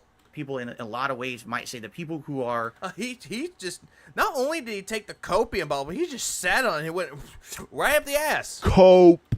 Focusing on the lolcow. I can't believe I'm such a lolcow. Holy shit. That's what Phil wants me to believe. I was making this content about them. None of them have done anything really worthy of lolcowdom that I've seen. True. In some cases may actually be the bigger like here's the thing, if you want to talk about a detractor that's a lolcow, Fred Fox would be a good example of that. lolcow. Hands down. Fred Fox. And is there potential there in the future to maybe analyze that? I think there is some, but the draw of the average person is they want to be entertained. They want a clear-cut story about, like, especially like an internet figure or someone of like more prominence or like who really blew up, and like you would be focusing on such a like marginalized of the marginalized. Right? Take Fred Fox was the leader of the SOK, or the Sons of Kojima, a detractor group that were hyper-focused on Phil, but it was mostly Fred. The way that Fred ran that group, it was very toxic, and he was a gatekeeper. Because of Fred Fox, the SOK fell. Right, yeah. Such a unique kind of person that doesn't really represent anyone, and then like Pastor Derek, not that guy. Like, yeah, that guy sucks. These more like intense people also kind of like bounce around, so it would be like really difficult, and I don't really currently see that. I guess there is just that's a good way to describe it, Jack. A good way to describe that. The Autistic Illuminati by Tevin is a good look. Also, the Ex Mortis made a video about the SOK. For some reason, I'm a part of that. And I'm not even a part of the SOK. Never fucking was. How I know about this is because Sly gets, like, I get notified on Discord. And apparently, I was noticed in a fucking Ex Mortis video. People figured out my voice. It's like, how? How do you do this? Mortis. And I had to explain myself. Like, I wasn't part of the SOK. That was a different group that broke away from the SOK. Oh, and I told them about, like, not the next day, but a few days later, they're like, what? I don't sound like that faggot. Because I told them one of them sounded like Fred. I told that same guy, I don't sound like him. He ain't good looking as me. Please clap. It It was such a dumb conversation I had with him, but it was such a fun time. Not gonna lie with that one. Vanguard, thanks for that too. In the real Street Fighter, Haku versus DSP, aka Phil Pig, had mortar certificate. Oh, death certificate. Probably for that one, but I appreciate it. Big ups, Vanguard. Goddamn, now I got that conversation stuck in my head again. Fuck. Level of intensity would be like... Wank this for the 5 months, I appreciate it. So he's afraid of detractors from a decade ago. He's just afraid of detractors all the way through. Doesn't matter if they're old school ones or the newer ones. All detractors are like lumped into one for Phil. More comfortable Jay? than I think, like, how do I say this? People online, right? Let's say you, Wings, Boogie, right? You guys are funny and entertaining in your own way, right? But someone online who does like really crazy stuff might not be as consumable to the average person. It might be more so too disturbing, and maybe the average person doesn't want to see that, which also affects the market. So currently, I don't really see that, if you know what I mean. No, I get you. I thought about it, and I'm like, that it would be such an endeavor, like as arduous as it must have been to get enough for a 4-hour documentary about me. Like, it would be like really like grasping at straws to try to get enough information, first of all, about these people, and then to formulate. Like, I would think the only way it could even be done, like, you couldn't even do a video on one. Maybe it would have to be like a documentary of like, here's the cornucopia of the worst detractors of this person and what they've done. It would have to be like this super video to put it all together to try to retain interest. Because you're right. I think on surface level, these people aren't that interesting. They're just kind of pathetic, a lot of them. The way that they act, you know. It's a difference between you make... Phil, you don't... Yeah, I'm agreeing with you, Seal. It's like, he doesn't get it. The plot is just, like, completely gone. Fun of someone in a chat, or you laugh, or you're literally trying to ruin someone's life. And, by the way, you're getting money on that because you're monetizing the video at the same time. But, yeah, I agree. So what? You're monetizing this interview right now. You monetize a lot of other content, Phil. Even ones talking about death. You monetize them. So we can talk about you and actually put ads on a video that we edit and actually do ourselves. But yet, for some reason, that's against the law. That's evil. That's malicious. But yet you want to say the SOK was better and that they're better than the current detractors now. But yet they did worse shit than any other detractors would do. Do you not get how insane that sounds, Phil? With you there, that I don't think that there would be enough at this point unless there was like really intense research done and maybe like a super video. Yeah. Well, I mean, I don't know. Yes, he is visible. Yes, he is. No, it's just there's so many aspects to it, but I don't really know of any like intense ones that really like monetize their videos or really like that's the thing. If you're gonna like be doing like, let's say, sending the police at your residence, right? You're not gonna be online or easily accessible or really have that much of a history. But that being said, I don't really see these people, I guess, making these videos. I guess, right? They yeah. It just seems like a different field. Right. All right, so let's. And someone in his chat was like, a lot of duty stuff is fair use, which Phil does not get that. With this, what's next for you? What are you working on? Yeah, shout out to that being said, come Sunday. Right now, like, what are your next couple of projects coming out, and is there anything interesting in the pipeline that maybe you want to let people know about? I have 3 videos actually. Lily Orchard, Dr. Disrespect, and Mr. Medicare. Those are my next 3 currently. Yeah, so which one of those are you familiar with? I know absolutely nothing about Lily Orchard. Of course not. I think pretty much everyone knows Dr. Disrespect and what's going on with him right now. And Mr. Medicare, I'm just now learning about as I'm in this kind of new arc of my existence on. No.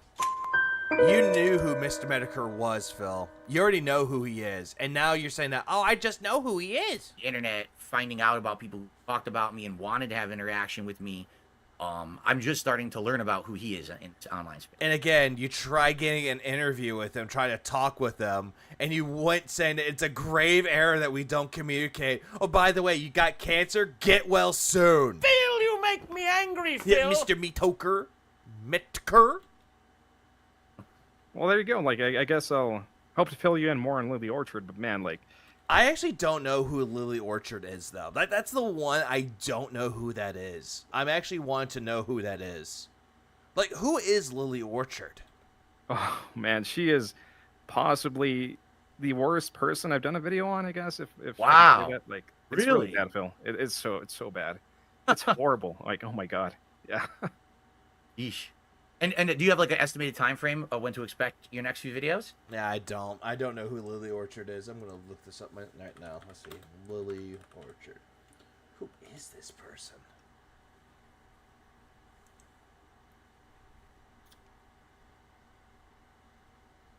Oh!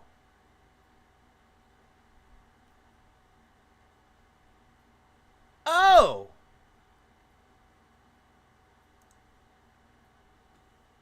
She needs the firing squad. I'm hoping to release the Dr. Disrespect one in Thank you, Cineplate Mommy. Thank you. October. And thank you anyone that's actually looking into that. Yeah, no. Guns.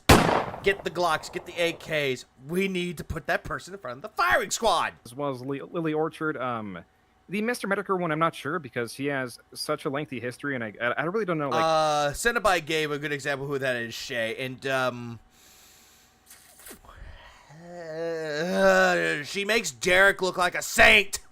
I'm trying to like gauge what to cover in that video. I do want to avoid like the political stuff as to not. And I'm not saying it to be funny, like a ha-ha type of thing, but she makes Derek look tame in comparison. Like that will be addressed too, but it will be more so like not really analyzed. I want to really more present like his history online, and like I guess people call him with the like a troll with the golden heart. I guess you know what I mean. he definitely has a lot of fans, and I could see that.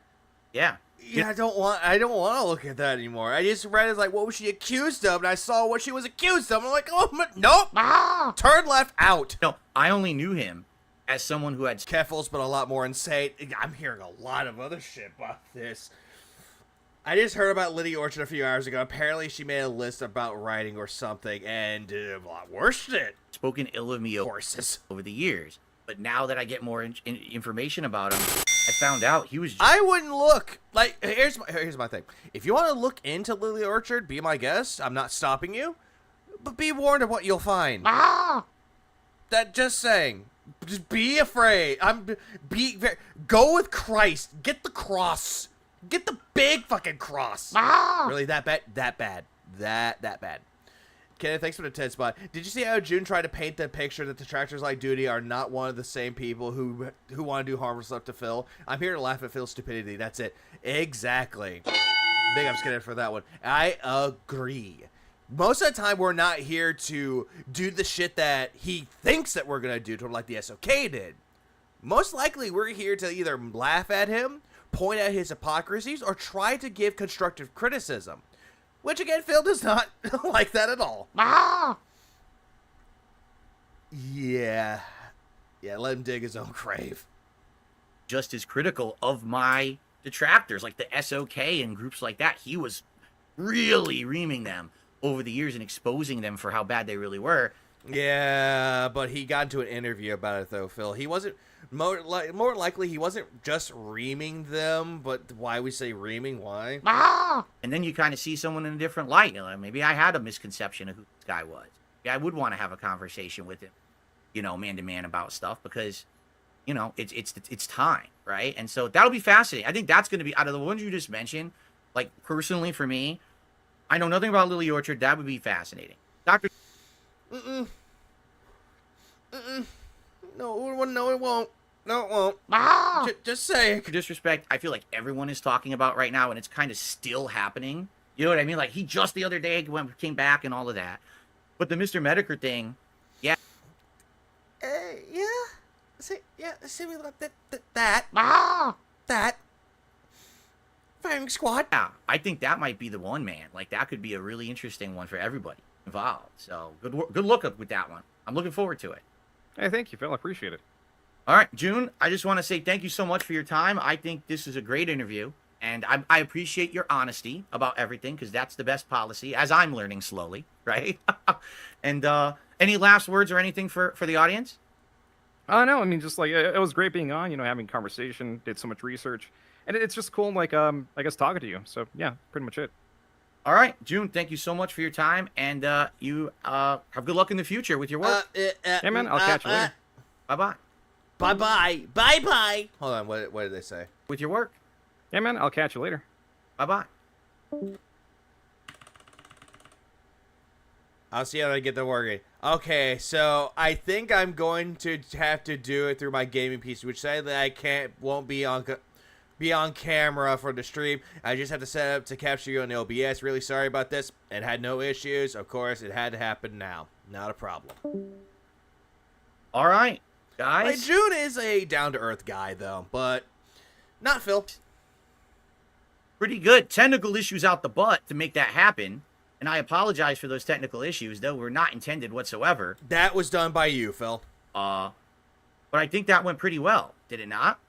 Not really. In your benefit, no. I liked it. I don't think... See, a lot of people were like, oh, we didn't get to the meat of this and that. We'll talk about that, all right? But that's the interview. Okay, this is the interview, and how long does he take... How long does he talk about for? Let's see. Okay, so he gets to the gameplay around... Goddamn. So in this case, I'm going to speed it up. In this case, I'm speeding up to 1.5. 1.5? 1.5. All right, I hope you guys enjoyed it. I'm sorry for the crazy technical issues. I just had a lot of technical issues. It really sucked. And we'll talk about that in a second. Yeah, you did. Not him. You. End the interview portion of this video. I'm going to come back, and we're going to do a decompress about what just happened in the conversation. He was talking so much about shit about how much Craig had technical issues and that how unprofessional he was right before the tech issues happened.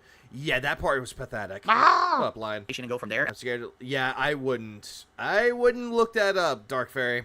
Just saying. Not gonna look it up. I'm gonna do shout outs and everything. So thanks everyone for watching. I hope you enjoyed the June the King interview. Okay. All right. Let me get set up now, everyone. So to make this clear what happened, Discord no longer works on my PC. I mean, here's the thing. Like, you use the word like butt. There's nothing wrong with using like butt, though. Big juicy butt. There's nothing wrong with doing that, but it's the way that Phil says it that just seems a bit odd. I have no clue what happened. It does not work on my... Yeah, welcome to the Decompression stream. Windows 8.1 PC. If I click on anything, it crashes. I can't click on a text. I can't do anything with it. And that's very bad because I was getting stuff through Discord. Like, I was getting, pictures. I don't know what's going on. I think it's completely screwed up. And I uninstalled and reinstalled it. Okay? Didn't work. I tried using the browser version, and that doesn't work. So I am really at a loss as to what just happened because I've been using it for a month and a half. Yeah, he did. He took a lot of things that Phil took was from side scrollers or anyone else. Like the way that Phil looks, this LTG. The way that Phil's been doing things with decompressions, that was side scrollers. Level 1 podcast, Keemstar. And didn't have these issues. What has changed? I don't know because I didn't even update. There's no Windows update on that computer. Yeah, you're using 8.1, Phil. That's old technology. No update to Discord on that computer. Just update it to Windows 10. I'm at a loss at how it just crapped out and crashed like that. No, I'm not IP banned because it works on my phone. I literally just use Discord on my gaming PC. That's how we had the interview. So I have no idea. I don't know. And this sucks because obviously, there's going to be opportunities for future interviews. Kino Casino is going to be coming back, and I know that they're going to want to have me probably doing stuff with them again. I don't know what the hell happened. I'm going to have to now try to figure this out. And that was like, if it was going to happen, it was going to happen on Friday the 13th, right? I mean, that you couldn't have had worse or better timing for that to happen. When else would it go wrong? Of course, it has to go wrong on Friday the 13th. So if anything, I could still do Discord via my gaming PC. The problem is no webcam for the person on the other end. Maybe what I'd have to do is unplug the webcam from this PC and plug it into there and capture it that way. That could probably work. And honestly, that's better than me wearing the stupid headphones because the headphones bother me anyway. Maybe that's what I'll have to do. I'll just have to migrate the webcam back and forth between the two PCs for now. So you have to use two PCs just to do a Discord call. That's pathetic. Okay, so anyway, people want to do the decompression. I'm with you. Like, that was a good interview, man. Like, to me, he answered some stuff in ways that I did not think he would answer stuff, quite frankly. And I was fascinated by some of the answers. Let's get set up here, and we're going to do our decompression right now. Let me get the leaderboard back. Let me get pop-ups back. We got a lot of shout-outs to do. I don't blame him of giving up. Yeah, like straight up, I was surprised by some of those answers, but I don't know. I mean, he doesn't seem to agree, but I'm sorry. That guy is just better than a lot of the people in the way they treated me. He is. He doesn't think that. I don't know why. I don't know how he doesn't see the difference. Phil, he actually was giving you like a kind way of saying it. He was actually trying to be nice to you. He was trying to be modest, but then you're like, oh, well, he did a better job than how other people treated me. So detractors pointing out your hypocrisies and how ways that you could change, and all of a sudden June King does it. Oh, it's all hunky-dory? He was respectful. He's not going to make weeks of follow-up content and shit. You know what I'm saying? He's on with his life, on to the next. I'm sure he's gonna make a few more appearances on probably, podcasts and stuff regarding it. That being said, But to me, that's crazy. Well, we're gonna talk about it. Let me get everything set up. and also Agent Proper did an interview too. That was the most crazy answer. That he doesn't see the difference, but I don't know. Maybe it's because of difference of perspective and a difference of opinion. I'm coming from a different place than him. Okay, really quick, I do have to ask: should I continue the rest of this, or should I just go straight into the Agent Proper video that had June the King with it? Should I just do that instead? Because I feel like all this is just going to be incredibly boring. Let's see here. Just YouTube say series, YouTube pop-ups. Okay, so we should be good. All right. All right, you guys ready? Let's do this. Let's decompress. I'm gonna start recording, and what we'll probably do is we'll go through shoutouts because there are some shoutouts to go through. Proper, and then we'll start having proper. a conversation. All right, here we go. Proper's my vote. No idea who that is, but do it. Hello, sure. everyone. ESP here, and I literally just got off Proper, my interview with June the King, a documentarian who made a 4-hour documentary about me, which I live reacted to fully last week over on my DSP Reacts channel if you haven't seen it yet. And I thought it was a fascinating interview. Technical difficulties out the ass. Wait, hang on. What's your favorite and least favorite Spider-Man game? What is your favorite? Wait, hang on. There's a few. I'll do this. I'll skip ahead on some parts of it though, because thank fucking God there's timestamps. Because apparently he got dollar tips. He got like $1 tip messages. Quantum Leap before the original 2022 version. What are your thoughts on the show? Did you ever own a backwards compatible PS3? What's your favorite and least favorite Spider-Man game? What is your favorite? All right, there's no way, dude. I was gonna say this. I cannot answer 20 questions for $1 tip. I will answer the first question. Have you ever watched Quantum Leap before? Yeah. Jesus I watched fucking Christ! Like the guy just has questions. He has fucking questions, and he's like, I'm not gonna answer all of those in $1 tip. Original show as it was broadcasting weekly as a new show. I can't remember what network it was on. Did he just introduce himself? Yes, because the way that he does things for his streams, he has his stream, he records parts of it. So he recorded the interview, he stopped recording it on OBS, by the way, and then he pressed record again, and now he's like, here's my decompression stream. Hello. It was actually one of my favorite shows to watch with my parents. It was a cool sci-fi show with like morals and all right, skip whatever. I think that it was a great show. I have not seen the 2020 as a new name that no one knows it's you, and that way people don't have preconceived notions of who you are. Wait, hell, what? All right, from the track record of the ban because you've seen. Oh, come on. Issues. Because there's some people who I just feel like there's no point in the unban because you've seen the track record of behavior and you know from the track record. All right, skip. I'm done with that one. I'm done with that. Yeah, I'm done with it. I'm done with it. Give me 1 second. Before we start, why did it give me Pixar? Why did it give me Pixar? I want Pixar, not Pixar. Give me a second. Give me 1 minute. I'm actually doing this instead. I'm actually going to do this. I'm taking a little interlude before we actually go into the whole thing with Proper. I'm going to do a little interlude here. We're doing an interlude. Let's oh, come on. If it would actually work for me this time. All right, let's see. Come on. Come on. But hey, there we go. We're live. Okay, we're doing this. No, do not play that at 1.5 speed. Hell no.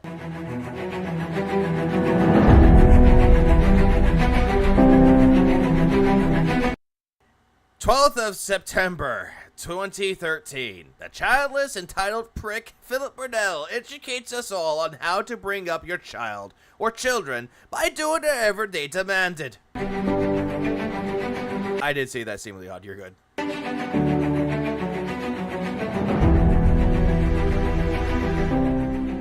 Welcome to the Hate Live Beta Podcast, episode 10. Time for the third and final segment of the show. Did he ever know what a decompression stream was before the interview? He did it after he was interviewed by Side Scrollers. He already did one already. He did one before, but I think he started doing them more and more now. Now I would ask that the mods please close the raffle. Please turn it into subscriber-only mode so that we can begin to draw questions and I may answer them, okay? The next question is from Taco Manx, or Taco Man X, I'm not sure. And he says, is there something as a kid that you desperately wanted but you never got? Like a toy or a video game? Now this is a funny story. This is a very funny story, okay? I love the fact he's like, he has to put in a spoiler for this one. Spoiler, it was not even remotely funny. When I was a kid, there was this one year, and let me, please, all of you on the stream, if you are a parent, if you plan to be a parent someday, please heed my advice, because this is something that, just heed my advice. If you listen to this story, this will help you, okay?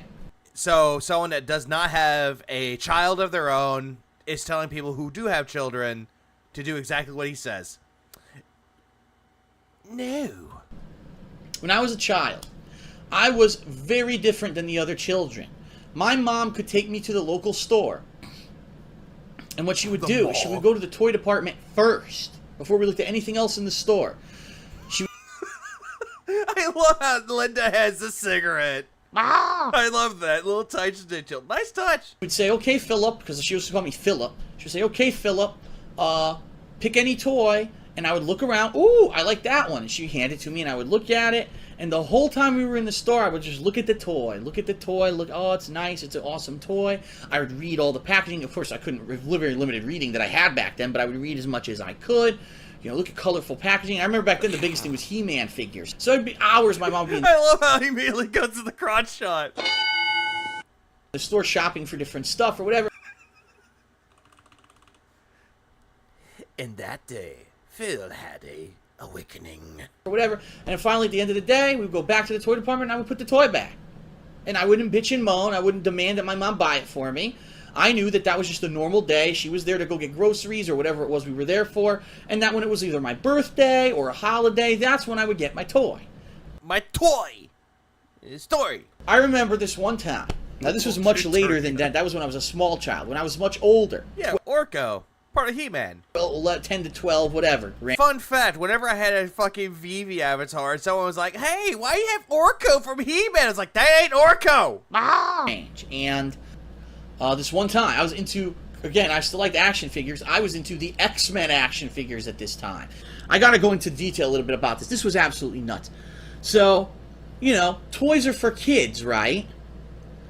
What happened back then is that because... I mean, there are toys... Toys are for kids, but they make certain toys made for adults. Sorry, children. The comic book fad was so big, other things that were offshoots of comic books also became collectible and highly valued. So, for example, the X-Men figures. When they came to a store, the box would have, like, a lot of a certain figures and very little of others. And one of the ones that was the variant that was rare was Wolverine, which was nuts. Why would you make Wolverine the variant that only has a few per box of shipment? Because Wolverine is one of the most popular characters in the X-Men universe. This was a normal day. This was anything but normal. Linda did that to keep this little brat quiet. Yes, Ira. Also, what up, Ira? So the Wolverine figure was very rare at the time, okay? And I remember, I went to a comic book store one day with my parents, and the Wolverine figure was there, and it was expensive. It was like maybe, I think, 20, 25 bucks, when really the other figures only cost like 7, 8 bucks, so this one was worth 3 to 4 times more than a normal figure because of its rarity. Highly doubt that. And I turned to my mother and father, and I said, guys, listen, I want that action figure for my birthday. So, please, what I would ask you, I've never asked you to do this before. We know how rare that figure is. We know we've been to stores endlessly and we've never seen it in the flesh. It's finally here in front of our faces. Yeah, I love how he's talking to his parents. He's like, now guys, listen, buy me this toy. Please buy the figure now. Hide it from me for whatever, for months until my birthday, and give it to me on my birthday. This will ensure that I will get this action figure because we know how rare it is. I love this. This will ensure... I love how he... I love how Pixar has he's like trying to scald his parents. He's like, look here, you little shit. Look, this is just to ensure. This is to ensure when I point my finger at you. We'll get this action figure because we know how rare it is. And it's the first time we've seen it. And I begged with my parents, and I pleaded with my... What is this mathematics? What is with these what is this equation? What is with this equation and also ownership of the toy? Parents to get it, right?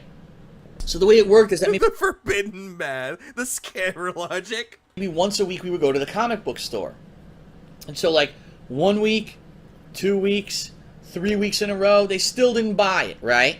Week 4, we go back. It's gone. We asked the Oh, poor Philip. store owner what happened. Someone bought it, and I have not. We haven't gotten any more. We've gone to other. It's so popular. We've gone to toy stores. No one can find this action figure anymore. It's that rare. Here's the thing. I actually like this. I love how pigs are. I actually took like these actual like in-store, like inside of it, like real life stores, and he like puts in the fucking animations. That's a nice touch. Goddamn, I wish I had that talent. So my birthday came and passed, and guess what? My parents go, "We're very sorry, Philip, but we couldn't find the action figure." Wait, hold on. I just didn't realize this. Passed, and guess First he scratches his ass. what? My parents go, "We're very sorry, Philip, but Why did she have 2 cigarettes? Why did she have 2 of them? Where did these cigarettes come from? Why is there 2 of them? we couldn't find the action figure." I said, "I told you to buy the figure. Why don't you listen to me?" Like, it was such a no-brainer. All they had to do was buy it then. They could have... Hold on, I'm going back for a minute. Sorry.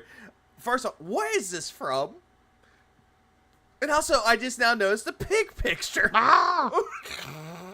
to me. Like, it was such a no-brainer. All they had to do was And buy... I love the fish picture on the fucking wall. I love that one. And I love this. It's like... Like his dad is disappointed in his son. It's like, I have no son. Right then, they could have finished... It might be the bananas. It's a banana song. Oh, shit. God, I like this so much. I love it. Forever. I would have never bugged Also, why is there a light switch there? them for it till my birthday. I knew I was going to get it on my birthday. Because they didn't buy it. I didn't get it. I didn't get that figure. I kid you not. I did not get that figure for almost a year. And the reason I got it is because the figure manufacturer realized it was so popular that they were idiots for not making enough. They did a second run, and of course now the figure was valueless because valueless. Everyone had it because it was the second run figure. So I did eventually get it, but it was the second run, and of course now it's a year later. Do you really think that something I wanted a year ago is as valuable as, but then I was already starting to move into other... Also, he has like toy cars right now. It's like, what the hell is this? Also, Kool-Aid Girl. Okay, I watched this once already. I didn't even notice the background and all this shit. Like, I love watching it the second time because I catch, like, all the references I didn't catch. So good. Stuff. So, I give you this advice. If you're a parent and your kid definitely tells you they want something and you see it ahead of time, you fucking buy it. You don't wait, because this is what happens every year. Remember they had Tickle Me Elmo? They had all these toys. Every year there's the hot toy, and parents don't listen. They don't buy it when they see it. They wait, and then all of a sudden, last minute, everyone goes to buy it, and you don't get it. And now, so fucking what? Here's the thing that really kind of, like, pissed me the fuck off. Because whenever I was growing up, I didn't get the hottest toy. I didn't get the new, like, brand new consoles when I was younger. The only reason why I would get, like an N64 or PS2 or any of the other consoles, because pawn shops. My dad would actually take me and my brother to a pawn shop, and he would buy us the console. Because it's like, you know what? Y'all did good. Here's a console. It's not the brand newest one, but it was good to have. It was fun to enjoy. And at least my dad actually taught me the whole value, my mom too, but my parents both. Taught me the values, like, if you want something in life, you save up money, you buy it yourself. The joy of saving money. It's like, Jesus Christ. This just makes my childhood, like, cry. You look like... Put it this way. If he was underneath, like, if he was like my brother or something like that, yeah, his ass would get whooped. An ass in front... Whooped. Front of your kid, that you couldn't go just do the simple thing of buy them the thing that exactly, Dank Tank. You earn what you want. Exactly. Was there and available. And then there's like I've done like things around the house with it. Like I would like mow lawns with it though. And then it's like if I had money saved up, because I wanted a PSP, like a new one, because my old one was dying, so I got the God of War one. My dad actually went to the store with me, and he was like, because I was short like $50, so my dad was like, here you go. And just mow the lawn next time, and this will cover for it. I was like, okay, sweet. Right in front of their face at one point, and it's very disappointing. And also, my dad taught me the values of IOUs. For the kid. So, If you can get it ahead of time, get it ahead of time. Exactly. Okay. Now, let's see. And yes, I see someone asking in the chat, yes, my parents did have the money to buy it. They were just fucking stupid. Yeah. Stupid. That's the one thing you don't do to your fucking family, dude. That's like the fucking mentality of a child. And ever since that day, that was your new minimum demanded money for mowing the lawn. Yeah, pretty much, Brian. That's pretty much what it was. Let's put it that way. 20th of December 2021. Wouldn't be a DSP video without a retcon, wouldn't it? These days, Phil excludes his fucking stupid parents from the story, and instead blames collectors for not getting the Wolverine figure.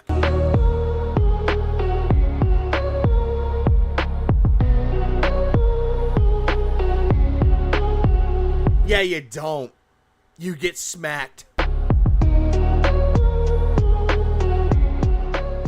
Let me tell you my favorite Christmas movies, and I'll hear what some of yours are. So first of all, he's a collector too. Yeah, hoards a lot of shit and shoves it into his closet. The one movie that every year I gotta watch is A Christmas Story. This actually was my dad's favorite Christmas movie from when he was a kid.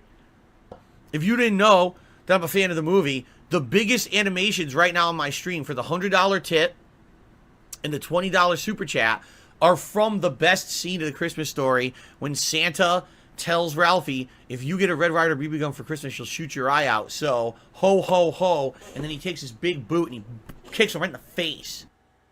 Phil really does hate children. Like, is this the same fucking movie that I watch? I've seen A Christmas Story.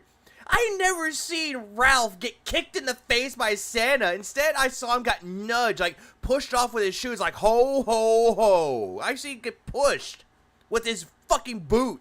Not kicked. What the fuck is Phil on about? I don't remember that. Hold on. Give me a minute.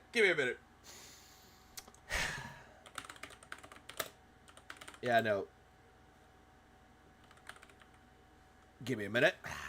Hold on. Let's do how Phil remembers it.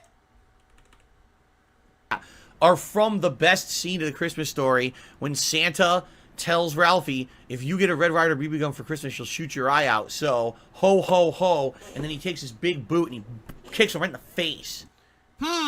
That's not how I remember it.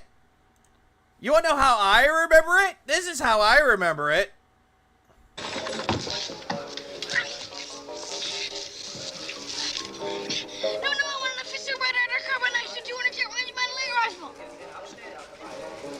You'll shoot your eye out, kid. Merry Christmas.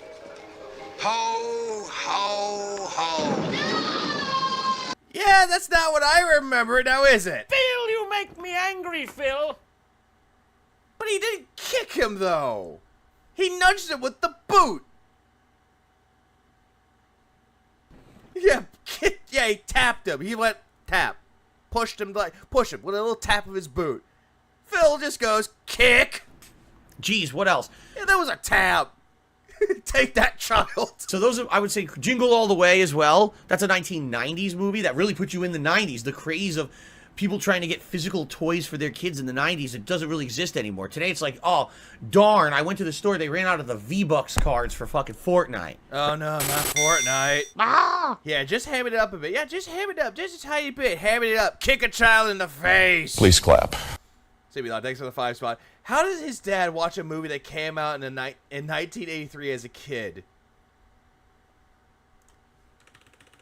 And the $20 super chat are right now on my if you this actually was my dad's favorite Christmas movie. One movie that every year I gotta watch is A Christmas Story. This actually was my dad's favorite Christmas movie from when he was a kid. That is actually a fair point. I just not realize that. I just not realize that. Hang on. I just not realize that. A movie when he was a kid. Dude, Christmas Story came out in 83. Your dad was probably in his, 20s when that movie came out. Yeah, so his dad was 13 and it had him. Okay. If you didn't know that I'm a fan of the movie. I just didn't even realize that till now. Holy shit. The biggest animations right now on my stream for the $100 tip and the $20 super chat are from the best scene of the Christmas Story when his father was an innocent young lad at the age of 24. Santa tells Ralphie, if you get a Red Ryder BB gun for Christmas, she'll shoot your eye out. So, ho, ho, ho. And then he takes his big boot and he kicks him right in the face. They didn't know I timed it well. Geez, what else? So those are, I would say, Jingle All the Way as well. That's a 1990s movie that really put you in the 90s. The craze of people trying to get physical toys for their kids in the 90s. It doesn't really exist anymore. Today it's not really. The only Christmas movie that came out in the 90s, which you could call it a Christmas movie you want to, is A Nightmare Before Christmas. Like, oh, darn, I went to the store. They ran out of the V-Bucks cards for fucking Fortnite, right? It's his fucking pop filter.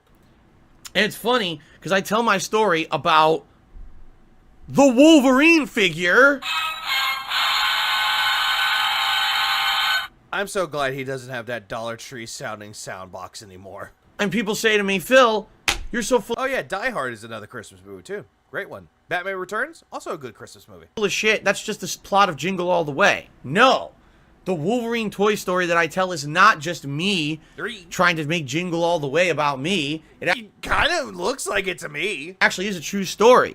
That back then in the 90s, the toys were actually that scarce and popular. There were asshole collectors who wanted to buy every toy because they thought that they were going to have intrinsic value as a collector's item. So trying to get toys for your kids, especially around Christmas, was actually a pain in the fucking ass. And now he went from, oh, hey, it's my parents being fucking stupid, to, oh, hey, it's not my parents, it's collectors.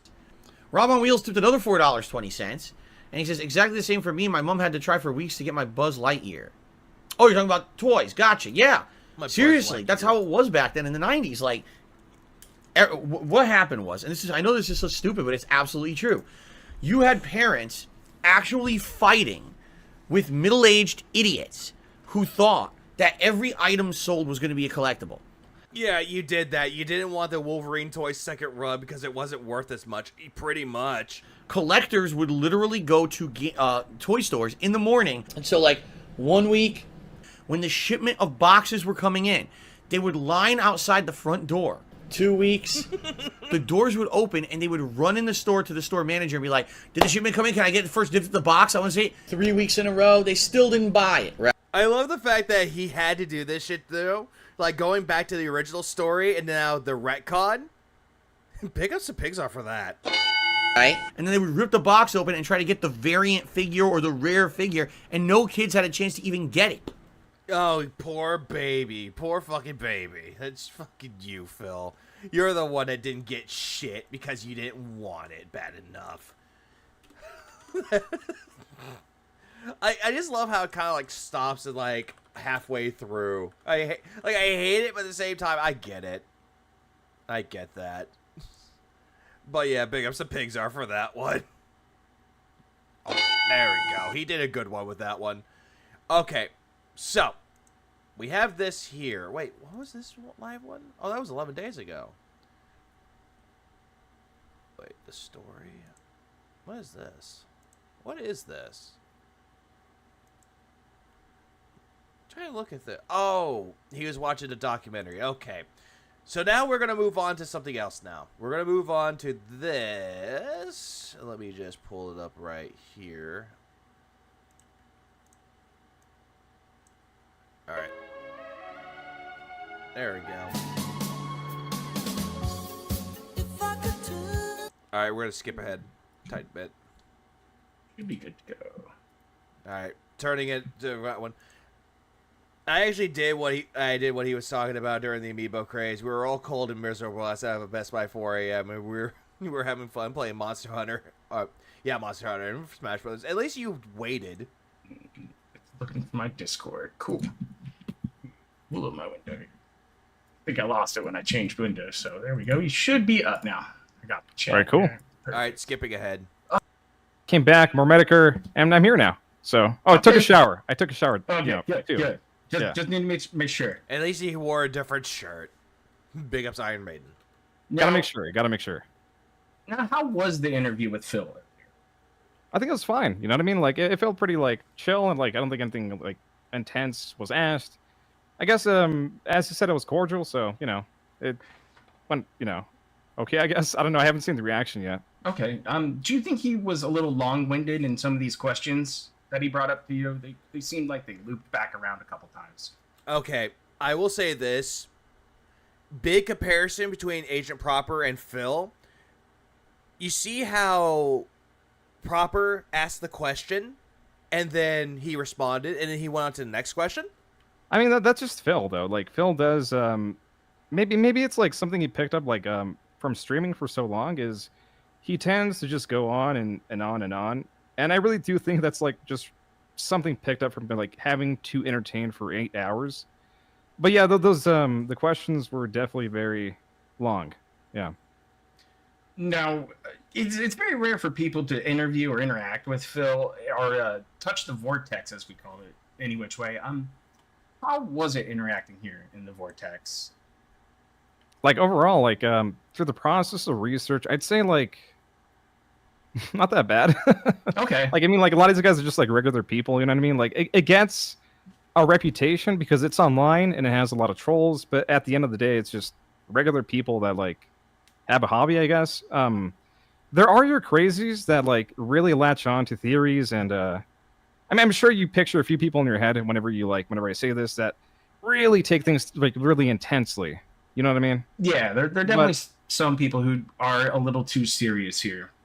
Yeah, but like the people who At least he's not wrong. Who really focus on the entertainment and like, okay, yeah, they're like pretty chill. Okay, good. So overall, pretty good experience. Detractor side, Phil side.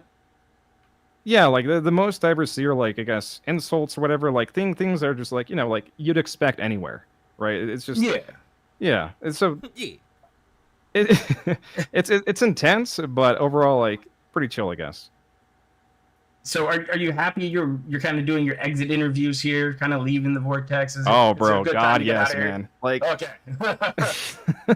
Chill, intense, whatever it is. There's always something going on, and I don't want to be a focus of this place for like very long. It's cool to interact and do these streams and such, but yeah, like I'm ready to move on to like the next videos and such, right? See, get more reaction from those, I guess. This is an actual interview. Like, compare Phil's interview to Agent Proper's. Phil, he asks a question, June's answering. Oh, and then he'll just go on a tangent for God knows how long with no real resolution and no real point to why he's talking. And then you have Proper, who's just like, hey, I'm going to ask you a question. How do you have an answer? He answers. Yeah, you have a little small talk with Proper, though, but it's a conversation. Yeah, I mean, conquer a new horizon, I guess, a new journey. Exactly, like Dr. Disrespect, Lily Orchard, and Medicare. Yeah. Which one of the three are you most interested in right now? I think Medicare. I've never really like done a video like him. You know what I mean? Because I feel like most of the videos I do about like are on people that are more so incompetent. I guess not really Dr. Disrespect because his is a whole different thing. I felt like, well, on Medicare, right? He definitely like lives the life he wants to live, right? He definitely like does everything he wants to, and it's all through his decision. He is in complete control. So for me, it's like harder to like, I guess, dissect some of his decisions just to get into like, I guess, his mindset. You know what I mean? Yeah, I mean, Jim's been around. Yeah, Medicare is the one with cancer. The one that Phil said, oh, it would be a grave error not to contact with you or talk with you. Get well soon. For a long time, from the early days of his aristocrat stuff to what he's doing currently. I mean, avoiding death at this point. He'll just never die, man. Never. I hope not. We'd all miss his laugh. That's for sure. It's probably the best thing he's smoker got. laugh. Oh yeah, I love that. Yeah. Medicare has a really good laugh, and honestly, if he does pass, his legacy will definitely not be forgotten. Tackle, dude. Oh, it's so good. So you did do a lot of different documentaries on different locales. You did your Wings, your Boogies, your LTGs. Now Phil. And which one was the most difficult out of any of those four? Difficult. Try to put together in an entertaining fashion for what we like to call around here normies. Phil by far, man. Phil by far. Yeah, that's another fair point of that, Neil. You make a really good point. Like with like with proper, like there's no confusing faces, there's a smile, like there's laughter with it, and it's always really good with it though. And then you got Phil who is like, what the fuck? Multiple faces. There's so much you like have to like filter out, I guess, because okay, so if I'm trying to show like someone who Phil is, right, you don't really have to show like that over and over and over. So if I am trying to show that like maybe Phil might like, you know, snort every now and then because, you know, he has that like nasal drip or whatever, I really only have to show that like a compilation or address it once. To play devil's advocate, at least during the interview, Phil lets a person get a word out. During the catch stream, he does he does the answers and questions. Fair point, but then at the same time when they're trying to answer the question, Phil will interject himself. Always, because the spotlight has to be on him. But people like send me clips, hey, Keep, like he did this here, he did this here. I'm like, bro, like I only have to show these things like once so people can get that picture, right? Okay, so yeah, I'm following you. There's a lot of, so some of that stuff is like, man, should I include this? Should I include that? Is this a waste of time? There's just so much that like, it's hard to figure out the importance of some of these clips and stuff to include, I guess, right? Yeah. Now, when you're deciding what goes on the cutting room floor and what goes into a video like this, do you factor in like the entertainment value or maybe leave out more squeamish things? Because there were a couple of topics there that I didn't see you cover more extensively. And for example, Derek comes to mind, or Phil's wife, Catherine, and her journey through the past few years. So, you know, that is a fair point. Derek and Kat are not discussed in the documentary. That is a fair point. That is you see, that is a good question. A very good question. Like, okay, so yeah, and also Journey. For like Derek and Kat, I'm aware of Derek, right? And Kat, so the reason is because I want to make the primary focus on Phil. Okay. Right? The thing about Derek is I believe you sent me those, was it the screenshots? Yeah. Yeah.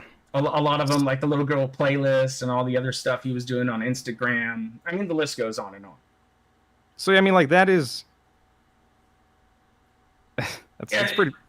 That's some nasty stuff. I mean, but, like, the thing is, I only saw that screenshot. I didn't see, like, a source for it. Like, I didn't see, like, a Wayback Machine, or I didn't see on his channel, right? Yeah. So, if I'm gonna, like, make these accusations...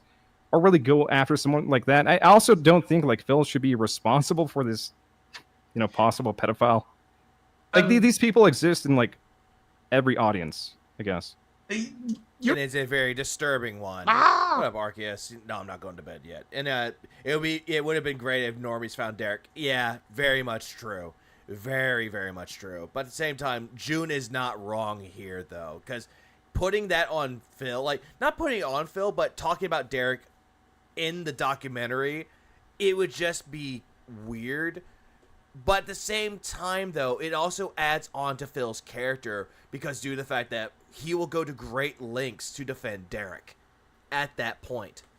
Right, but how would you deal with that personally if, say, you were in Phil's shoes and Derek's been a blight on his chat? Repeatedly spamming his chat, repeatedly acting out. I mean, Phil himself blocked Derek's Twitter because of the nature of what's on that. Well, anyone that brings issues my way, I ban. Like, yeah, I don't want to deal with that shit, dude. Like, I mean, yeah, he had to get his arm twisted off by Noel of the Kiwi Farms and Kino Casinos guys just to ban Derek. I mean, yeah.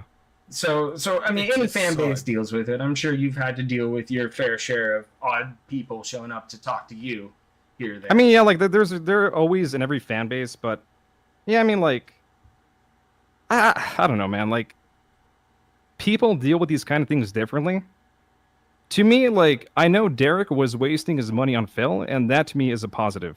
Well, it's a strange thing because it's really convoluted, but Derek really never spent money. That is true. The whole thing about Derek, Phil did know about it, but did nothing. Sure, he would watch ads on Twitch to collect bits to donate to Phil.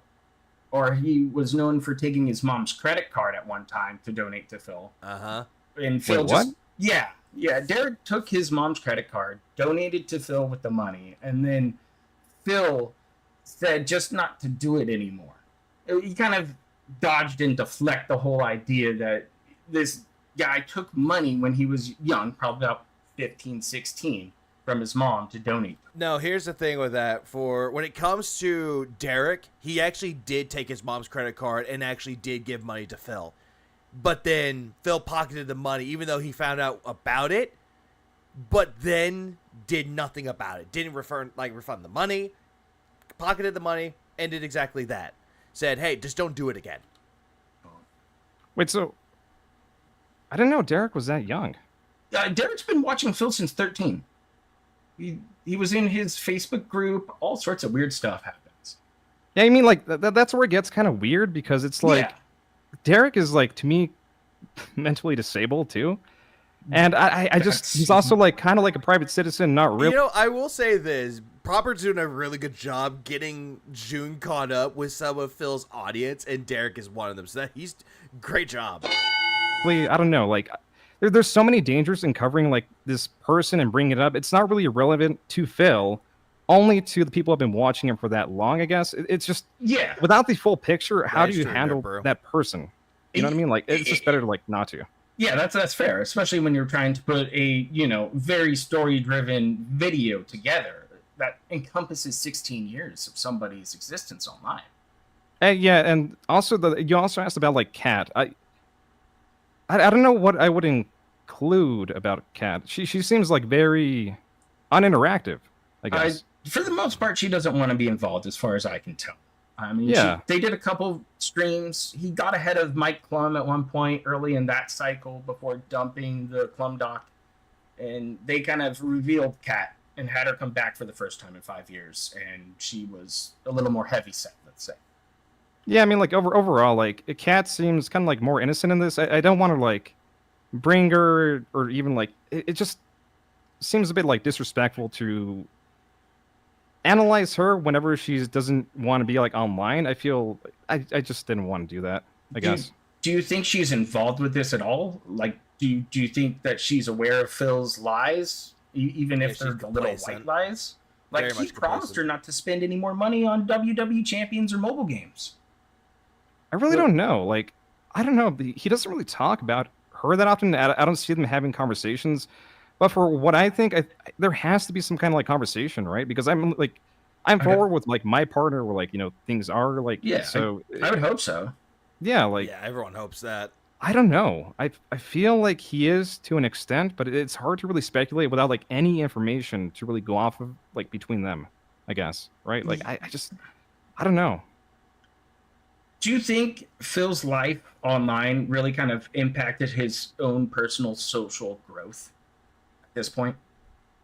I think it does to everyone. Like, if you go online and you kind of, like, build a fan base, there's this saying that I'm not sure, like, how much I believe in it, but it's like the age you become famous, whatever is the age you stop, like, growing, like, as a person. And I think what that refers to is, like, maybe the interaction with fans. It's like, why change if you're being, like, complicit? If you're being fed such a dopamine and, like, acceptance, which I do think Phil has changed. I do think he has become less aggressive over the years. I do see that change. Okay. How else do you think Phil changed? Do you think that his current redemption arc has any merit to it? Or is that as much bunk as you've said in the past on Twitter? So the arc, I mean, I think he's understanding how to curtail his streams to be entertaining to a wider audience, right? He's trying to engage more in drama, which will reach new people, but it's also, like, a very dangerous game to play, which is why I don't like playing it, I guess. Here's the thing that makes zero fucking sense, though, is that June's going to say that he's less aggressive, but yet what he doesn't realize is that earlier this year, when he went after King B. Cruel, because all he said was, yeah, it's cringe that you're relating yourself to a video game character for. And then we got that one, and we got the Eat It rant. That came out earlier this year. Yeah, I mean, he's going to attract more and more different dramas and different people to show up. If he continues down this route. I mean, Ethan Ralph's just one of them currently. Yeah, I saw those tweets. That's quite the game to play, I guess. You know what I mean? Hit Dr. Spoon. Yeah, I just don't know if it's the right game for Phil to play currently. I mean, he seems to have vacated his old fan base to pick up and run with the guys from Kino Casino during this whole redemption idea. Did he vacate? How? How did he lose his old fans? It just seems like he's alienating them more and more to focus in on the drama and not so much more on his bread and butter gameplay. Yeah, that's what he's been doing a lot more as of recently, because one of his fans, like, I don't know if you want to call it a legacy viewer, but someone came out and gave them a super chat saying, your content has changed, the King's Bit's getting old. And it's like, I hadn't stopped making content, and most of the people that used to be a fan of Phil's before the Kino Casino people are there, they're really not that around anymore. Like, they just don't want to be there. When the Kino people are around, they don't want anything to do with it. They just want to watch Phil. Oh, the gameplay. When you're in the Vortex, you get concentrated info on Phil. From the outside, if you skip a few weeks, you'd miss 1,000 details. That is very much true with that cake. Like Shinko had that happen. I mean, I guess those fans, I think, like they're kind of like just stuck to him. I mean, as long as he keeps streaming, I don't see those fans really going anywhere. They're just like comfort viewers. You know what I mean? Like, if they've been watching him for the past 14 years, why would they stop watching him now? Yeah, I'm with you right there. I mean, I've seen people be there forever and a half, and they'll go nowhere and keep supporting Phil. And Phil knows it. Said as much during his quartering interview. Now, yeah, exactly. Now, when Phil finally revealed that he's down from the rafters and that the WWE Champions account finally came up and finally got talked about in reaction to your portion of the video. Speaking of OIC saw Phil playing WWE Champions. They're like, what the hell is this, Phil? What is this? How do you feel about Phil's addressing of this issue, and how do you think he sold that account like he claims to have? I don't know. Like, that's one of the things I can like really only speculate without like much information. He might have not. Like, he didn't. If you lie so much, right? And you lie for like 7 years on something so strange, I guess people are like really like focused on it. Like, people are just generally not going to believe you. I don't know what to think. I don't know what the evidence is for it, or like without, you know what I mean? Like, I don't know. I mean, his current login streak that is 7 years running pretty much has remained unbroken, despite him selling it, allegedly. Yeah, I guess that is allegedly him selling it, and that's a fair point. He gets lost in a lie, and the thing is, though, Phil's lies, he believes them to be truth, and he always will go on and on about how every lie that he says is the truth, that he has to lie to protect his family, but he's so obsessed with his own lie that he believes it to be truth, and he's trying to get other people to believe that it's true. It's not true, but yet he's trying to get people to believe the lie. It's like people getting told by Phil goes like points at the sky. It's like, the sky's green. No, it's blue. No, you don't understand. It's green. You see, it's green out there. It's green. No, it's blue. He'll keep telling you this over and over and over to the point where it's like, okay, Phil, you're right. The sky is green. That's what he wants people to do. Even though it'll make you look like the biggest fucking idiot, he'll be happy because you agreed with him about something. It's a piece of self-soothing. It's also a defense mechanism in Phil's case. Information. So if he were to sell it, the person would have to like log in the day of. But that might also be one of the benefits, because like in most games, the login streak gets like stronger the longer you keep it up. So that could have been like a selling point for the account too. I mean, it's possible, but it is gaslighting. That's another thing for that too. These third-party accounts usually selling pennies on a dollar, and I think that Phil's account probably he spent about 210,000, maybe more at this point. And I'm just kind of lowball estimating from years of speculative spending on his part. Wait, do they sell for pennies? They really, when you invest that much money into them, you're probably getting at most like $300 back. Is there like a website that sells these accounts, or I really wonder how to like keep up with the deal. A few of them, and from what I've looked up, is you have to go through some different channels. You have to like make a fake like Facebook account and transfer it over to that ownership to that Facebook account, and then set it up through the Line app and other various apps to make sure it works on your own phone.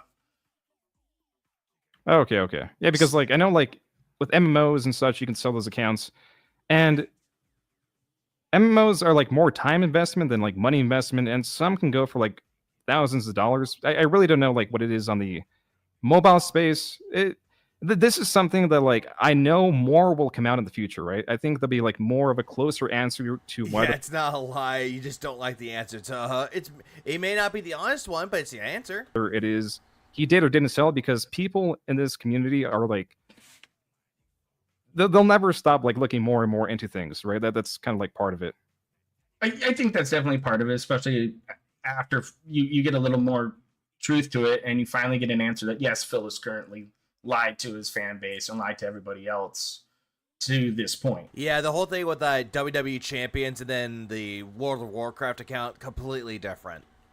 You know, why would he stop lying?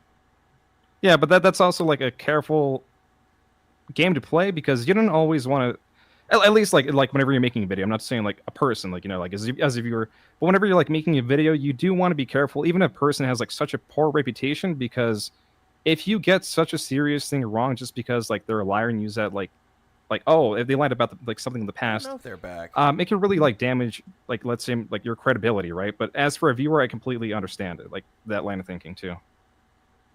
Do you think Phil lost some of his fan base from actually coming clean for once? Yes, I do. Ditto. I will actually go with that one though, because he basically admitted to lying while saying that he still lies. So yeah, he lost some of his fan base from that. Now, do you think this has overall more repercussion in the future for him down the road, or is this him getting it off his chest and it'll eventually drop like most people have told him? It depends how he handles it in the future, right? If he's not going to handle it very well. Just letting y'all know, he's not going to handle it very well, because Phil sucks at damage control. He always has. He really does somehow like become like the master of like managing drama and bringing people to the streams, and I think people won't like care at all about the WWE championships, even though there are elements around it that are like more serious, like the taxes, right? I don't think that's going to be ever like let go of, you know, elements around it. But for the WWE thing, I think going forward, that is possibly better for him, because it allows things to move forward in the Phil sphere. In Phil's mind, he thinks that that's moving forward, when in reality, it's not moving forward. It makes him look worse. Okay. Now, when Phil compares himself to other locals in the way that he doesn't want to be one, or assumes that he shouldn't be one, for example, earlier today, you guys brought up Wings, and you said that Wings has a good heart. He just kind of plays dumb, you know. No, I think he is dumb, not plays dumb. But yeah, sorry, go ahead. Yeah, all for it. But I really don't like trolling Wings. I think he's kind of a pathetic guy. He just stuck in his ways, can't get out of it. But how do you perceive Phil at this point in time? I mean, I find him to be the most consistent in, I guess, like consistent overall, just unchanging. I don't know, like he changes, but like the changes aren't significant, because he always fires up a stream like, what is it, 6 days a week? He is superbly consistent. He just like glides through life. In that, I think he is different from like, let's say, Wings or Boogie, right? Like they have like manic episodes or something like that really derails their life, and they just become like the ire of the internet for a bit. Like Phil just has this straight line that just never ends, and I just don't know if he can detach ever. So he'll never be able to detach ever. He's stuck, and he's happy to be stuck where he's at. He'll never branch out. He'll never expand his horizons. He'll never do anything like that. During the interview that he had with June the King, Phil just said that he's happy where he's at right now. He always will be the same guy that will never change. Your question was like how I see him right now, right? As a yeah. So I do see him as one, but I see him as a consistent one where he definitely has more control than his contemporaries. So you see him as more, I really don't think that Phil has control over anything with it, though. I don't think he has that kind of control. more controlling, as in over his chat, or as in He's the only locale with a schedule. That's a fair point, Nerd Brew. That's 100% a fact. self-control? Self-control is a hard one. Right? But I see him as definitely like smarter in some ways, more manipulative, like more effectively manipulative, if that makes sense. Right? I think it like, does. Like Boogie might like be on Twitter and he'll be like, oh hey guys, I'm changing for the better. I'll like the next month I won't do anything bad. I won't like whatever. And then like a day later he just flips and goes like really haywire. Right? I just, yeah. Whereas Phil will like genuinely have these arcs and stay his course for a period before something inspires like some smaller change. Okay. Now, when And I'm still like it. I'm actually invested into this interview because this is an actual interview, unlike the other one where it's just long-winded bullshit. when we get past this and you finally get a break away from all of this and you finally get a rest, do you ever think you'll come back in the future to the If Vortex? people want it, I mean, yeah, like I do make follow-up videos and whatever, and if Phil wants to be part of it again, like sure that could be cool, but I think there's always like a opportunity for a second video with these people, you know what I mean? Like it could be like harder the more I like interact with them and such, and like build like I guess a back and forth. I mean, that makes it a bit like strange, but there's A rapport, essentially. always an opportunity for a part 2. Okay. Now, when making this one, what was your biggest asset, your biggest tool that you went back to? You had like Pig Go you highlighted. I think you highlighted my boy Piece of Pieces spreadsheet. Yep, shout out to Piece of Piece for that spreadsheet. And TJ Gamebox. Maybe an insider detractor who might know more lore than me, or anybody else you talk to, like TJ Gamebox. Like, I think TJ. So the thing about TJ is his interview was like amazing, man. Like the way he presented like the information in such a like concise and understandable way. The amount of receipts that he had, because talking to a lot of people, they just like, oh, Phil did this. I'm like, oh, well, do you have the source? Like, no, well, he just did it. I'm like, what? Oh, thanks. I don't know what I'm supposed to do with that, but you know what I mean? Like, but he was so solid and so on it. A Piece of Pieces, like, If it was a trilogy, it would be fucking long. It would be 12 hours worth. And then Phil would have to react to it for 36 hours. yeah, like all these different resources. It's really hard to pinpoint like one, but I do think like TJ's interview really helped. You know, Okay. like bring that part together, because a lot of Phil's history was kind of like established, where like the WWE champion stuff was like still like an ongoing like investigation kind of deal. yeah. Out of the Ring. That's what I was thinking of. I was thinking of like Lord of the Rings, the extended editions. That's what I was thinking of. New Netflix miniseries. Ooh, that would be good. Now, when you're doing this and you're talking to detractors and you're trying to get receipts, and then you go in to talk to Phil's fans, how difficult was it to find Phil fans that wanted to talk to you, and how difficult was it to actually convince them to record for your video? So I definitely did not want to push them to. I had a few like reach out, but the primary like the way I would start that is I had to verify that they are fans and not like trolls trying to like pretend to be fans, right? So that was a big like cutting people off. And I'm sure there were. I mean, in this particular case, I'm sorry, I didn't mean to pause it right there, but yeah, June did it very smart though. Like he actually looked at these people that proclaimed to be Phil fans, and he wanted actual logistics if they were fans. Like that's a good tactic. It's very good, very good. Some like that were fans but just couldn't prove it, right? Okay. So I'd find out one way or another that they had a connection through Phil, and then once I get to that point, I'd be like, "Are you comfortable with an interview?" I'll change your voice, because I know like people go after these people, like that. Yeah, that's really strange to me, but after that point, I tell them like what it's about. They seem pretty like. Well, once I gave them like what I would do and like laid out my plan for the interview, they seem pretty wanting. The difficulty again was just finding them. Yeah, and what he did though, he's like, "I'll give you anonymity. I'll make you anonymous." Oh. There we go. I'll just do that one though. I can't really say Yeah, anonymity very well. Sorry. They remained anonymous. And that was actually good for them, though, because it's like, oh, hey, here's my name. Who's who I go by? It doesn't give them a chance to be, comforting about it. So, saying that they'll have their voice changed, that their name won't be exposed, that is actually good. Anonymity. Right. Well, once they anonymous talk to them, it's like, okay, that one, no. This guy wants an interview. Got it. Okay. And it went pretty smooth with those guys. You know, was it? Another thing, Phil is one of those few lolcows that once he reaches the tips goals, he scams them to feasting with the king, buying non-essential stuff, etc., and never giving back. Exactly. He never does.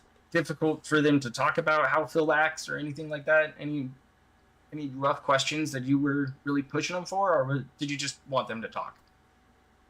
For the I don't want to see those pictures. I just don't. Hearing the description of them alone, yeah, no, I'm good. For the most part, I really just wanted them to talk. I wanted them to. I think a question that I wanted to bring forth was the reaction to the WWE champions, and at this point, it wasn't 100% definitive, so they still believed it wasn't Phil, and I just wanted to see at what point would they ever detach, right? These core fans, and a lot of them really did seem stalwart. They really seem like kind people, you know what I mean? There was no ill will. They were definitely afraid. I felt just kind of bad, you know what I mean? These guys getting harassed where they latched on to a gaming streamer, and they just wanted they're just interested in the content. Yeah. Right. And then they're getting harassed. They're getting yeah, I just feel bad for them. I just feel bad. Now, when at least June seems more genuine about Phil's fans more than Phil feels genuine towards his own fans. It's really surprising. Addressing Phil today, was it hard to not call him a liar?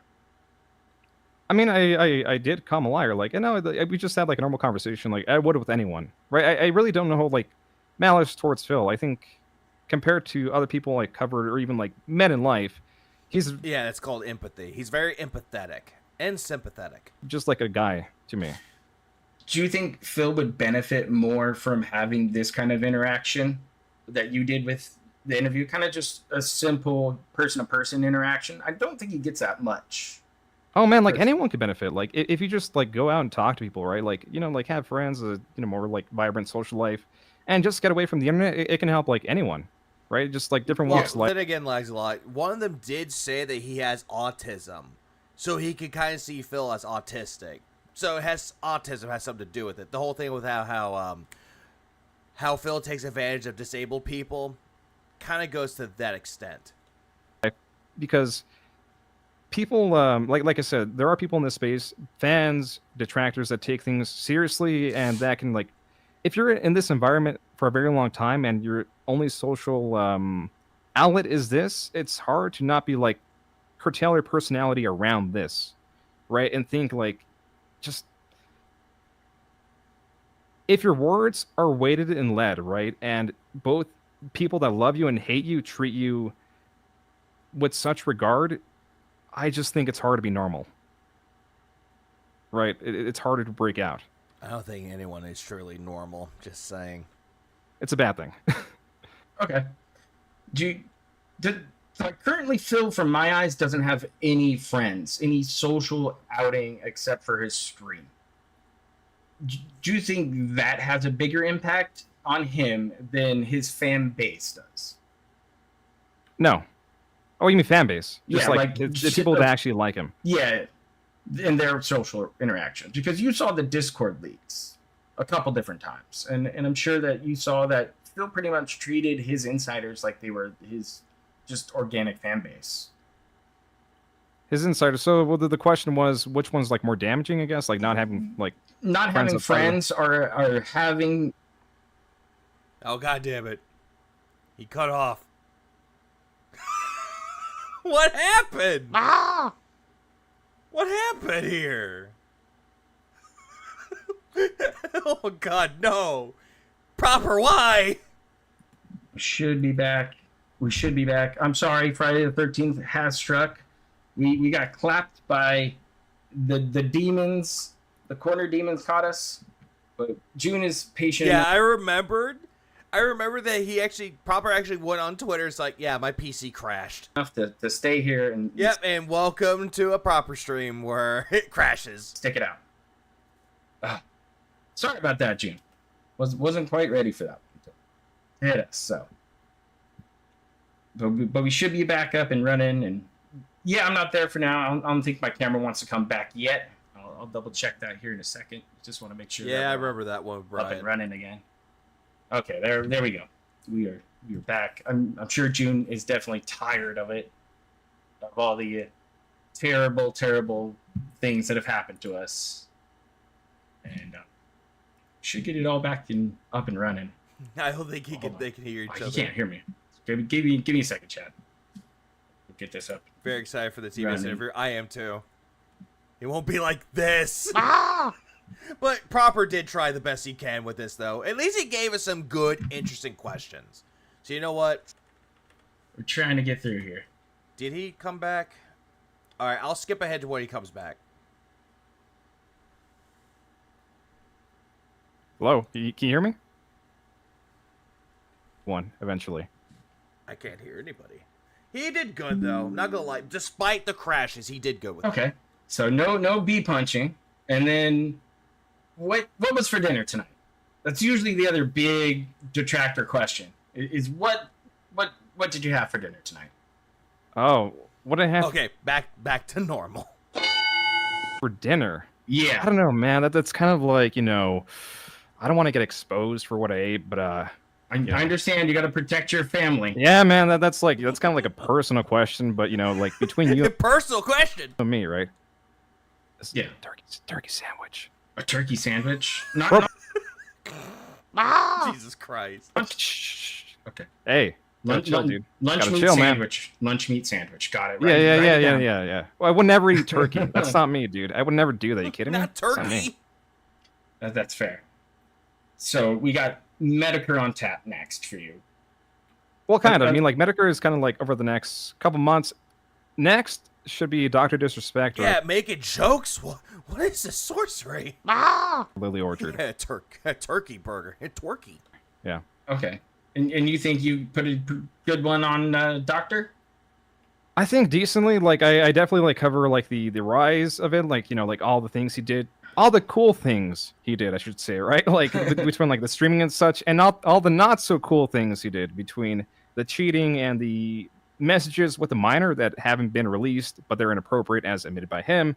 So yeah, I'm going to be including all that. Okay. Spam doesn't sound so bad if it's fried with certain. And you said you're watching some Medicare stuff lately. You're kind of digging into Medicare's territory. Yeah, I'm deep diving into it all. I really was not like aware of how like I guess how deep blood sports went.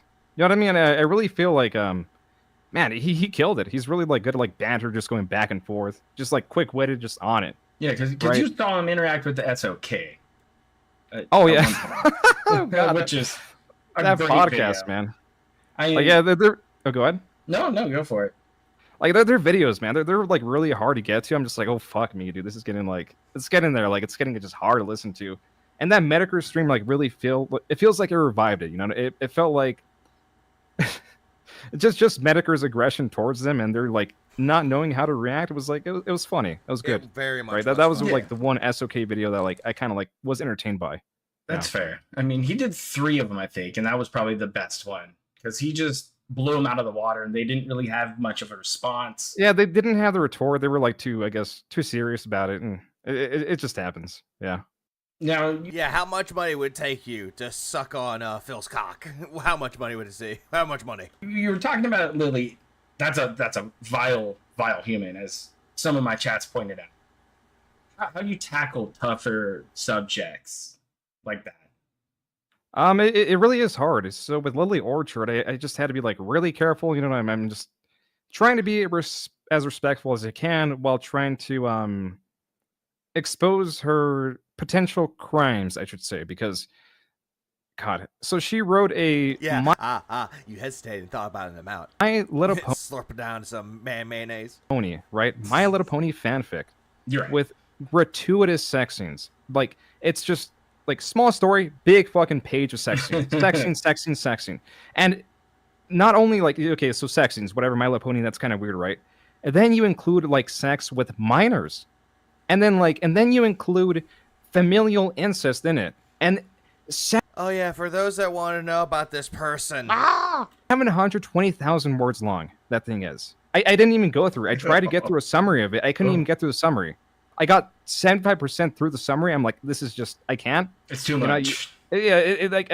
Everyone has their tolerance, and I really tried to get through that, but I was like, you know what? I have what I need. I have the points. She did write this. Boom. Like, I can't, right? Yeah. It became too much. And then further out in the future, do you think you would ever go back to doing gameplay stuff like you did way back in the day with the RuneScape stuff as kind of like a retirement hobby? Maybe start up a different channel or something like that? Like, I mean, it's always like a possibility. Like my channel could like, you know, if I felt like the passion for it, sure. But currently I don't really like see that. I really enjoy like the space that I'm in. But eventually, like if I run out of steam or just like get another interest, it's just whatever that other interest in. So if that's gaming, then yeah, like for sure I'll be like, yo, hey guys, gaming video ahead, I guess. I was gonna say if Ugly Monster covered Lily Orchard, that's gonna be a fucking firing squad. Okay. Well, thank you so much for joining me for my lovely, you know. Oh, it's done? Disaster stream. I should really copyright and put it on merch at this point. But, you know, it is Friday the 13th. It is. Par for the course. So Par for the course. We got there. We got through it all. And would you ever watch a restream of Phil? Did you ever check any of those out? Did you ever dabble? Or was it straight from the source? If you ever watched a Phil stream? Sometimes, especially before I figured out Pig Go, that was the easiest way to, like, I guess, find them. But, like, a lot of them, like, they're not my cup of tea. They could be, like, really distracting with the sound effects and whatever. I'm just, like, I'm trying to listen to Phil, and there's, like, a baby crying. I'm like, dude, like... yeah, talk about DDM. I know exactly what he's talking about. Some of them are just not my cup of tea. Okay. You know what I mean? Yeah. Now, what is your cup of tea when it comes to gaming, though, currently? Gaming. Right now I'm playing Gran Turismo. RuneScape. RuneScape is definitely there. Every now and then I'll dabble in Minecraft, you know, with some friends. But like, yo, let's. It is bad, Dank Tank. It is very bad. Lily Orchid is the person's name. Type it in on Google, you'll find out why. Build this, like, yeah, you know what I mean. Like, I've been like kind of staying away from shooters. I used to play like a lot of like Call of Duty. Okay. But then that's kind of like worn down on me, especially like once you became aware about like skill-based matchmaking. I'm like, man, it's just, you know, you have some good games, you're always gonna have some bad games, kind of deal. All right, yeah, no, I feel you. I've kind of coasted away from Call of Duty, adopted Destiny for a while. That's been my jam, and now I'm looking to other kind of shooters. It's my style with my buddies, and I'm kind of agreeing with that, Cake. Like, I just thought that whenever I heard the whole thing with like June the King, I thought he was like very But hearing him actually talk about how he does his research and how he does everything with it, though, you kind of respect it. It's one of those things you gotta respect.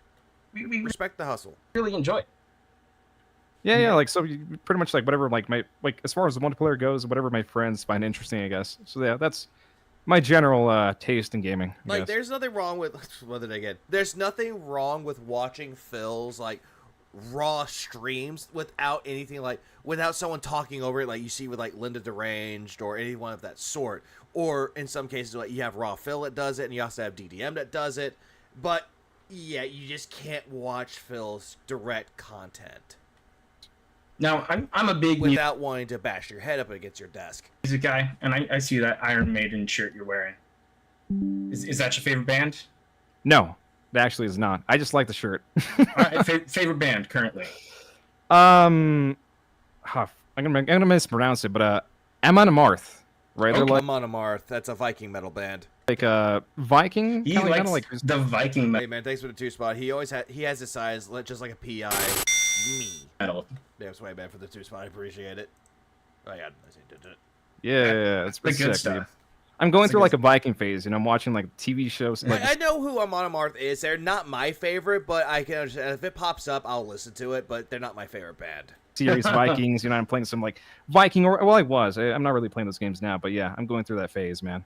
Okay, yeah, I feel it. I mean, personally, my favorite band of all time is. Yeah, exactly. That's a question. What's your favorite band? You're wearing a Iron Maiden shirt. What's your favorite band? Do you like Iron Maiden? And I like the shirt. What's your favorite band? That's a good one. Cake. Vikings, I heard that was a great show. I think I watched one season. I never got a chance to finish the rest of it. I know Vikings is a good show. They're kind of an alt rock group. Alt rock, okay. Cake. Interesting. Huh? Cake. Oh, hey, Cake. Ah! Going the distance. He's going for speed. They're kind of an alt rock group. Alt rock, okay. Cake. From, Interesting name. Sacramento, California. Yeah, they're interesting. They got some cool covers and stuff, but I think they go on the label as my favorite group of all time right now. Never there. That's all right. Cake has some good songs. I'm not gonna lie. Cake is a good band. Fair. Yeah, no, my taste for music do like really change frequently, I'd say. Now, last question. Amon Amarth is also a reference to Lord of the Rings. They're pretty cool. I did not know that was a reference to the Lord of the Rings. I had no idea. For me, what do you like to do with your friends? Your in real life friends.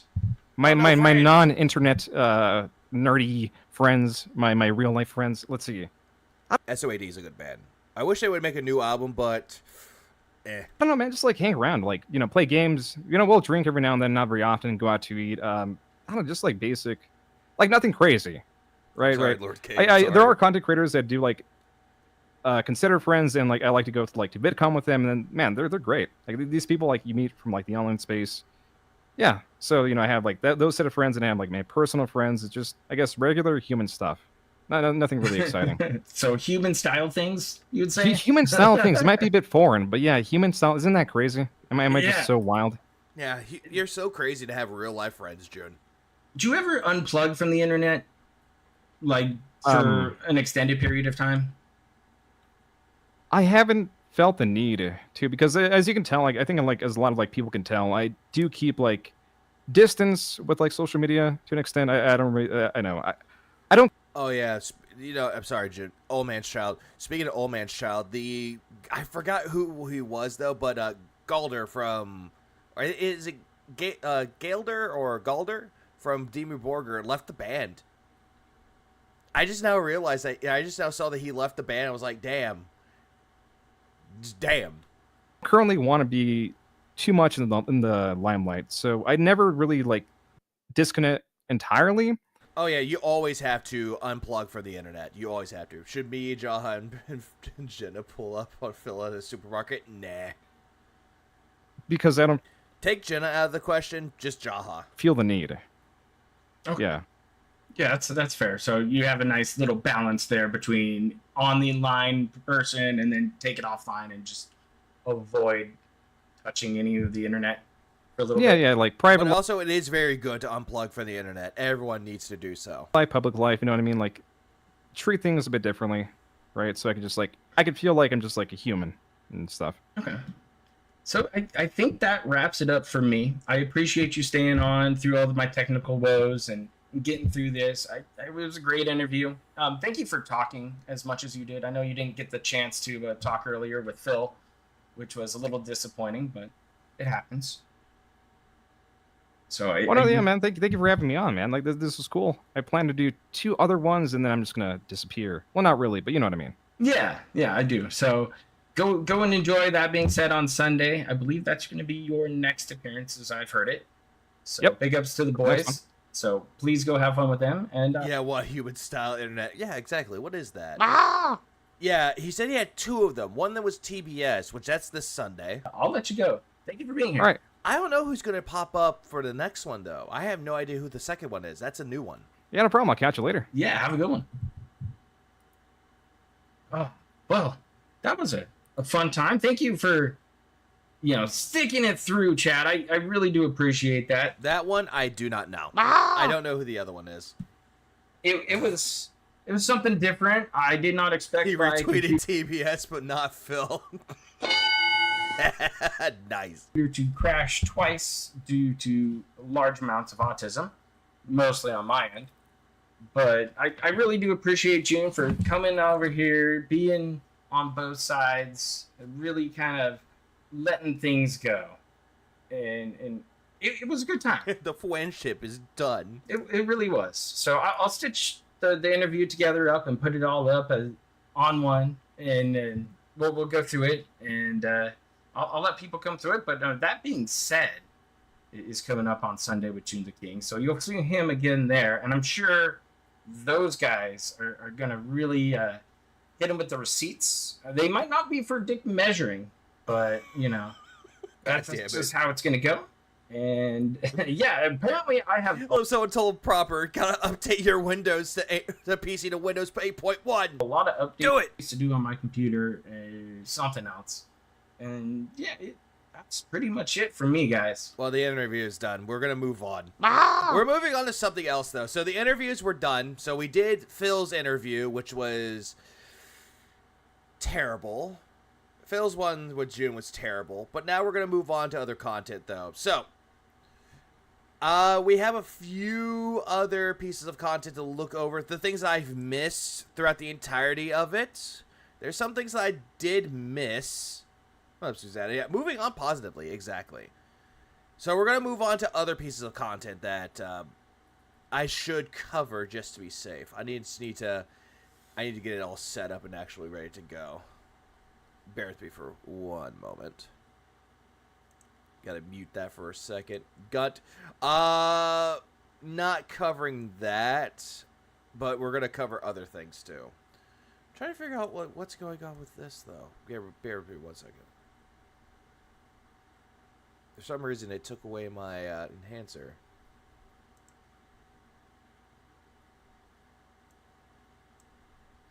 My enhancer's gone.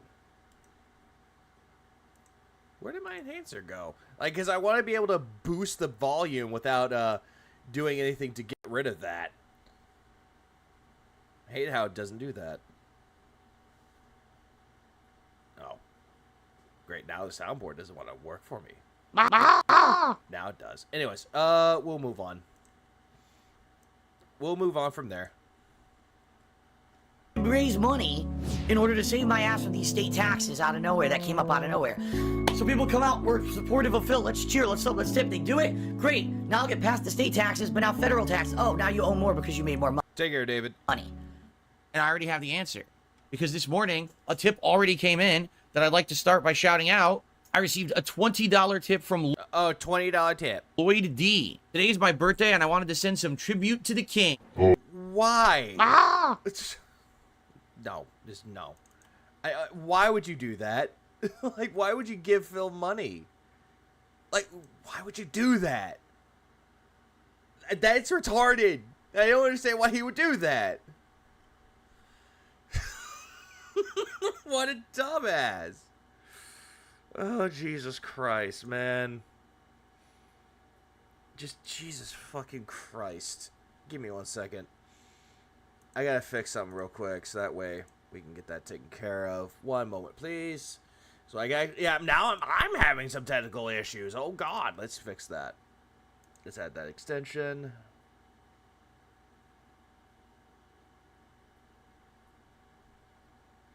All right, bear with me for just one moment. 1 moment, please. All right, it's been added. See if that fixes it. So, let's hope that fixes it, because for some reason I hate the fact where it's like, it doesn't show my thing. Alright, let's pin that really quick. I don't know why I got rid of it.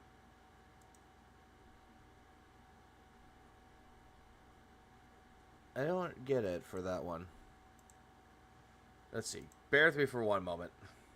So, you need to raise money. I know you do. You gotta raise that money. Yeah, I gotta get the bell.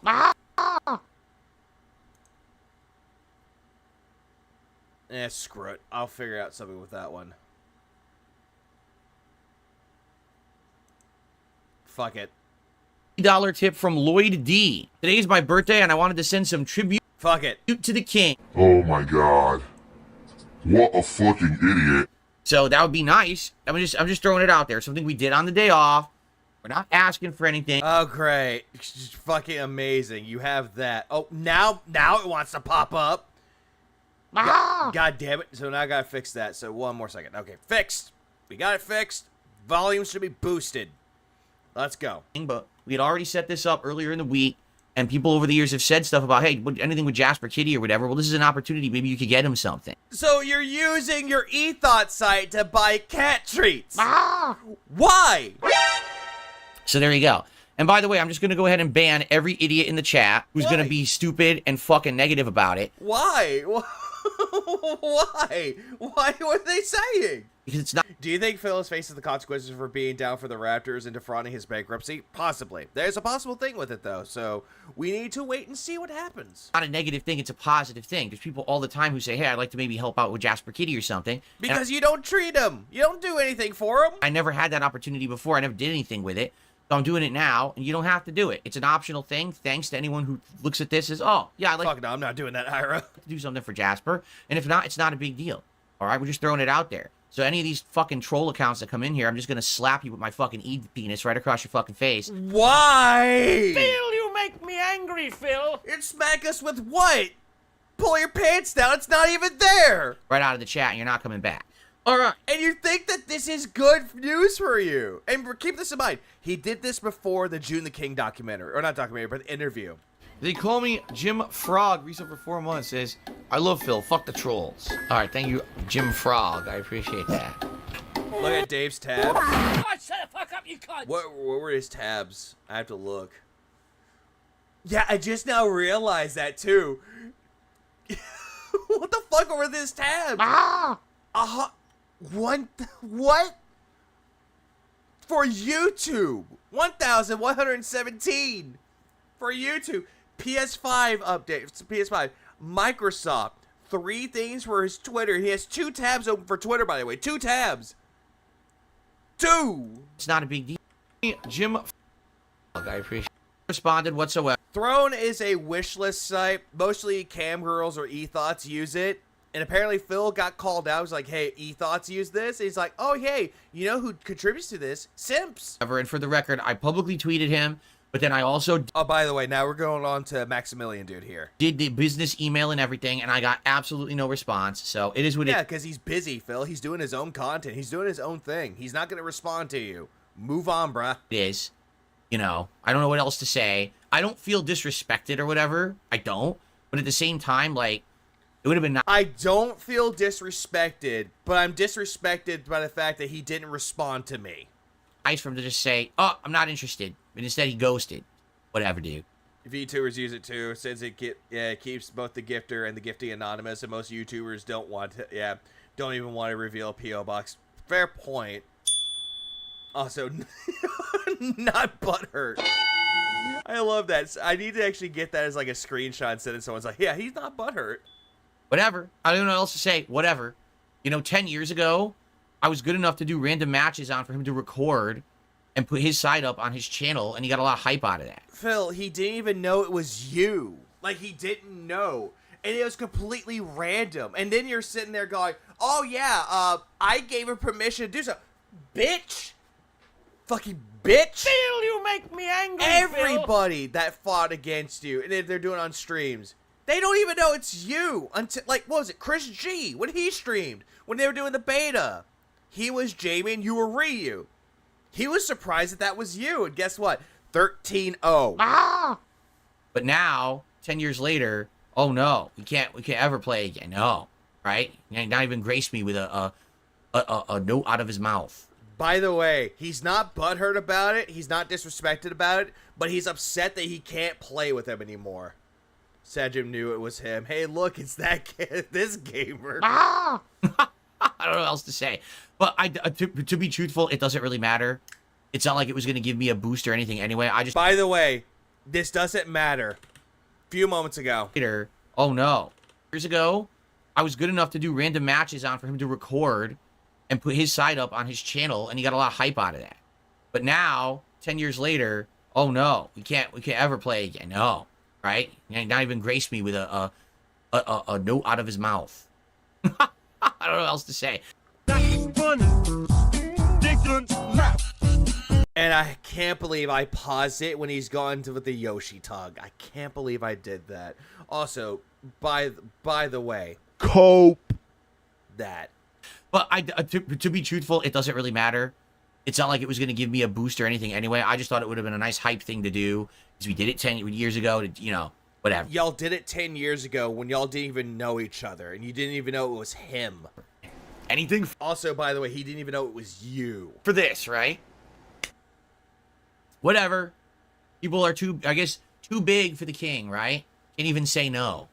Phil, do you not realize that Maximilian dude has a wife and a kid, and he also does things with his friends on his own stream, and he also does his own streams? Do you not understand this, Phil? Skylar just did a super chat. Cringe. Does Wukong or any game you didn't finish still qualify for Game of the Year or disappointing game countdowns? Why would a game that I disliked so much because I found it so boring be a Game of the Year contender? I mean, that's a pretty silly question. Hold on, going back. Skylar just did a super chat. Does Wukong or any game you didn't finish still qualify for Game of the Year or disappointing game countdowns? I don't know why. I think he's talking about his best and worst list of this year. Why would a Max is smart enough to know to stay the hell away from you, Phil. Exactly. In 7. game that I disliked so much because I found it so boring be a Game of the Year contender? I mean, that's a pretty silly question. Is it parasitic question? Much because I found it so boring be a Game of the Year contender? I mean, that's a pretty silly question. Did he say that's a parasitic question or a very silly question? Because the way he does his stupid fucking noise gate, it kind of sounds like he said parasitic, but he might be that's a very silly question. Is it eligible for disappointing game? Why wouldn't it be? If the game was so boring that I quit it and it killed the king's streak. And you're still butthurt about that? Because it was so fucking bad and boring. Sure. What the fuck? Phil, the game wasn't boring, you are. I had people tell me that the game is actually really good. So it's not the game, it's you.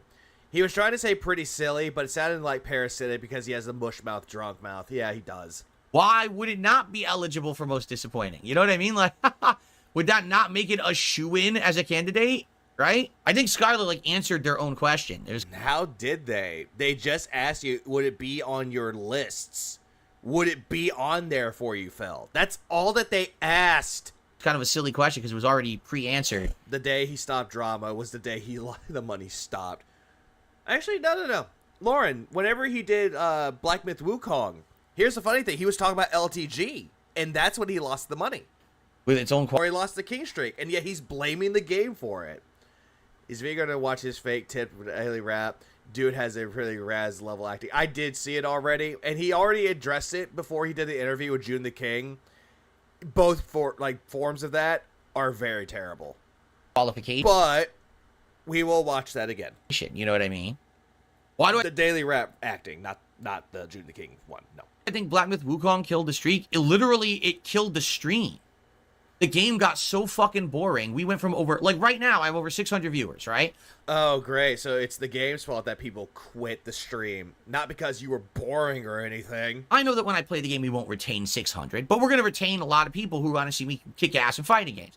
When I played fucking Black Myth Wukong, we went from over 600 viewers to 300. We lost more than half the audience because people were like, why is this fucking forest so endless? It's just the same snowy area, the same thing over and over. I don't know.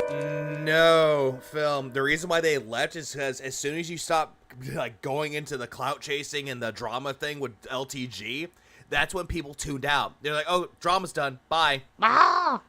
And also, looks exactly the same, so I can't tell where we are or what we're doing. I seriously think I might be done with the game at this point. This is awful game design. What a dumb game. They ruined their own game. It started out good, and now it's just trash. Like, every mini-boss I fight, I'm bored. Nothing interesting, just boring. Oh, yeah, by the way, he kept saying that the viewers are saying that. But thank you to Memology for bringing this up. Fuck it, I don't want to play it anymore. I'm really done with this game. It's not fun.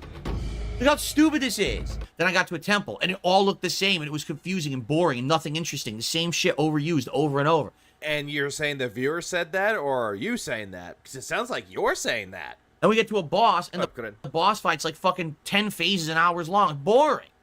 The whole game was a slog as soon as Chapter 3 started. Phil, you liked the game when you played it, and then all of a sudden you hated it because it was kicking your ass, and you had to actually look for shit. That's on you, buddy. Nothing Also, another fun fact about it, you even admitted that some people don't stay around for the gameplay streams. They stay around for the quote-unquote podcast, and they dip as soon as the gameplay starts. Remember? Interesting. Just fucking annoyance and tedium. And it sucks because the first 2 chapters were good. And then, boring. So why would you think that didn't kill the streak exactly? The very next stream... Quit doing the tongue, Phil. The streak returned. The next 2 streams after... The streak returned because you begged. You fucking begged. You went straight to code black when it came to the begging. That. The streak continued. So what makes you think the game didn't kill it? Of course it did. The game... It's you, Phil. It's always you. Fucking sucks. The game is overhyped because people wanted this game that looks nice and is Chinese-centric, has some Chinese culture involved and stuff. You know what I'm saying? Chinese culture. You mean Chinese mythology with Journey to the West. I get it, but it's just not that good. It's definitely not such an amazing game of the year. No, it's not. Again, Phil, that's completely subjective on whoever is playing it and whoever is asking and actually saying it. There are people out there that do believe that the game is good enough to be Game of the Year contender. That is their opinion. Your opinion is that, oh, hey, I hated this game. It was boring. That is your opinion. People will not share the same opinion as you. Me, personally, I will say that there are some games that came out this year that are better than Black Myth Wukong. Have I played the game? No. I'm playing the games that I played. Do I want to get Black Myth Wukong? Maybe. Depends if it goes on sale. No, Phil did have 5. Yeah, did had 600 at the start, but however lost 300 because he was at 30 minutes late to his stream. Spent 1 hour talking about nothing. 20 minutes on LTG, another 20 on his throwback. Yep, and as soon as the drama went away, oh, bye-bye. The combat system isn't that interesting. It's okay, but it's very repetitive. And the game does not have the design level of a FromSoft game. The stages are incredibly empty and fucking boring as shit. Yeah, the culture.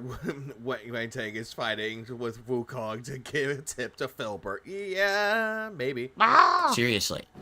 You know what? There's a little quote from a song from the 1990s. The quote goes as follows. If you're bored, then you're boring.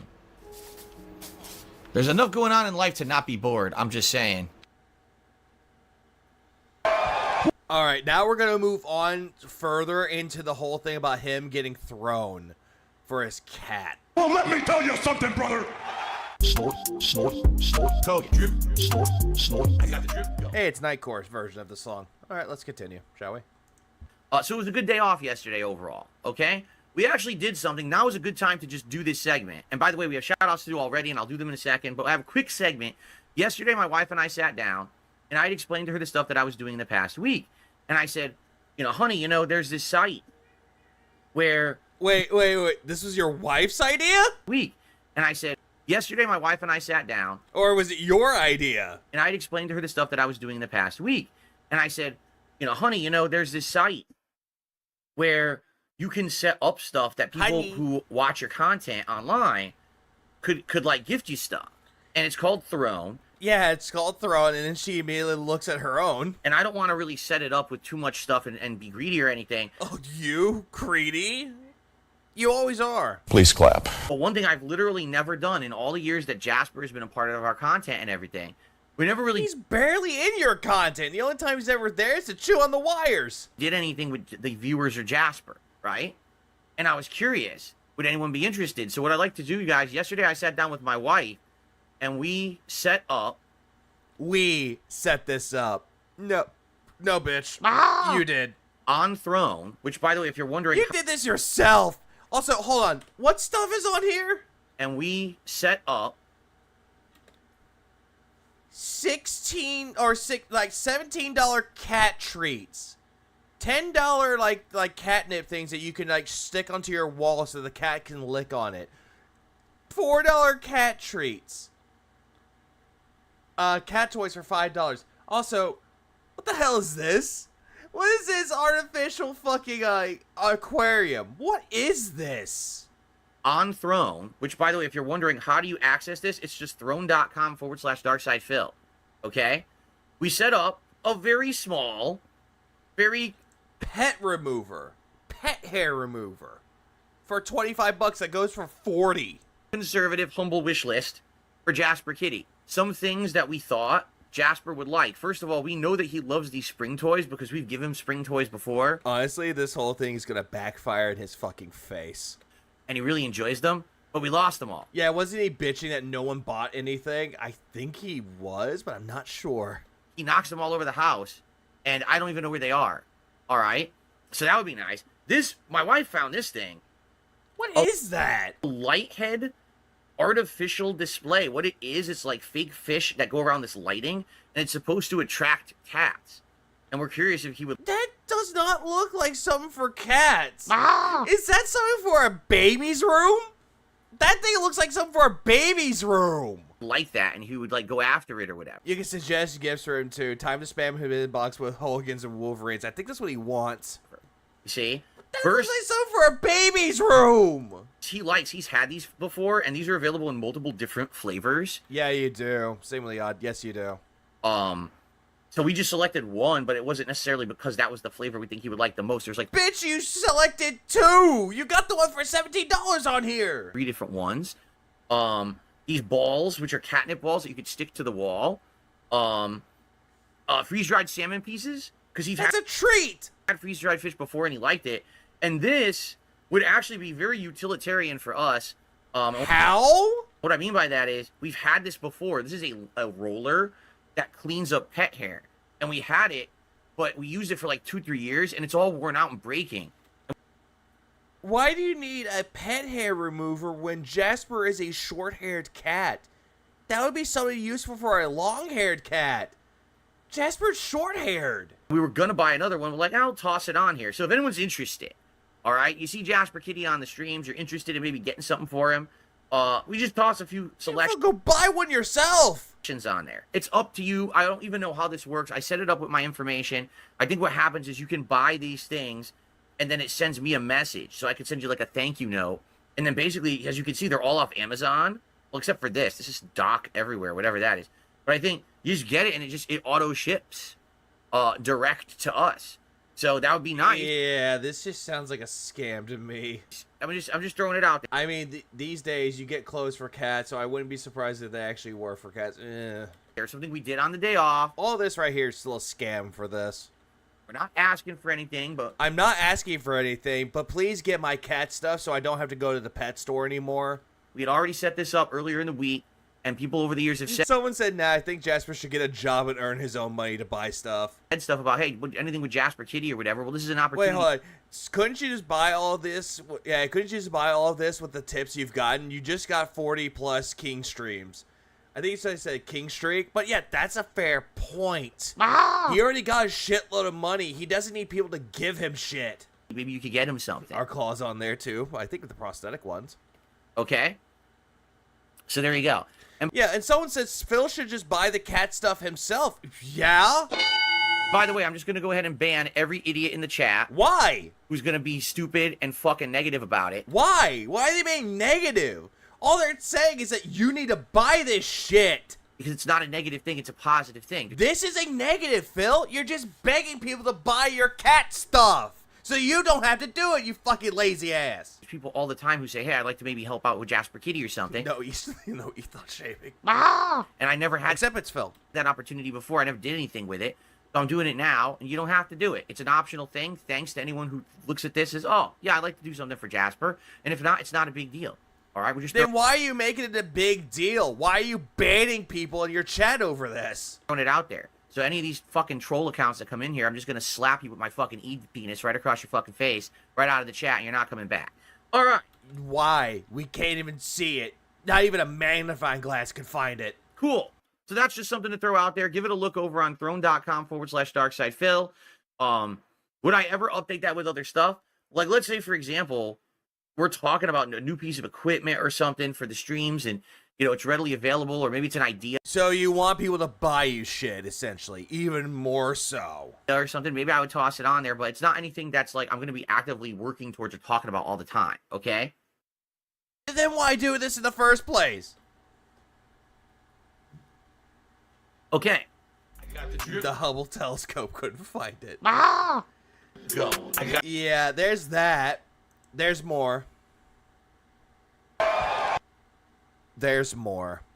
There is more. Well, let me tell you something, brother. Snort, snort, snort. Told you. snort, snort. I got the drip. Okay, that one's better. Ah! At 5 half speed? No. 0.8 speed? Yes. Okay, so basically, now we're going into the topic about Ethan Ralph. Ooh, boy. Ah! I've heard all this stuff that this guy's gone on. Like, I'm not even kidding. Like, this was like Monday of last week, not this week, but last week. So now here we are, like a week and a half, and I keep getting people like telling me, "Hey, just so you know, he's still talking about you and shit." And I'm like, this guy, does he not understand that I don't pay attention to him? I don't care. So anyway, last night, all right, you know, I'm wrapping stuff up. I'm actually doing work again for like the next day because I do the night before. You have work? Highly doubt that. My next day, I do work to try to prepare for the show. I know it's weird. I'm a professional. I actually do work, right? Phil, you're not professional at all. You were having tech issues when trying to get June the King on there. But then again, with Proper, though, at least Proper made his more interesting, though. But then again, it's not a proper stream unless there's fucking technical issues. Most streamers don't. But anyway, Okay, so what? Maximilian Dude? Maximilian Dude has a professional life outside of this and also has a professional life when he does his streams. So immediately you're trying to throw shade at anything. But anyway. Whatever, Ramon. Randy, thanks for the 5 spot. You don't have to buy my cat anything. It's your choice. But I'll guilt trip you all and complain about it, of course. Snort. Ah! Big ass Randy for the 5. Yeah, that's exactly what he's doing right now. He's doing all this shit. I just don't know why. I'm researching. I'm like, what should I talk about tomorrow? Agent Potato stream. That's what it is. Agent Potato is on the scene. And I keep seeing this guy in my feed. I don't know anything about him. Really, I don't. So I said, I'm going to do something. Let's do this. I don't want to. Here, let me talk about it this way. I don't want to jump headfirst into shit at all. All right. What I wanted to do a test. It's like a scientific test. Like I'm in a room with a lab with a bunch of scientists, right? No, you don't know what a hypothesis is, Phil, or hypothesi, or whatever the fuck the plural one is. Right, this isn't an experiment. This isn't a social experiment. A bunch of equipment. You know what? I'm like a Ghostbuster, and I'm investigating. It's a paranormal investigation. Oh no! Don't mention Ghostbusters. Don't mention them. Don't mention Ghostbusters. We're out here. Just don't. Okay. Although I will say this: the OG one's classic. The 2016 one, kill it. And I'm trying to it's just a Raz, bro. Weird gadgets and gizmos like PKE meters and shit, and we're trying to figure out like how do you get reactions or how does this work, right? So I just like to put in the very tip of my toe into the lake. The whole thing, I love how he makes the whole things like lab experiments, then talking about Ghostbusters, and then he goes to dipping the toe into the lake. You could have just done that as like, we're just going to dip our toe into the waters. You could have just said that, but no, you decided to talk about labs, scientists, and Ghostbusters for some reason. And I just reach out, and the very tippity tip of my toe just get out, ow. Goes, whoop, and I say, yeah, he's tipping his toe into the lake. Yeah, tipping it. And then he falls into the lake. I just want to test something real quick. Here goes Ethan Ralph. And that's it. Like, I haven't responded. I posted it up at 11:44 last night, p.m. I wanted to see what would happen. 316 likes. Actually, there may be more because I didn't refresh this page. 31 retweets. 5, what is this? Bookmarks? 5 people bookmarked it? Yeah, they bookmark it, Phil. Why would you ever bookmark a tweet? 5 people bookmarked the tweet. And 80 responses. Here, I'm just gonna... this is what I mean. All I have to do is read the responses. Here, yeah, Phil's acting like a little girl right now. It's like, oh my god, I got 316 likes and 5 bookmarks and 80 responses. Ha! Here comes some content. All right? Yeah, here comes some gold. Here comes some content. Just like how you do it for everything else. It has to be content with you, Philium. Yeah, I'm viral, dude. Ows. Yeah, nice way to look at your Twitter. No signal. Nice. Someone got him bowing with a green screen or something. I don't know how they got that. Then again, Twitter feed content, it's not new, David, because he always looks at his sources on Twitter. You summoned Movie Bob instead? I have no idea what that means. Get Rolf on your podcast. He's a fan of wrestling, especially wrestling in Portugal. You should ask him about it. I don't know what that means. People know exactly what it is. Twice. I don't know what that means. I have absolutely no idea. Okay. You want to listen to a minute of this guy? I don't even know if I want to listen to a minute of him talking. No. So I want to read. Oh God. To what purpose are you summoning the gunt? I've had some unflattering artworks done of myself as well, but no, yours are pretty tame compared to that. Yikes! What did you say, bitch? What the fuck? Look at this. Is this real? Yes. Oh my God! Someone beat the shit out of him, and they got it on camera. At least he actually took his lumps, unlike you who cried in front of Jaha saying, "Don't hurt me, I'm an alcoholic." At least fucking Ethan Ralph took his lumps. Dude, that's fucked up. Yo, he's getting pummeled. Oh my God. Oh my God. Who the hell beat the shit out of him? When did that happen? Someone in Portugal did, Phil. Did you not know? That's a Portugal fight? Oh my God. Oh my God, walk the traffic. Gunfum, the king set up a hog flare. I'm done with drama, you guys. I said this. Yeah, you said that, Phil. You said that you're done with the drama, and look what you're doing. This is me. All I'm doing.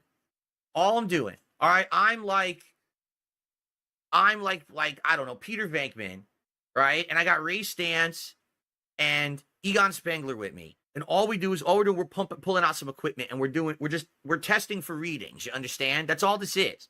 We're not in the full uniforms yet. We don't got the proton packs on. We don't got the slime throwers. We're not busting down doors, rocking down chandeliers, and trying to catch Slimer yet. All right? All I'm doing is I'm getting some readings. All right? You understand?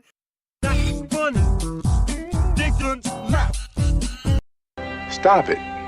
Get some help.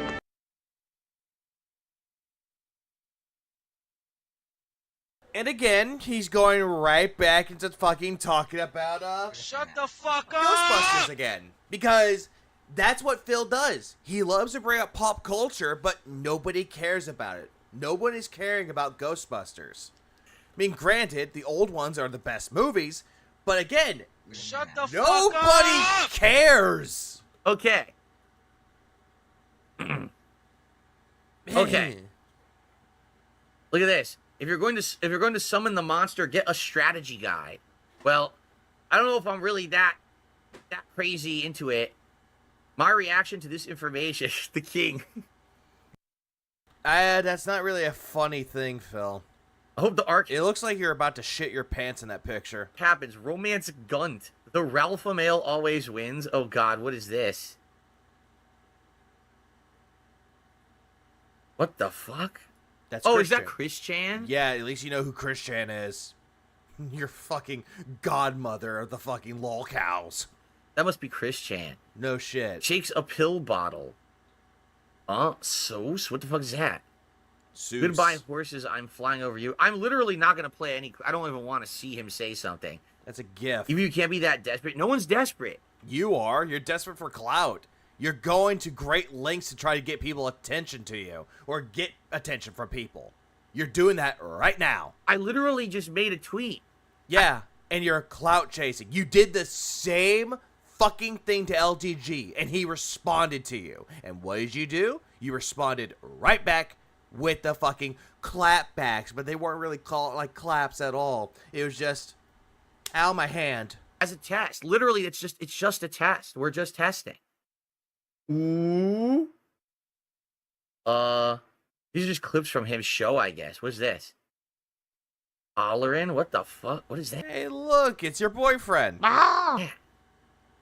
Goodbye, Robin. This is just me. I don't know what this is. Why do you have a clip of me? It looks like you're excited for the clout that you're chasing there, Philium. Okay. There are no heroes left in man? What does that even mean?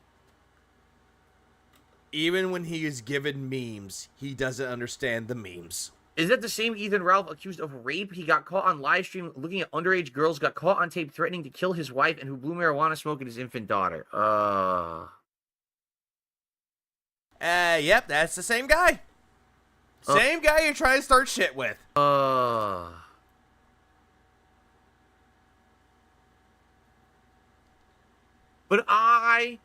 was like the most hated guy on the internet. I'm the guy who needed to have a 4-hour documentary made on it. Because you're the hardest one to fucking look after, Phil. But then again, you're going in a straight line. And you say that you've changed, but didn't change. You're going in a straight line of bullshit. Right?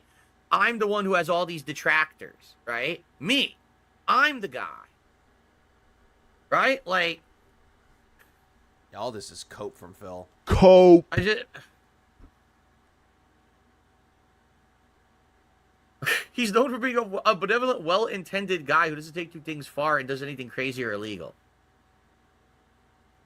A lot of people are saying you're making a big mistake. I literally haven't done anything. You made a fucking tweet, and you put his name in the tweet. You're the one that did it, Phil, and you're going there. What am I?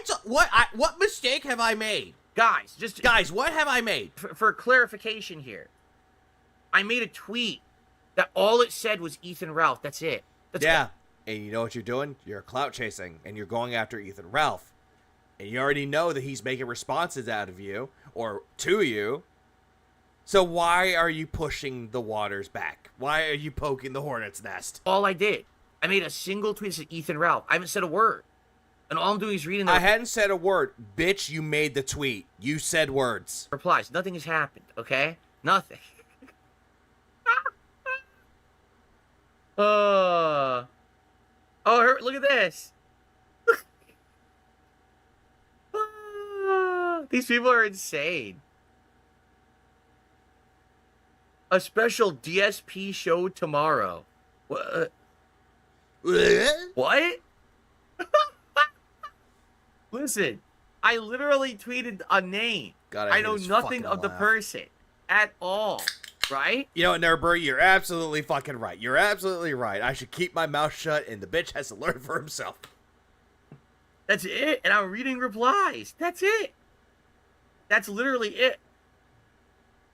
Say his name 3 times into a mirror. I bet you daren't. What is he, Beetlejuice? Is he Bloody Mary? You say... What do you... Oh my god. Do it, bitch. God. That's disturbing. But that's also cool. I like that. Nah. This one's cooler. Deal with it, bitch. Oh my god. Say his name 3 times and shake a pill bottle to summon him. 50 likes on that one. Well, look, don't engage. Oh, he's definitely poking the wrong bear. He definitely is. Very bad, washed up alcoholic, he says, right? He well, probably I mean, would, listen, Pyro. like I said, I didn't have any plans to engage with the guy at all. You're still poking the hornet's nest there, Phil. You definitely are. I don't understand it. Like, I guess someone fake tweeted at him as me, and like I said, he thought it was me. Phil, what are you doing right here, Phil? You do realize that someone will actually take this tweet and send it right his general direction? Just like what they did with LTG. He's gonna see it the same way LTG did whenever you made a tweet about him. So he got all... Just saying. All pissed, and that's why he doesn't like me. I literally have not said or done anything to this man. I know nothing about him at all. All right? It's really not because of you, Phil. It's because of the people that you associate with. I did react to, excuse me, what people were saying about him and this canceled fight or whatever. Dude, disgusting. And basically equated it to how I used I don't know the guy, but I'm just going to tweet out his name. Yeah, I don't know him, guys. To be in the Street Fighter community. That's bitch mode shit that I used to do. I even said in my own... Even for the memes, Vilonius is reading as face value and looking at the chat to find hidden clues. What a dunce to react to memes in general. Pretty much. React, right? That I definitely feel like how I acted when I was young was the wrong way to go about it. Which you still do it to this day. I'm apologetic for it because I know You're not apologetic, Phil, if you're still going to keep on doing it. You're the kind of guy that will keep apologizing over and over and over, but you'll still go back to doing the same shitty behavior. Cause a lot of people pain.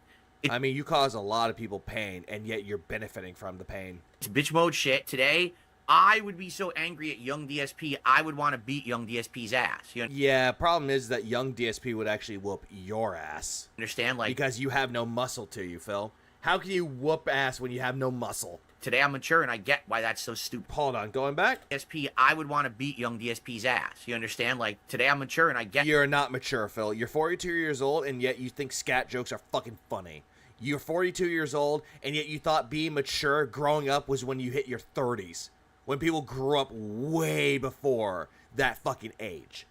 People grew up when they're in their teenage years. They grew up when they're 16, 17 years old, because life isn't fair for some people. But you know what they do? They actually get up and actually move forward from it. Find jobs, make money to support their own family.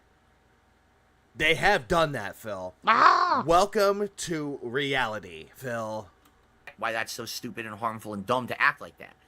So now you see someone like this who acts like that literally all the time, I guess. People... Are you talking about Ethan Ralph or your own tweet? Because you're saying someone who acts like that, you're just talking about yourself here, Phil. We're saying. And it's like, what the fuck? Like... So anyway, again, this is not the beginning of an arc. Don't expect me talking about this guy all the time at all. It's you know what I'm saying? Don't. It's gonna happen if more comes to light for him. Just don't expect it. Because you're not gonna get that. I'm not gonna be watching his clips, reacting to him and shit. I don't care. All right, it was just we got the meter out and we're just reading. All right. Again, going back to the Ghostbusters reference. Again, don't tell Sly about Ghostbusters because apparently he thought that we were talking about the all-female cast of 2016, which no, we're talking about the OGs. Just don't mention that to him. Shh. All right. Okay. So there you go. There's the big segment everyone wanted. You got what you wanted. And hopefully it was very enjoyable to you. To me, it was like, I don't even know what we're even... I got the drip. I love how it's like, I don't even know. Okay, done. Go. I got Yeah, he'll get them. He'll get the memo. Act over. drip. Go. I got the drip. Go. I got the drip. Go. 2 is good, but 1 is better. I got the drip. Go. I got the drip. Go. I got the drip. It's like a faucet that's dripping. Can't make it stop. So what do you want me to do? Have a mute button that every second I'm tapping the mute button just in He thinks he was a child in his 20s. Yes, he did, Billy. Yes, he did. case I'm gonna have to clear. Like, this is what I mean. These dumb kids. This is what it is. It's dumb kids. Yeah, the all-female version of 2016 where Chris Hemsworth played an idiot, but people liked Chris Hemsworth for some reason. Well, let me tell you something, Oh, by the way, LTG time. Let's go. brother. Snort, snort, snort. What up, Yosaro? Yeah. Kino comes back, have DSP on, have him react to Ethan. More content coming. Oh, great. Code. Drip. Snort, snort. I got the drip. Go. So, okay, do you want to just start with that topic? Should we just begin with that one? All right, let's begin with that one so that way we can get it out of the goddamn way. All right? Oh, no. Let's get out the way. He's angry. He's pissed. So here's the thing. As you guys know, we talked about this last week. Oh, hey, look what you just did with that one, Phil. You made another response or another tweet to LTG. All right? Yeah, nice shirt. 25 cents. A week or two ago. Basically, I made a tweet about LTG. Because as you know, I have a resurgence, a renaissance. People like my You have none of this. content. They want to see me interact with people outside of just this little stream comfort zone. And But yet, for some reason, it's still right back into your stream comfort zone. When you're talking, asking questions, they're trying to answer, and you cut them off. down for that, okay? One of the people have always asked me to interact with is LTG, low tier god. I don't really think that people ask you to interact with them. You were the one that was wanting to interact with them. I don't think anyone was asking you. They said they By the way. call him the Black DSP because Hold on. he acts like how I used to act in the FGC, low tier god. They said they call him the Black DSP because he acts like how I used to act in the FGC, like an asshole, basically, right? Not only for that, Phil. They called him that because he sucks at fighting games just like you do. And you know, I've not to say that I really care too much about the man, Mr. Sparrow. Like I said, I'm gonna address him by the name he wants to be addressed by, Mr. Sparrow, Mr. Small Tweety Bird. Okay. Why? I don't understand the reference for that one, but okay. That's the name he chose for himself. That's the name I will use when I address him. I don't want to dead name him. All right, we're going to use the real name now that he goes by. So you're not calling him his internet name, but you're going to call him by his real name. Okay. That's, not... Okay. Mr. Sparrow over the years, he said things about Phil called LTG sexy. Oh god. about me and stuff like Such an ally. that. That aren't very flattering. Last year, I challenged him to Street Fighter 6. He completely declined, citing that I needed to work on my sexy and my goatee, and I needed to go work out, which has nothing to do with playing Street Fighter 6. He Phil, here's the thing with that. Did you completely forget about what happened to spark him responding to you? You made claims saying that he had a shitty setup and you were criticizing his streams. So he responded to you criticizing that. You reacted to that and you were very fucking confused about peanut butter complexion, crispy hairline, chiseled jaw, working on your sexy. You completely missed the mark about all of that. And you completely forgot about that little tidbit. And then you tried challenging him to Street Fighter 6. He sends you a tweet or a DM on Twitter telling you, stop riding my dick and stop clout chasing. And then pay me $5,000 and he blocked you. He deflected because he knew that I was going to beat his fucking ass and make him embarrassed. Just like... again, you're just doing the delusions of grandeur in your head again.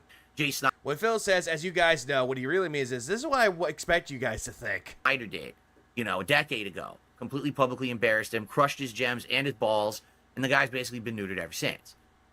Phil, you're the one that's been fucking neutered. When Jaha came to beat your ass, you fucking lost your balls and you kept crying like a bitch. Don't hurt me, I'm an alcoholic. Remember that little tidbit, Phil? So anyway, I made a tweet. I wish he would just leave his comfort zone, his castle. And is there a way I could see LTG's responses without scouring the internet and seeing 100 editing videos where people mess with his webcam or interject? Does he actually archive his stream somewhere? Or is he really that big of a pussy that I can't watch and react to what he said? And branch out and do other things. If he were to appear on this show with me, it would benefit both of us tremendously. Everyone would want to watch. We'd have ridiculous amounts of viewers. People would be contributing. We will have that. We. He thinks we. Phil, in reality, if you want to talk about it, what would happen is that he wouldn't benefit from it. He would come on your fucking stream. He gets none of the profits. You're the one that's getting the viewers. You're the one that's getting the super chats and the tips. What is he getting? Out the ass because of it. People want to see this crossover happen. He's the one making it impossible, not me. I am more than willing to make this crossover happen. All right? Highly doubt that because you think that you have value when in reality you fucking don't. But he won't let it happen. Why? Because he just wants to keep making shit up to make it not happen.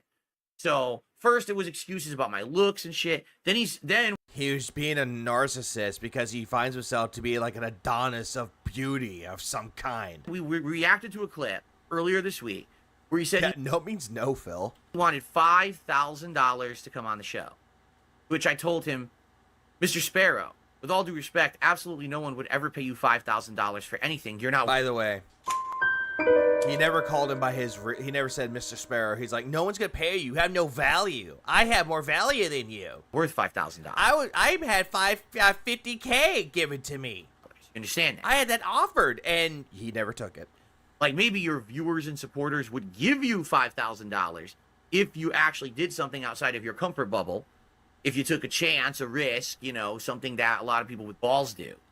Phil, you have no fucking balls, and you don't take any fucking risks. You want the rewards, not the risks. And if you don't just start a stream demanding things from people, dude, you just don't. This is how you don't. This isn't how you communicate with other content creators. Are you Keemstar, dude? If you did it, you'd probably get that level of support.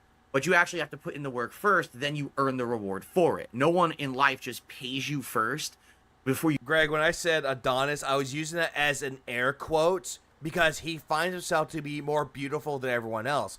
Why do you think he says, yeah, don't talk to me? You don't work out, don't talk to me.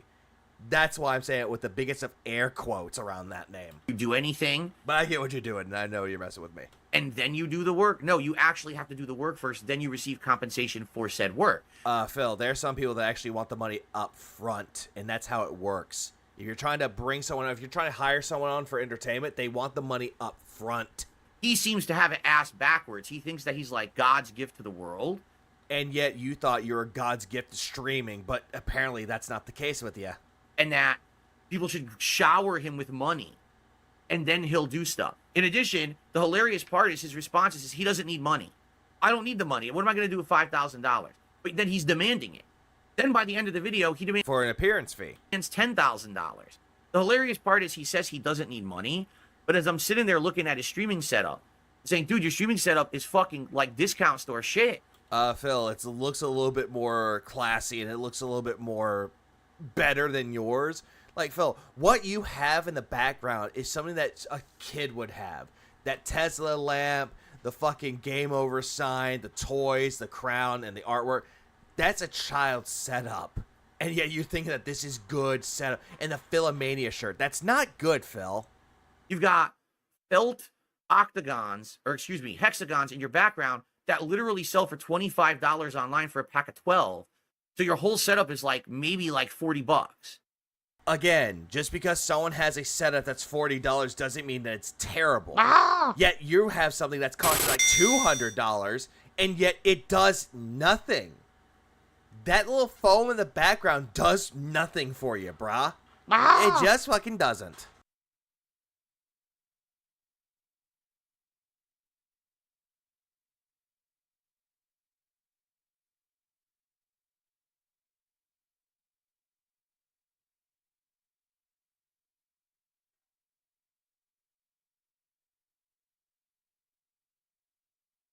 Like, bruh. You've got... Sorry, my mic cut off for a little bit. Apologies. Stupid lights on the side of your streaming setup that no one can see because you... But still, the whole thing with it, though, brah. The whole thing that I'm seeing with his setup, Phil's setup, it's terrible. At least with fucking LTGs, it actually does something. Put them on the wrong wall. He has LED strips, like, or grids. No one can fucking see them. Phil, you bought LED lights from Elgato and you just threw them in the corner. You're not one to talk. So why did he put them there? His camera's fucking not even full HD. It's not widescreen. It's fuzzy as shit. Phil, yours is fuzzy as shit. Even when you're proclaiming that it's 4K, it doesn't look 4K. Right? So this guy's got like this bunk ass fucking streaming setup. And he's criticizing me for how I look and how I conduct business. But he says he wants money, but he doesn't need the money. Okay? He does need the money. That's why he's trying to be like this, because he needs the fucking money. Then he's trying to get a rise out of you, Phil. In truth, he knows no one's ever going to pay him. So this is his cope. That, oh, well, the reason I won't appear on your podcast. Yeah, now Phil's using words like cope, seething, spurging, felting. All these words that he has no idea what they mean. Oh, hang on. Scott, thanks for the £5. I appreciate it. Wasn't LTG at the Streamer Awards and Dave thinks he's a bigger person than him? Yes, he was, Scott. Also, LTG was booed at the Streamer Awards, too. Even though he presented it, he was still booed. At least he had the balls to actually get up on stage. Not accept it, but take people booing him. And he got off the stage with, well, like a smile on his face, or at least an attempt of a smile. He took his lumps. Phil? Nah. No one wants to bring him on for award shows. No one wants anything to do with him. It's because you're not going to pay me. Yeah, Phil, to be fair, LTG's makeup is on point. No, you're absolutely right. No one's ever... Yeah, and now my cat has the perfect fucking time to get the fucking zoomies. We're going to pay you. I've been offered $50,000 to be on a podcast. And did you have that $50,000, Phil? No. When Keemstar came calling you on your phone, you completely ghosted him. And when he came onto your stream, you banned him saying, hey, get the fuck out of here. Because I have that value. You don't. So no one's ever going to offer you money up front to be on a show. Then again, though, Phil, you didn't take the money anyway. And you kept calling it blood money. But again, if you broke yourself out of... Yeah, that's a weird thing that Phil's trying to flex on LTG on. That he's going off saying that, oh, hey, look at me, guys. I got offered $50,000. Okay, Phil, did you have the money? Do you have the check?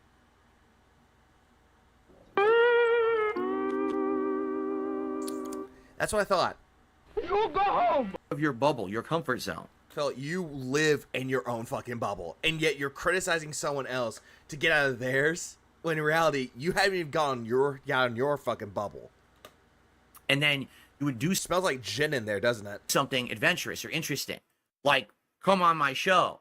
And we had a fucking amazing hour of back and forth, even if it's us yelling at each other, or if it's just being nice to each other. Who knows what would... Phil, he wants nothing to do with you, bruh. He wants nothing to do with you. No means no. But in your mind, you probably think that no means yes, don't you? Happen. until you set it up and you just see what fucking happens. Let it rip, right? But he really doesn't want to do that. He's just so in his own brain, way more important. That sounds like you, Phil. You're the one that's going into LTG saying, oh, yeah, he thinks he's more important. Isn't that what you're doing right now? You're trying to get LTG on your shitty little podcasting quotes, and yet you're thinking that he's more important, or he thinks that he's more important.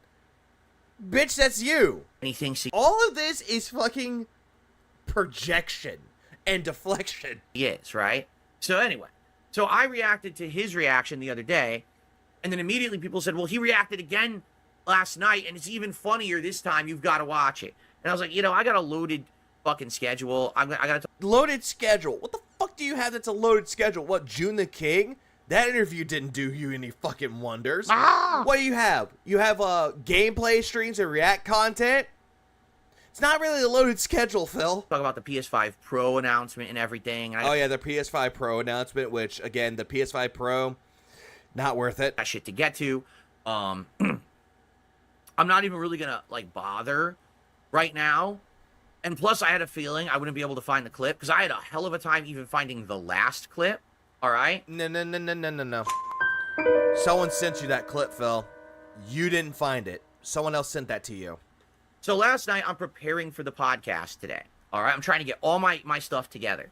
I'm just about to go to sleep, and I'm fucking frustrated, because I'm looking all over the internet for this clip, and I can't find it. I find two of his detractors edited the clip, but they fucked with it. They cut parts out. They edited his webcam, so now you can't see his setup and shit. Well, then again, though, Phil, they made him wear clown makeup. Honestly, it makes him look funny. LTG got offered to come on stage and present the award. Wings got invited to LTG stream. LTG got invited to Destiny. LTG beats Phil's ass in a Street Fighter match. LTG is marginally entertaining, even though he's a bum ass himself. You're not wrong. For different reasons, by the way. Different reasons.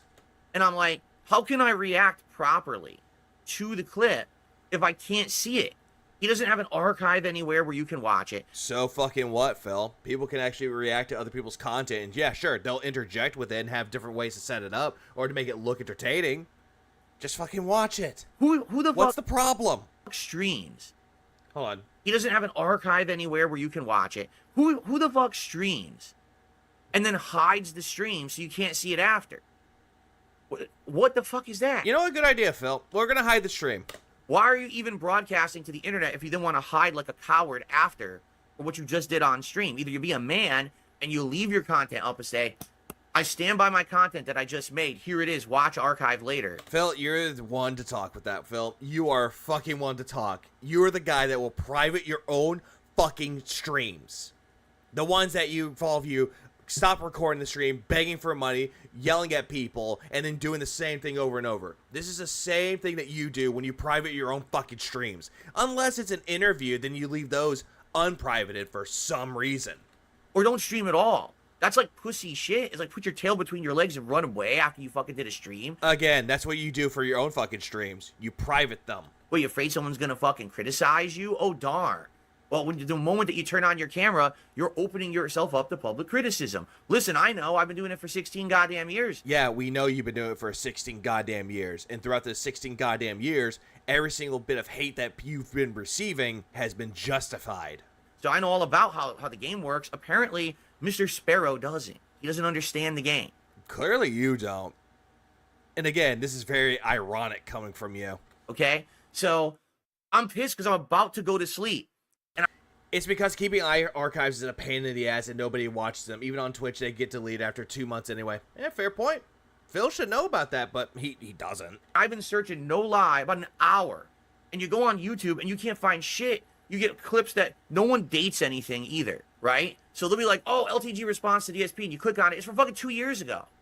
Why the fuck didn't you just put the date in your title? Hey, Phil, why didn't you look at the fucking video description, see when it was released? I didn't waste my time. Again, look in the video description. It'll have when the video was uploaded. Looking around your 100th fucking shitty clip.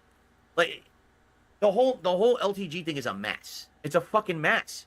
Like, there's no order to it. There's no professionalism. It's just a bunch of fucking dumb shit, right? Professionalism coming from you, the guy that has tech issues. So yeah, skill issues viewing clips. Yep, skill issue. anyway, right before as I was hitting the sack, going to sleep, No one really calls it hitting the sack anymore. They just say go to bed. I put out this tweet. Or V or go to bed. Is there a way I can see LTG's responses without scouring the internet and seeing 100 edited videos where people mess with his webcam or interject? Does he actually archive his stream somewhere? Yeah, true. He's acting like a weird ex-girlfriend stalker. That's what he's doing right now. He's giving those vibes. Like, LGG saying no means no, and like the ex-girlfriend's like, no, I still want you. I want to hang out with you. Or is he really that big of a pussy that I can't watch and react to what he said? First response, none. He deletes all of his videos, and from what I'm aware, he doesn't archive anything. He doesn't even... Dude, this is the guy, he's criticizing me. He doesn't even understand how the game is played. Clearly you don't. He doesn't... you know what I mean? Like, he doesn't understand it at all. He's like a fucking noob to this shit. And how long has he been making content? And he doesn't understand how it works.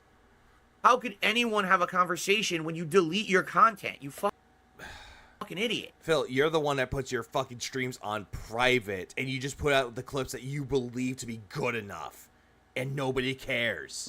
Again, this whole entire thing is ironic coming from Phil. Like, what? And some people are saying in chat, well, it's because he constantly is doing things that violate terms of service, right? And that's what... So stop. Stop fucking saying the N-word. You idiot. It's 2024. You can't just fucking do that. Just shut the fuck up. It's 2024. Shit. I don't have that sound clip. I don't. He's treating this like he's on SmackDown. What up, Joel? Tractor. It's been a while since I saw you. Yes, he's treating it like he's on SmackDown. Like, come into my stream, brother. Come on, let's go. Let's go. And LG's like, nah, bruh. You can't make a living if you're gonna sit around doing dumb shit. It gets to a point. It's like, dude, it's not. I get it. Like, it's your thing. Oh, he's so extreme. He'll say whatever he wants. No one cares. Phil, that's you. You can go to great extremes and say shit and nobody fucking cares. But yet you believe that your word is gospel, that it has value, when there's no fucking value. When you do it so much, you take the power out of it. Isn't it white splaining? He is. It's like he's saying, hey, LTG, please, Mr. Sparrow, please, stop saying the N-word. It offends my white privilege. This is terrible. The shtick is dead, okay? It's tired. No one cares about you using the N-word. N-word. Doing these stupid topics. No one cares. Phil, he has the right to say the N-word. That's his fucking lingo, man. That's the way he talks. Okay, Phil. Okay, I have a challenge for you. If he can't say the N-word, then you can't call people mouth droolers. Can you do that, buddy? All right. Oh, wait, no, you can't. Be a fucking... But also, this is very rich coming from Phil. His past content. Heavy fucking rain. All right, N-word, it's time. Normal human. And stream normally. And Phil wants the hard R pass. I think he does. Archive your content and fix your... Yeah, and that's Ira, good point. He considers dent to be a slur. Like, it's on par with the N-word. What the fuck? Phil, you make me angry, Phil. Background. Do all this shit that people would want, and then maybe you'd actually make some money, and you wouldn't have to demand $5,000, $10,000 to be on my show. Oh, now it's $35,000. Because you'd actually be making that money on your stream, and then you could do whatever you want because you can afford it. You understand? You understand? You understand how money works? Coming from the guy that had a bankruptcy? Unreal. This guy is something else, man. Seriously. Anyway, so... I don't have the clip, apparently. His new friends calls us detractors, so is this equally offensive? Yeah, with that logic, absolutely. He responded, I don't have... What about the Black Day for 2 spot? Phil giving out that bring back segregation vibe. Kind of does. And that's not good. The clip. You know what's missing for that, Ubak the Black? You know what's missing? The fucking cowboy hat when he's talking about this shit. That's all that he's missing. People are offering. Yeah, also he said, the more you use the word, the the less power it has. Yeah, that's kind of the point. Pretty much is. in the chat to send it to me. Well, I'm not gonna watch it now. I got other shit. Phil, are you that teacher from the Boondocks that Fred Willard played for calling the student the N-word, and he's trying to justify why he said the N-word?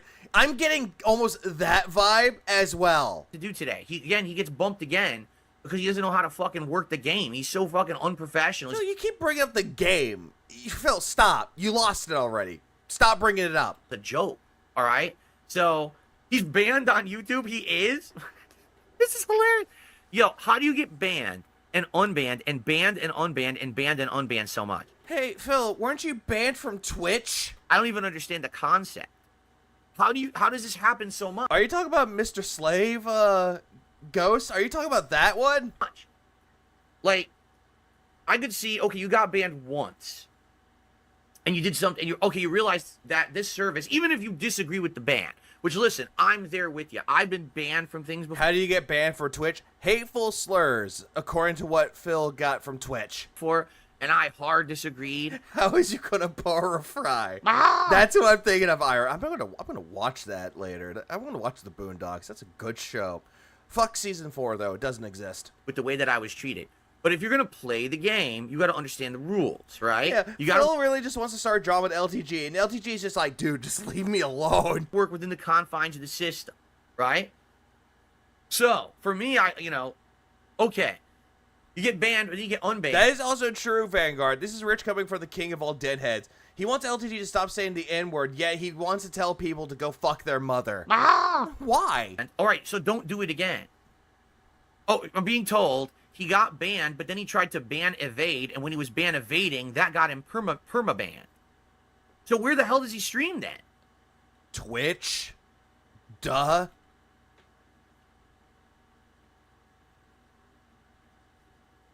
He can't even do the research himself, and said his chat's telling him he streams on Twitch.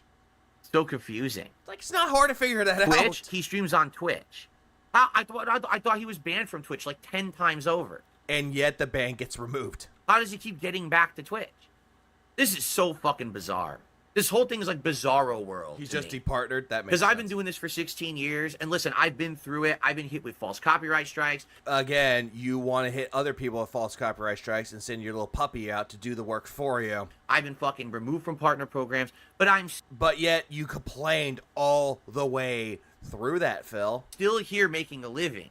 My content is still visible, you know? Yeah, tell that to your other streams. Hey, what about that one stream for Marvel vs. Capcom? Oh, wait, that's gone? It's privated? I'm not like, what is going on? You're not hype? We know that. You're not hype at all.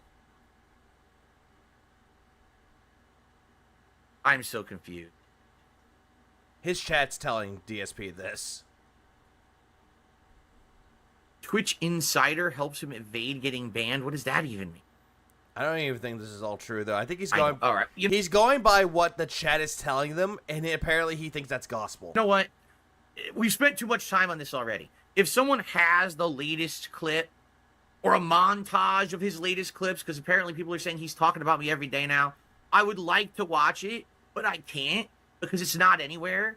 So if someone could send it to me, that would be nice. Send me a clip so I can react to it. Just email. Do the work for me. Tell me, please, okay? And I'll go from there. But I can't make content out of stuff when it's not visible because it's hidden, like fucking clandestine, secret, hush hush shit.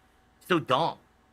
It's yeah, just move on. No wonder. Phil will never move on. Even though LTG told him no multiple fucking times, he's still on it. No one wants to work with this guy. You know what I'm saying? Like, remember when they were doing Law Call Live? Law Call Live. I got, supposedly, even though I never formally got offered it, but I was going to get offered $50K. Then why are you bragging that you were offered $50K then, Phil? Why are you bragging about it? But, well, why wouldn't they offer LTG? Why would they? The guy... I mean, it was a consideration, but no. That will never happen. Guy is like the weirdest dude. When you're gonna demand we do research for you, maybe write some jokes and add some clips. Are you talking about me or Phil? Why are you? Why? He doesn't even understand how to make videos and streams without getting permabanned. He isn't up. There's no archives. Who could work with this guy? Right? Like, So you're asking for tons of trouble. I can't. Oh, me? When am I going to demand that we do research? There are times where I forget something, but I don't mind asking my chat. It's like, when did this happen? And then someone will be like, yeah, it happened here. It's like, okay, thanks. Even watch the fuck. But if I would like, write jokes, wouldn't last very long. In videos. Because I have no confidence in my material. This guy is made because they don't exist. So please let me know. Him not liking someone telling him no really recontextualized his intelligence manifesto, in my honest opinion, exactly. No. All right, and we'll go from there. All right. Oh, yeah, the detractors. They were right. Ridiculous. I got a couple shout outs to do. Oh, the incel manifesto. Okay, that one. Get on to our next topic here. Remember, gaming news. LTG. So, Sybil did a super chat. He says LTG is striking all channels that clip him. So basically, like, it would be like if I went to my detractor channels, he's hitting them with false copyright strikes, is what you're saying? I'm not going to comment on it because I don't know about his detractor channels, and I don't know if it's within his rights or not. If they're just lifting his content and not... You know what? Not doing anything transformative, no transformative work whatsoever, then he has the right to strike them. Okay? He does. They're supposed to be doing commentary and criticism over it. It's not even... You know how I said they're editing his webcam and shit? That's not transformative. I mean, Phil, it is transformative, though, because they're changing the video for comedic or entertainment purposes. It is transformative. You can't take a movie, like, for example, you can't take Spider-Man No Way Home and edit over a scene with a couple things and then put the whole fucking movie out. Phil, do you not realize that's how YouTube poops work? There are people out there that are making clips based around YouTube poops, and they're just making it their own. And it's entertaining. Depends on what you're drinking. That doesn't work. You have to actually add commentary and criticism. You have to do something of creative thought and effort to do that. I mean, again, going back to YouTube poops with that, though, Phil, there are people that actually take a lot of time and effort to putting in memes. Sure, some of them can be, like, over-the-top stupid, but it's still entertainment. So if his detractors are just lifting his shit, he has the right to strike them. But if they are doing Oh, so now you're inciting some people to be struck down. Okay. Transformative commentary, he has no right to strike them. That's how it works, okay? Movies and the characters are all copyrighted and trademarked, dude. They're all trademarked. You can't do that. The drip go. All right, what's next? Oh, hey, there's this. Let me tell you something, brother. Snort, snort, snort. Code. Drip, snort, snort. I got the drip go. All right, let's go. All right. All right, there's this. So we're going to start momentarily. Would anyone like to start contribution for tonight? Seriously, we got nothing. We got no super chats, no memberships, and no tips. Let's get something going. All right, so the king streak is dead. This is the second one that's dead. Here's the start of it, and then we'll go to the end of that. What's next after this? Oh, there's more to this, by the way. Here, before we start, let's get something in. I know you're going to contribute. I know you like the content. Just a matter of time. Who's going to be the first to sit on that throne? Who's going to be the first to sit on the throne and get I think I already watched that one already, Ghost. there with notoriety on the leaderboard? Let's do it. And then you know what would be funny if a Dent told Phil that they tip him 1K if he gets his balls cut and show proof of it since he doesn't want kids. That's a disturbing thought. Let's begin, but let's get something in first. I know Sly covered it too. The thing about this game is too, like, it's so fast paced. You just want to keep rematching, right? You do. You want to keep going. You don't want to stop. You just want to keep going. So the drip, that you can't make it stop. I actually found it hard. By the way, him playing the Marvel vs. Capcom collection, it's fucking boring. It really is. Lynn tried doing a stream of it, and it was just entirely fucking boring. Lynn got to the point where he's like, I'm not restreaming that. To shout out the contributions earlier because I was like, dude, I'm just into the next one. And then I turned, I was like, oh shit, there's a bunch of contributions I should have shouted out. Okay. Ha ha ha ha ha. You know what they call that, Phil? Cope. Well, we got our first contribution. It would be great to get our first tip, but in the meantime, I'm going to get the game booty. But thank you for the first tip of the night. That gets us rolling. So one sick puppy sits on the throne of the top tip spot. I would not want to be on part of that throne. This is apparently now you're sitting on the throne if you give Phil money. This is the throne. That's pathetic. Now, who will take that over from One Sick Puppy? Because that is so easy to take over at only $5. Context. Phrasing. Bad phrasing, Phil. Who would want to take a throne for One Sick Puppy? Anyone could easily usurp that throne without much effort at all. I mean, gladly. Oh, hey, the king's gone. All right, guys, if you're here tonight and ready to chill with the Marvel collection, please consider helping out. One way you can help out is by liking the stream. We're at 73 likes. Let's get that to 100. We're at 400 viewers. We could definitely get 100 likes. Outside of that, super chats, memberships, gift memberships for the community, and tips, all right? Let's get it going. We're at 15 bucks in tips, but we want to hit that tips goal for tonight and continue the king streak. Guys, we're wrapping up. Please, guys, if you were going to support the stream, please do it now. Okay, so you get the gist of this, right? He's constantly begging. I'm not going to cover that. I'm skipping. I'm skipping to right here. Did I really think it was going to happen every day? Of course I don't. So I'm skipping to here, though. He got $77 at the end of that stream. That's how much he got. All right, everybody, that is it. I don't have that. Broside has that. Day, a fun day. A fun day of me playing the classics. It went down pretty much how I expected. Oh, by the way, if Pop was streaming this would definitely be not at BedCon 0, but Code Black. Everything is nuked. You want to know the truth? I didn't think we were going to hit the goal tonight. In fact, I was surprised when we actually hit it earlier, because I figured old school fighting games, it's not going to put butts in seats. You know what I'm saying? This right here is him trying to do reverse psychology. He's using reverse psychology to be like, guys, I don't think we're going to hit the goal. I don't think we're going to hit the King Street goal. I don't think we're going to hit it. We're not going to hit it, guys. We're not going to hit it. And he keeps pushing that onto his audience. Now, do you really think that would actually drive people to tip? Because it doesn't. Also, butts in seats. He thinks that him playing Street Fighter, like the Marvel vs. Capcom collection, will put asses in seats. It doesn't. I don't think so. I mean, people liked it. It was a good streams, but you're not going to get people coming out with overwhelming support and stuff like that. So, good evening, everyone. Phil here, and welcome to the Daily Wrap for what was today? You know, I would do this whole thing with the death counter, but it's not worth it, so let's go. Thursday, I forgot what day it was, the 12th of September, 2024. A full day of fighting game fun. Fighting game fun. It was boring, Phil. It was just you playing the same game over and over, and you acting, saying that you love this broken game. Because today was the release of the Marvel vs. Capcom Fighting Collection, and I want to say it was mostly good. Like, I want to say, like, it was 95% good. There are some negatives that came out of today that I will mention. Notably, the game that everyone wanted to play in this collection doesn't really work, and that's unfortunate. And then again, though, Phil, what you fail to realize is that the Marvel vs. Capcom collection is not that great of an emulated port. It's just not. That they fix it. But let's talk a little bit about how the day went. First of all, I came back from break and had a really great, fun podcast covering tons of different topics, including gaming news with Xbox laying off more people and the PlayStation 5 getting a big dashboard update.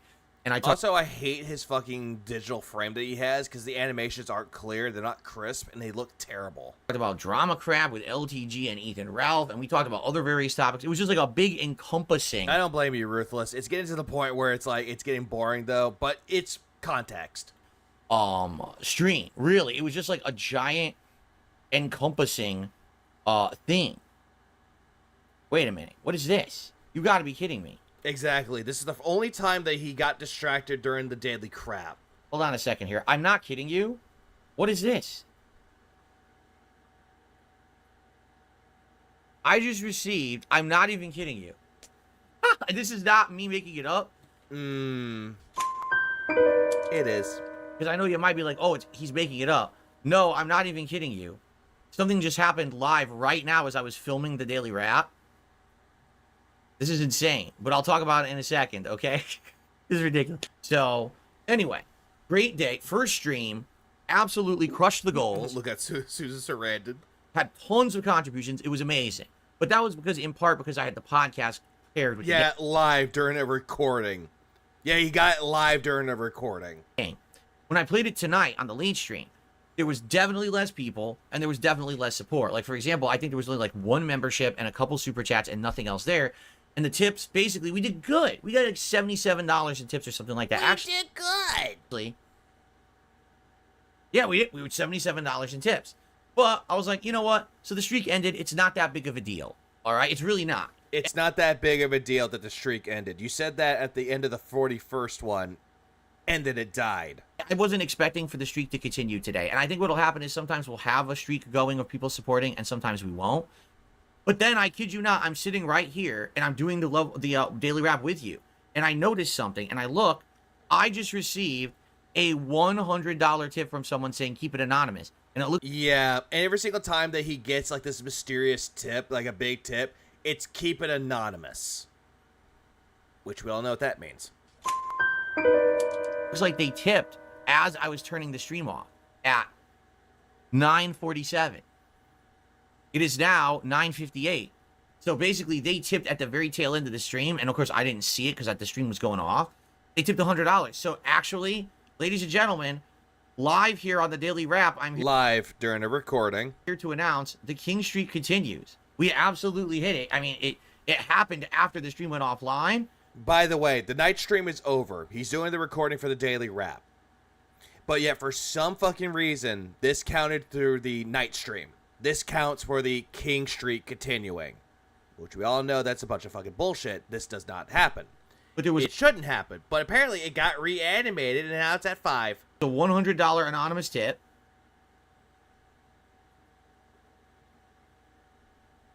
Which gets us to 177, which means it is King Streak number 5. And it means that here on the Daily Wrap for the first time ever, it's time to make it rain. Ladies and gentlemen. And you know what? Fuck you, asshole. We're moving on. The hater. Suck my dick. Ah! Anyways, we're moving. This is the last. I think this. Yep, this is the last one that I have. So apparently, he had a video talking about Justin Wong and Maximilian Dude, and you know what that means? Shout out to Hate. It's the Hate Army, bro. Hate Army. Shout that out guy. to Hate. Good vibes to the Shout Hate out to Army. Hate. Shout out to Hate. Shout out Shout out to Hate. Shout out to Hate. Shout out for Shout hate. out for hate. Roll. Yes. No, it still didn't work. Can't block. I'm not doing anything. I'm literally down backing. He gets a Thank you. Because he got really salty at this match. free full combo. And this was yesterday, by the way. What the fuck? Oh, come on. You were button mashing, bro.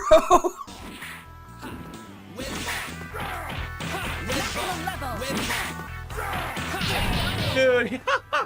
Dude, it's like every possible thing. He dashes forward. I'm down back and gives him full combo. I can't block. The game is terrible online. Then the fucking stupid menu button opens and it gets hit again. It's like, Phil, you pressed the fucking start button. That was you, not the game. come on, man. Every possible thing. Every possible fucking thing. Let's think outside the box. If the person did tip for $100, it still wouldn't count for Thursday's streak. It would count for Friday's stream. Once again, he can't keep shit straight. Nope, he cannot. Well, the shame is that's a good player, but I can't show you true top tier gameplay because the game's fucking terrible online. It's literally dropping and giving him free combos and shit. Okay, so automatically you're shitting on the person as saying they're not doing top tier gameplay? Okay. That's so bad. It's fucking stupid. I know I can play way better than that. I can't. I'm trying to just dash from full screen and it's giving me jump medium kick. That's rollback netcode that everyone loves so much. They think that's so good. It's terrible. Rollback netcode is actually really good when it comes to online fights, Phil. It is really good. But yet you're just going to shit on it because it's the Cannon Brothers. It's fucking terrible. You should not have completely incorrect inputs, dropped inputs. It's fucking stupid. And you know, oh, but we love rollback.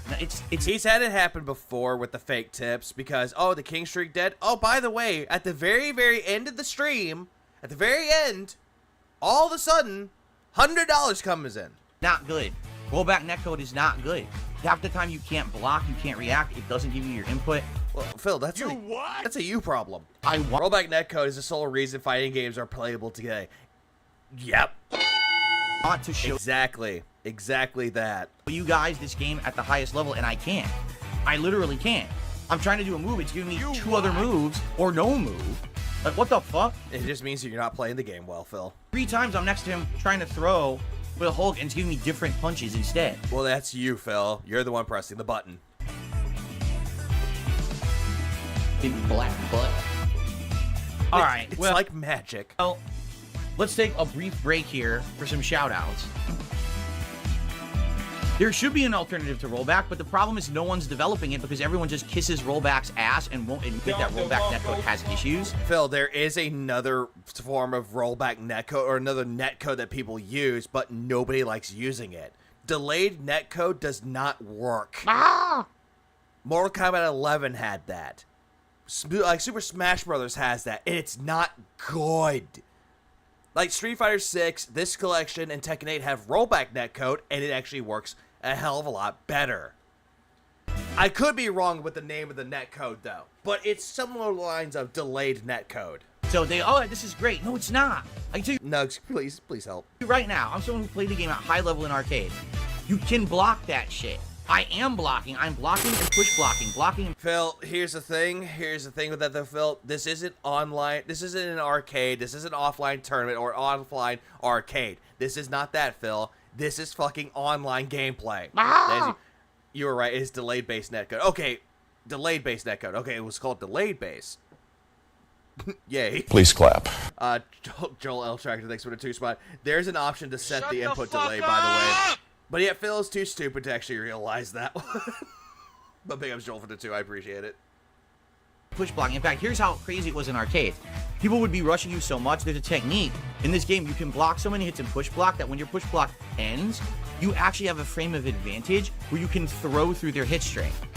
Phil, here's the thing with that. You're not really one to talk when it comes to data or frames, because you can't read the fucking frames. And you should be able to do it every time online. It hasn't worked once. It doesn't work because the game's fucked up. It's because of the game. Can't be you, right? Fucking rollback won't give you the input you're doing. It's stupid.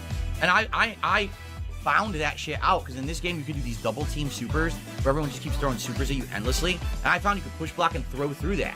And a lot of people didn't know that back in the day. And I discovered that. But yeah, Rain Man hasn't played offline since the 2000s. Yeah, pretty much, Nihil. I can't show you. It doesn't work. Like, the game barely works. It's fucking constantly not giving me my inputs. Then why did you just do it in the training mode, Phil? Try it there. Oh, right, you can't do that, because take my word for it. Also, Cope. There's that, too. Okay. Scouring for tips. Received $1 tip from Gaping Gorilla, and I'm not reading the rest. Why not? Are you that big of a pussy? I think you have the idea. And I received a $20 tip. Seeing you replay the collection. By the way, Jax Raxer gave him $38 because it's his birthday and he turned 38, so he decided to give $38 to Phil. How pathetic is that? It's like we watching clips on your old Street Fighter channel. Yes, because again, the old collection I used to play over there. That old collection did not have rollback netcode, but instead had delay, and you can see. It's like what pick your poison between the two evils. Do you want a game that runs in slow-mo and freezes up, right, and lags badly like you're underwater, or do you want a game that looks like it's smooth but literally half of your inputs don't work? It drops your inputs. I'm on the select screen. I would rather have rollback netcode over delay-based netcode any day. And I push the button. And yeah, dimwit, he is on the character and nothing happens. And I'm like, dude, I'm not even playing the game. I'm on the select screen. And I can't select my character. But you think rollback netcode is good. I don't think that has anything to do with the rollback netcode, Phil. I think that's just a you problem. I just don't understand it. I don't. Okay.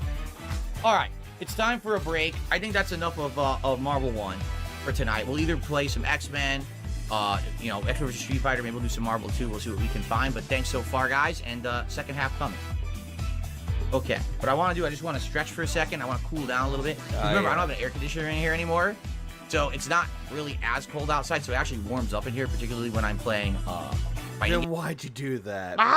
Might I remind you that we had this one instance where Phil was literally watching a video on his React, which explained how rollback works, and the very first thing Phil said was wrong. Yep. He said that, and he kept going off about how the Cannon brothers were frauds. Games? Oh yeah, by the way, heat wave in September in Renton, Washington. So I'm just going to stand up for a minute in front of the window. But guys, we are 2/3 of the way there.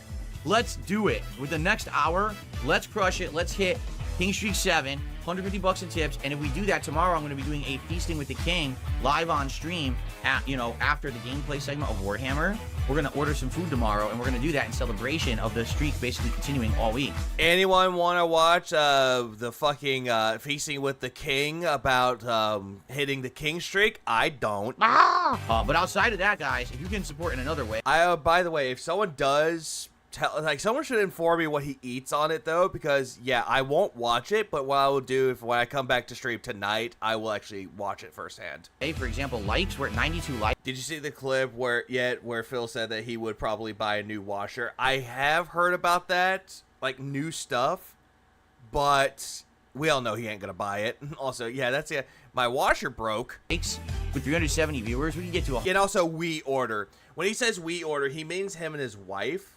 But we all know it's really gonna happen. 100, hell, we can get to 150, right? We have 1 super chat all night and 0 memberships. So come on, let's get some support going. Please support the Street Fighter stuff. Support the Phil. I've been streaming for about 6.5 hours. Not once did I ever do the shit that you're doing because I don't care about it. If people want to contribute, they do it whenever they want to. It's not mandatory. I don't push it onto people. Because it's a fucking shitstorm, and it's also a shitty thing to do to force people to do so. What you're doing is fucking disgusting. Fighting game stuff. And also, yes, he's not fixing his shower, or his toilet, or anything. That black mold is going to take over that bathroom. Friday night fights, okay? Ugh. Oh. Okay, he's back. Now what the hell? You didn't shower the king with support while I was blowing my nose and stretching? What's going on? The coffers are ringing empty. Boo this man! Yeah, contributions are mandatory. Phil Burnell. Also Phil Burnell. That's not begging. That's business. What is happening here? Did I see for the next Capcom collection, they're censoring all the Alpha 3 stages with women. They're removing the girls on Balrog stage and the girls in bikinis in Ken's pool stage. Dad, I mean, here's the thing. Thad. First of all, you have to understand those games were essentially made for like an adult audience, right?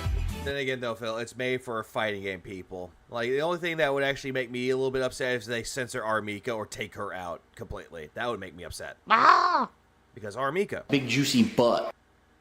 On par with Cammy. They were. Even though tons of kids played them back in the day, like in arcades. Yeah, they're just playing a fighting game, not going, ha ha ha, titties. Kids played them, teenagers played them, adults played them. There's no nudity in the games whatsoever. There's no over-the-top sexual content in the games whatsoever. All right. I mean, let's be honest. But yet, there's suggestive themes with it, though, Phil. Suggestive. Honest here. Yeah, it was rated E. Or in this particular case, K through A. If kids through adults. That was one of the ESRB rates was K through A. But then all of a sudden, though, they changed it because of Mortal Kombat. That's why we have the ESRB to this day. Lord Kane, thanks for the 12 months. Why sad when he didn't play Stellar Blade yet? You know what? That is a fair point. It's animated, so it's fine. That's true. I really want to know when Western audiences decided that I couldn't handle some goddamn titties. Yeah, that's a shame. What's wrong with titties? If this is the case, and they're censoring all the backgrounds of the classic Street Fighter fighting games, how could Laura even exist in Street Fighter V? Now, I know Street Fighter V was, what, 8 years ago? But you see my point? Like... I think that was 2016, so that, yeah, about 8 years ago. If that's the case, then you have to censor all the characters from Street Fighter history. And... I think Laura would be the one that's not censored, though. Ridiculous. But then again, censored how, though? That's what I want to know.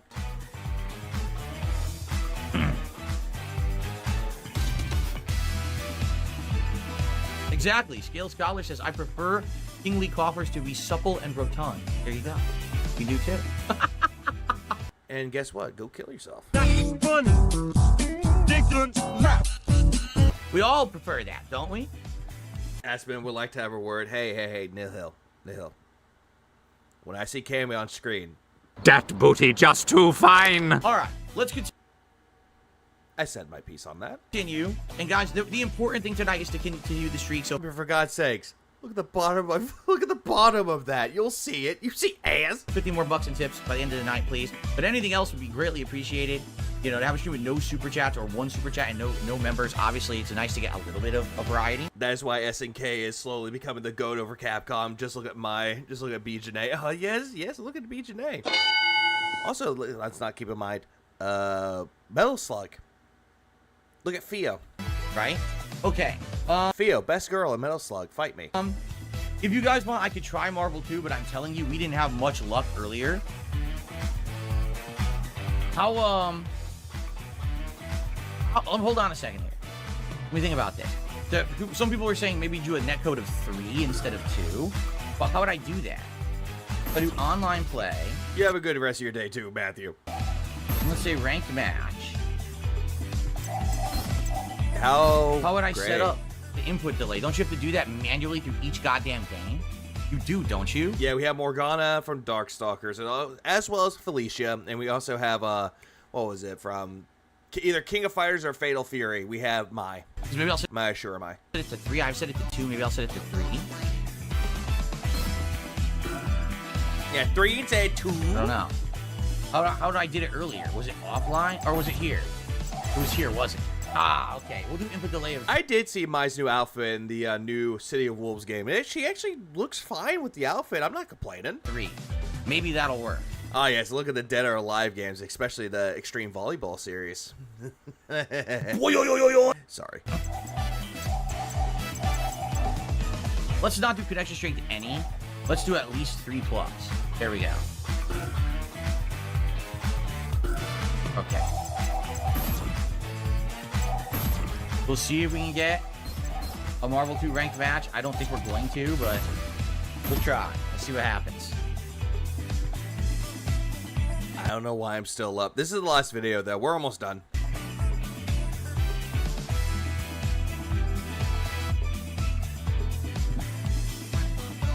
What's hilarious is when you guys say shit to me like, well, why did this fighting game player say that the netcode's so good? Well, number one, because number one, they're constantly on offense. Did he say number 1 twice? Like, listen to that. I'm not crazy. I thought he said number 1 twice. Hilarious is when you guys say shit to me like, well, why did this fighting game player say that the netcode's so good? Well, number one, because number one, they're... Number 1 because number 1. Ah! So I wasn't the only one. Constantly on offense. Take a look. Rollback netcode makes no distinction between offense and defense. Look at how they play. Those people are the offensive, the rush down, the person in your face. They're not the person trying to defend or play counter. There's no distinction for it, Phil. It does not help. They play so over the top offensively. I have to do the volume up because of that reason. Because I thought he said number 1 because number 1. I was like, why do you say that twice? They don't even care if they don't need to block, right? Right now, if Justin Wong is playing this collection, do you think he's ever on the defense? He's just constantly attacking. No, he's going to be doing both, Phil. The best offense is also the best defense, and vice versa. Why the fuck would he care that the game doesn't block fast, right? Honestly, why would he give 2 shits if the game blocks fast or not? In addition, why do you think people whose sole way to make money and get attention on the internet is to play fighting games? Well, then again, though, Phil, you fail to understand is that Justin Wong is a part of the FGC. Maximilian Dude plays a variety of games, and if he's playing a fighting game like Marvel's Capcom Collection, he can play it, and he can have a great old time with it. Because he actually likes the series, much more than you do. Would say that fight... This just shows how mad he is when it comes to this subject. Oh, always. And also, very, very jealous. And also... Cope. Fighting games are good on the internet. Hold on. What did he say about the last part? And I hate the smug-ass face that he has. People whose sole way to make money and get attention on the internet is to play fighting games would say that fighting games are good on the internet. I mean, that's their own opinion with that, though, Phil. They're not being a shill for Capcom to say the rollback is good. It's a general fact that rollback netcode is superior when it comes to fighting games. Do I really have to answer this?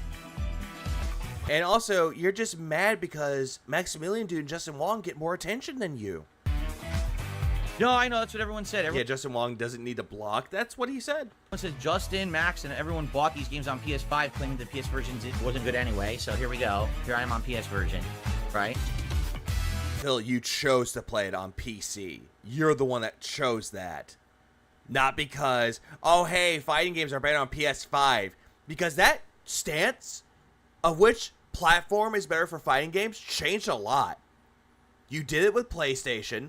Like, we were playing on Xbox. You're like, oh, I should just get the fight stick, the Comba Obsidian 2 fight stick for the PS5, and I'll buy Street Fighter 6 for the PS5 with online for the PS5, and that's the best way, that's the definitive way to play fighting games. But then later on, you kept getting your ass kicked by PC players. Your stance changed completely, so you had to go buy yourself a new PC, which you say it's gifted, but you actually bought your goddamn self. And then you kept saying that PC was the best way to play fighting games. And then all of a sudden, for this one, you decide to play the PC version. They're playing on PS5, and then all of a sudden, you're sitting there going, oh, I guess I played the PC version, the worst one. Wah. So strange that Phil is literally the only person that claims all these things about rollback. Yeah, he loves to play contrarian, always. Justin Wong has criticized fighting games with bad netcode too. But yet, he doesn't want to look into that. Instead, what Phil looks into is whenever Justin Wong, Maximilian Dude, praise fighting games. And then he wants to say that they're wrong. Even though they've criticized it. Like, what was it? Maximilian Dude made a video about Mortal Kombat 1. He said that the game is fine, but it's not the best fighting game. And he has valid reasons. Good watched. Good video to watch, too. Just gonna say that. Also, he's wrong again. The superior way is still with Fightcade. That is also true. Other people prove that the PS5 has the lowest latency, so it's the best. Which is good, Raziel. But according to Phil, that's not true. PC is better because of the input delay.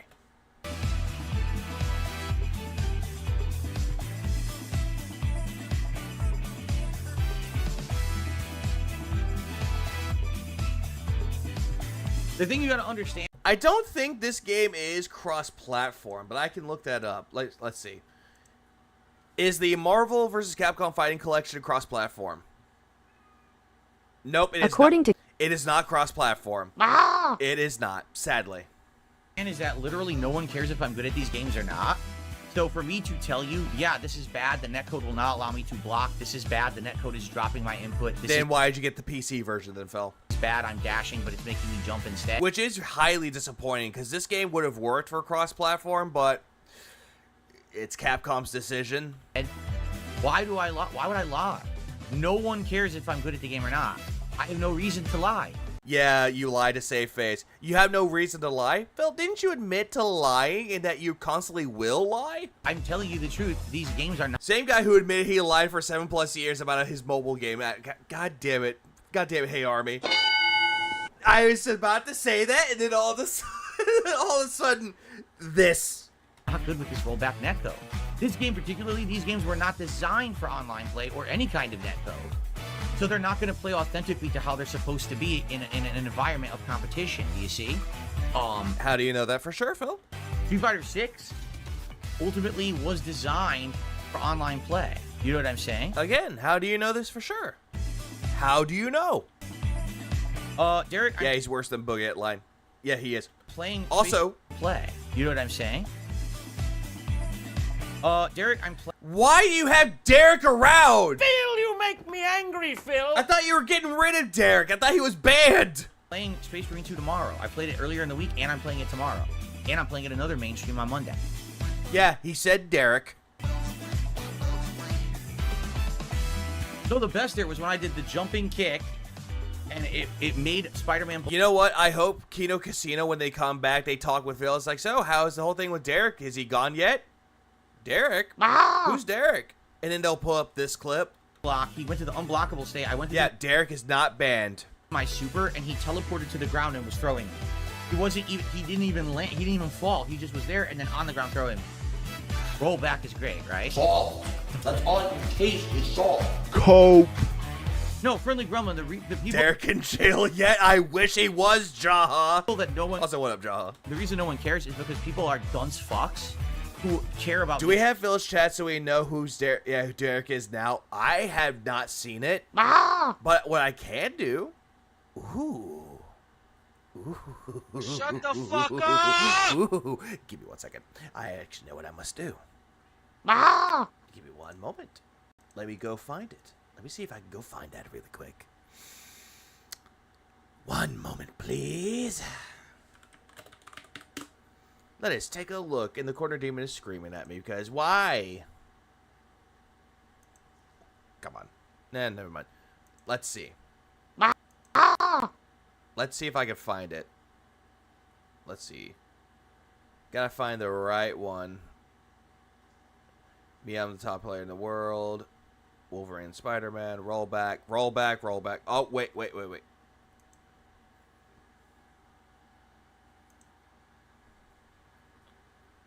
Is this it?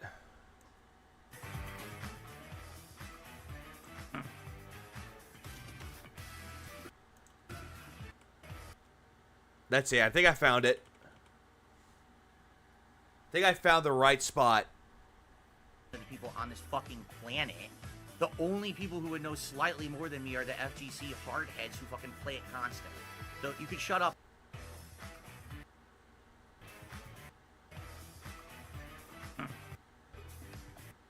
Who's not good at fighting. I'm going to listen to the person. I think I found it. Isn't it? Is that not ignorance? I think I found it. We're almost there. Problem, people don't use their brains. Hold on. Where am I at in this video? He's looking for an opponent.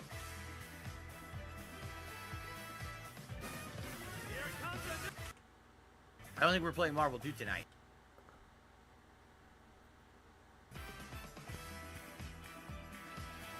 Let's see. They want to fucking believe whatever they want to believe. Let me see. Where is it? I'm looking for it. Sorry, it's taking me a bit. He would hang up on me. I don't think we're playing Marvel 2 tonight. It's your Hold on, let's see. tractor. People that no one. The reason. No, Friendly Gremlin. The people that no one. He just was there and then on. Reported to the. And I'm playing it tomorrow. Derek. Okay, I know where I have it right there. I think I have it right there. I think I'm almost there. Do you think that the entire from saying fighting game opinion has less weight? Because I think I have it. well, I don't think we're gonna get. You could shut up about that now because it's for the last 10. I think I have it. Who care about detractors? Oh, I detractors! went to do my super and he Derek, I'm. Okay, sadly, I don't think it's the right Derek. So I did find the account. I found it. So it's not the Derek that we're thinking of. It's a different Derek. So going back right here, Online play. this was the Derek right here. It might be Derek, but who knows for sure. But I did see this right here. Let's see. Kind of surprised you're not playing Space Marine 2. I heard the co-op was pretty good, unless you are, and I just missed the streams. So it's not that Derek. So that's disappointing. Yeah, it's not him. We tried. We definitely tried, though. But if it could be, yeah, because this is a different speaking style, though. And hold on, if we go back a little bit more, I don't think this person is spamming, because knowing Phil, or not Phil, but knowing Derek, he would constantly be spamming it, and I don't see any of the spamming, so it's not him. It's not the spamming Derek. It is not the PDF file Derek one. It's not him, so yeah. Oh, dang it. We lost it all. I'm playing Space Marine 2 tomorrow. I played it earlier in the week, and I'm playing it tomorrow. And I'm playing it another mainstream on Monday. Although, hearing Derek's name in the chat, or just hear him say Derek, there is hope, but it's not him. You can usually pick them out, Pro. You're absolutely right about that, but looking at it, he doesn't spam. Derek constantly spams the same thing, or he tries rewording it, so that way he can actually say, hey, I'm trying to get my point across to you, Phil. So the best there was when I did the jumping kick, and it made Spider-Man block. He went to the unblockable state. I went to do my super, and he teleported to the ground and was throwing me.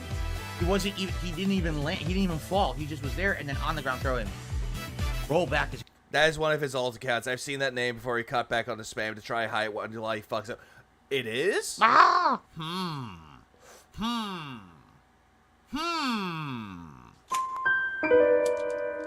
That's my thinking music. So the X to doubt music is also a thinking music. It makes you wonder. Great, right?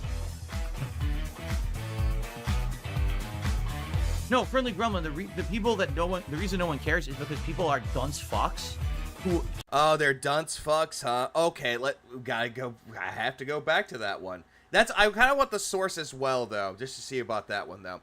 What did Lucky Gremlin say? I'm going to look that up really quick, just to be safe. What did Lucky Gremlin say? All right, I have it right here. On the defense, he's just constantly attacking. Why the fuck would he care? Okay, I have it right here. Lucky Gremlin said something. Game players say that the netcode's so good. Well, Oh, you know what I prefer? Rollback netcode. Okay, Lucky Gremlin said the rollback netcode was better. Care about detractors and people smearing my name and saying I don't know anything about fighting games, when in reality I know more than 99% of the people out there. Okay, prove it. Prove that shit then, Phil, because in that case, we doubt this.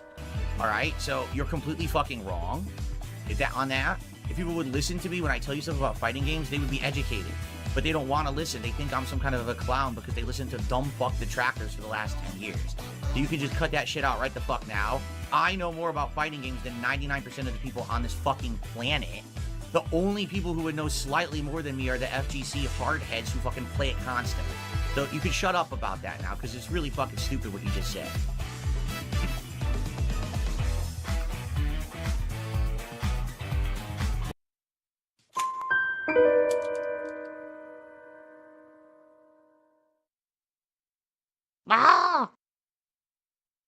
I'm sorry, there's a lot to unpack there. And people smearing my name, and then on the ground throwing. Rollback is great, right? Hold on, let's go back. It was when I did the 2 tomorrow. I played it earlier in the week, and I'm playing it tomorrow. We're going back because there's a lot to unpack here. And I'm playing it another mainstream on Monday. Yeah, he does not understand frame data. Nope. So the best there was when I did the jumping kick, and it made Spider-Man block. He went to the unblockable state. I went to do my super, and he teleported to the ground and was throwing me. He didn't even land. He didn't even fall. He just was there and then on the ground throwing me. Rollback is great, right? Yeah, it is great. It is. And you're just slow. No, Friendly Gremlin, the people that the reason no one cares is because people are dunce fucks who care about detractors and people smearing my name and saying I don't know anything about fighting games. And he immediately went into detractor talk. Phil, you make me angry, Holy Phil. shit, what the fuck? In reality, I know more than 99% of the people out there. I'm gonna slow that down. Let's slow that down a little bit. People are dunce fucks. Dunce fucks? Who care about detractors and people smearing my name and saying I don't know anything about fighting games, when in reality I know more than 99% of the people out there. Okay, then, do you know about frame data? Do you know everything about, not just frame data, but do you know everything about throw looping? Do you know anything about how to get the good combos in Marvel vs. Capcom 2 or Street Fighter 6 for that matter? No, you don't. Alright, so you're completely fucking wrong. How are they wrong? On that, if people would listen to me. By the way, Lucky Gremlin I don't know if it's an OIC account, but it's someone who is considered to be one of Phil's big fans. When I tell you something they're always there. About fighting games, they would be educated. Oh, he knows about throw looping. He used to be thrown like hell, Brunel.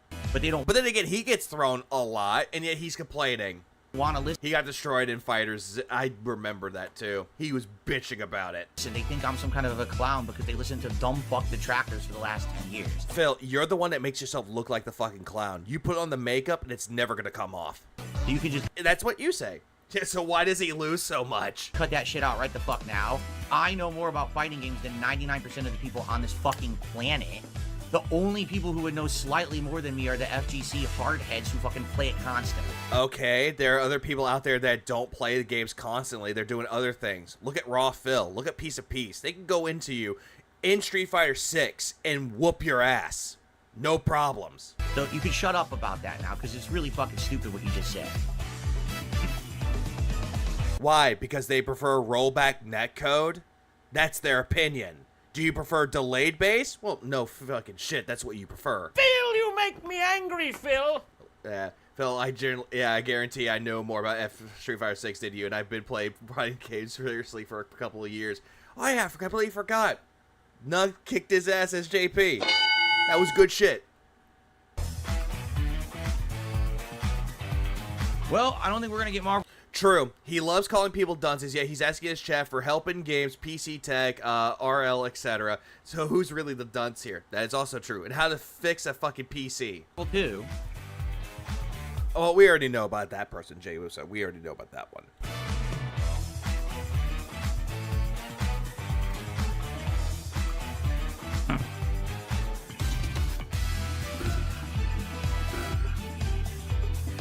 Yes, my opinion has less weight because no one believes me because everyone thinks I'm some kind of a schlub who's not good at fighting games, which is couldn't be further from the fucking truth. Also, you lie constantly, so why should people take you at your word when you admitted to lying constantly? Right? So, if you are going to listen to the person who directly financially benefits from saying fighting games are good and trust their opinion that fighting games are good, rather than someone who doesn't really care if the fighting games are good because they can do 5 million other things. I mean... I would rather take the word of someone that knows fighting games more than you. I would take the word of Justin Wong and Maximilian Dude over you any fucking day. That's pretty stupid, isn't it? Is that not ignorance? Phil, you're talking out of arrogance because you're saying that you're better than everyone else, that you're better than all the people in the FGC. You're not speaking out of ignorance, even though you are an ignorant motherfucker. You're speaking out of arrogance. Do you think that the entire world is unicorns and roses and rainbows too, and no one ever would have an ulterior motive for anything? Like, what the fuck are you talking about? I mean, that's what you use your fucking content for, as an alternative, like, ulterior motive to make money. Or, excuse me, wrong thing. We get to the part where he scams the guy? Yeah, keep in mind, both Wong and Max said that Marvel vs. Capcom 2 collection has a lot of issues and isn't perfect, which is good. Okay, he's better than why does he lose constantly? I'll tell you why he's loose constantly. It's this. Cope. It's always that, and there's that. Bro, I live in Greece, and Greece is known for having awful connections in games. When I play with an Orback netcode instead of delayed netcode in games, it was a blessing. It always is a blessing. But yet, Phil looks at it like it's a curse. We live on Earth. We don't live in fucking, La La Land. Man, use your brain. I mean, that's you and your little bubble. People don't. That's the problem. People don't use their brains. You don't even have a brain, Phil. Mr. Business degree that went into fucking bankruptcy. They want to fucking believe whatever they want to believe, and they want us ball suck. So go ahead and ball suck as much as you want. Phil, isn't that what you want? Oh, right. You don't have any balls.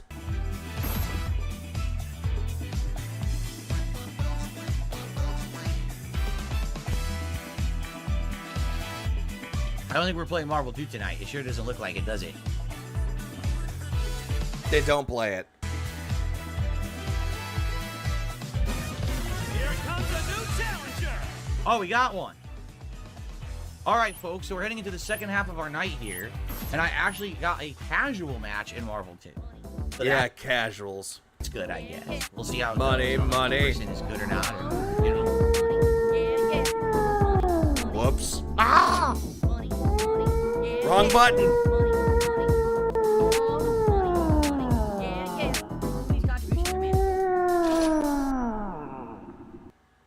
Tipping me helps me more than anything. Tips help me more than anything. Alright, we're done streaming for right now. We're done. We are done streaming now. Due to the fact that I have things to do today. Who is streaming right now? I'm going to see who is streaming right now so I can send everybody over to y'all. So, or to them. I will be back later. I will definitely be back later tonight. Because he is going to be doing Astrobot. And it's going to be fun. That's the only one I'm seeing that's streaming right now is Atlas. So I'm going to send y'all over to Atlas. Have fun over at Atlas streams. Ask him to get you a fucking chicken teriyaki sandwich or a meatball marinara. Say that I requested one. I demand it. I hungry. But yeah, everyone have a good rest of y'all's day, rest of y'all's night. Keep it real, beautiful people. I will see y'all tonight when I cover Astrobot. Ending stream now. Wait, not yet. Deliver us from the depths. We forgot the prayer! Deliver us from the hypnosis. May we never become dented. May we never become beggars like dark side.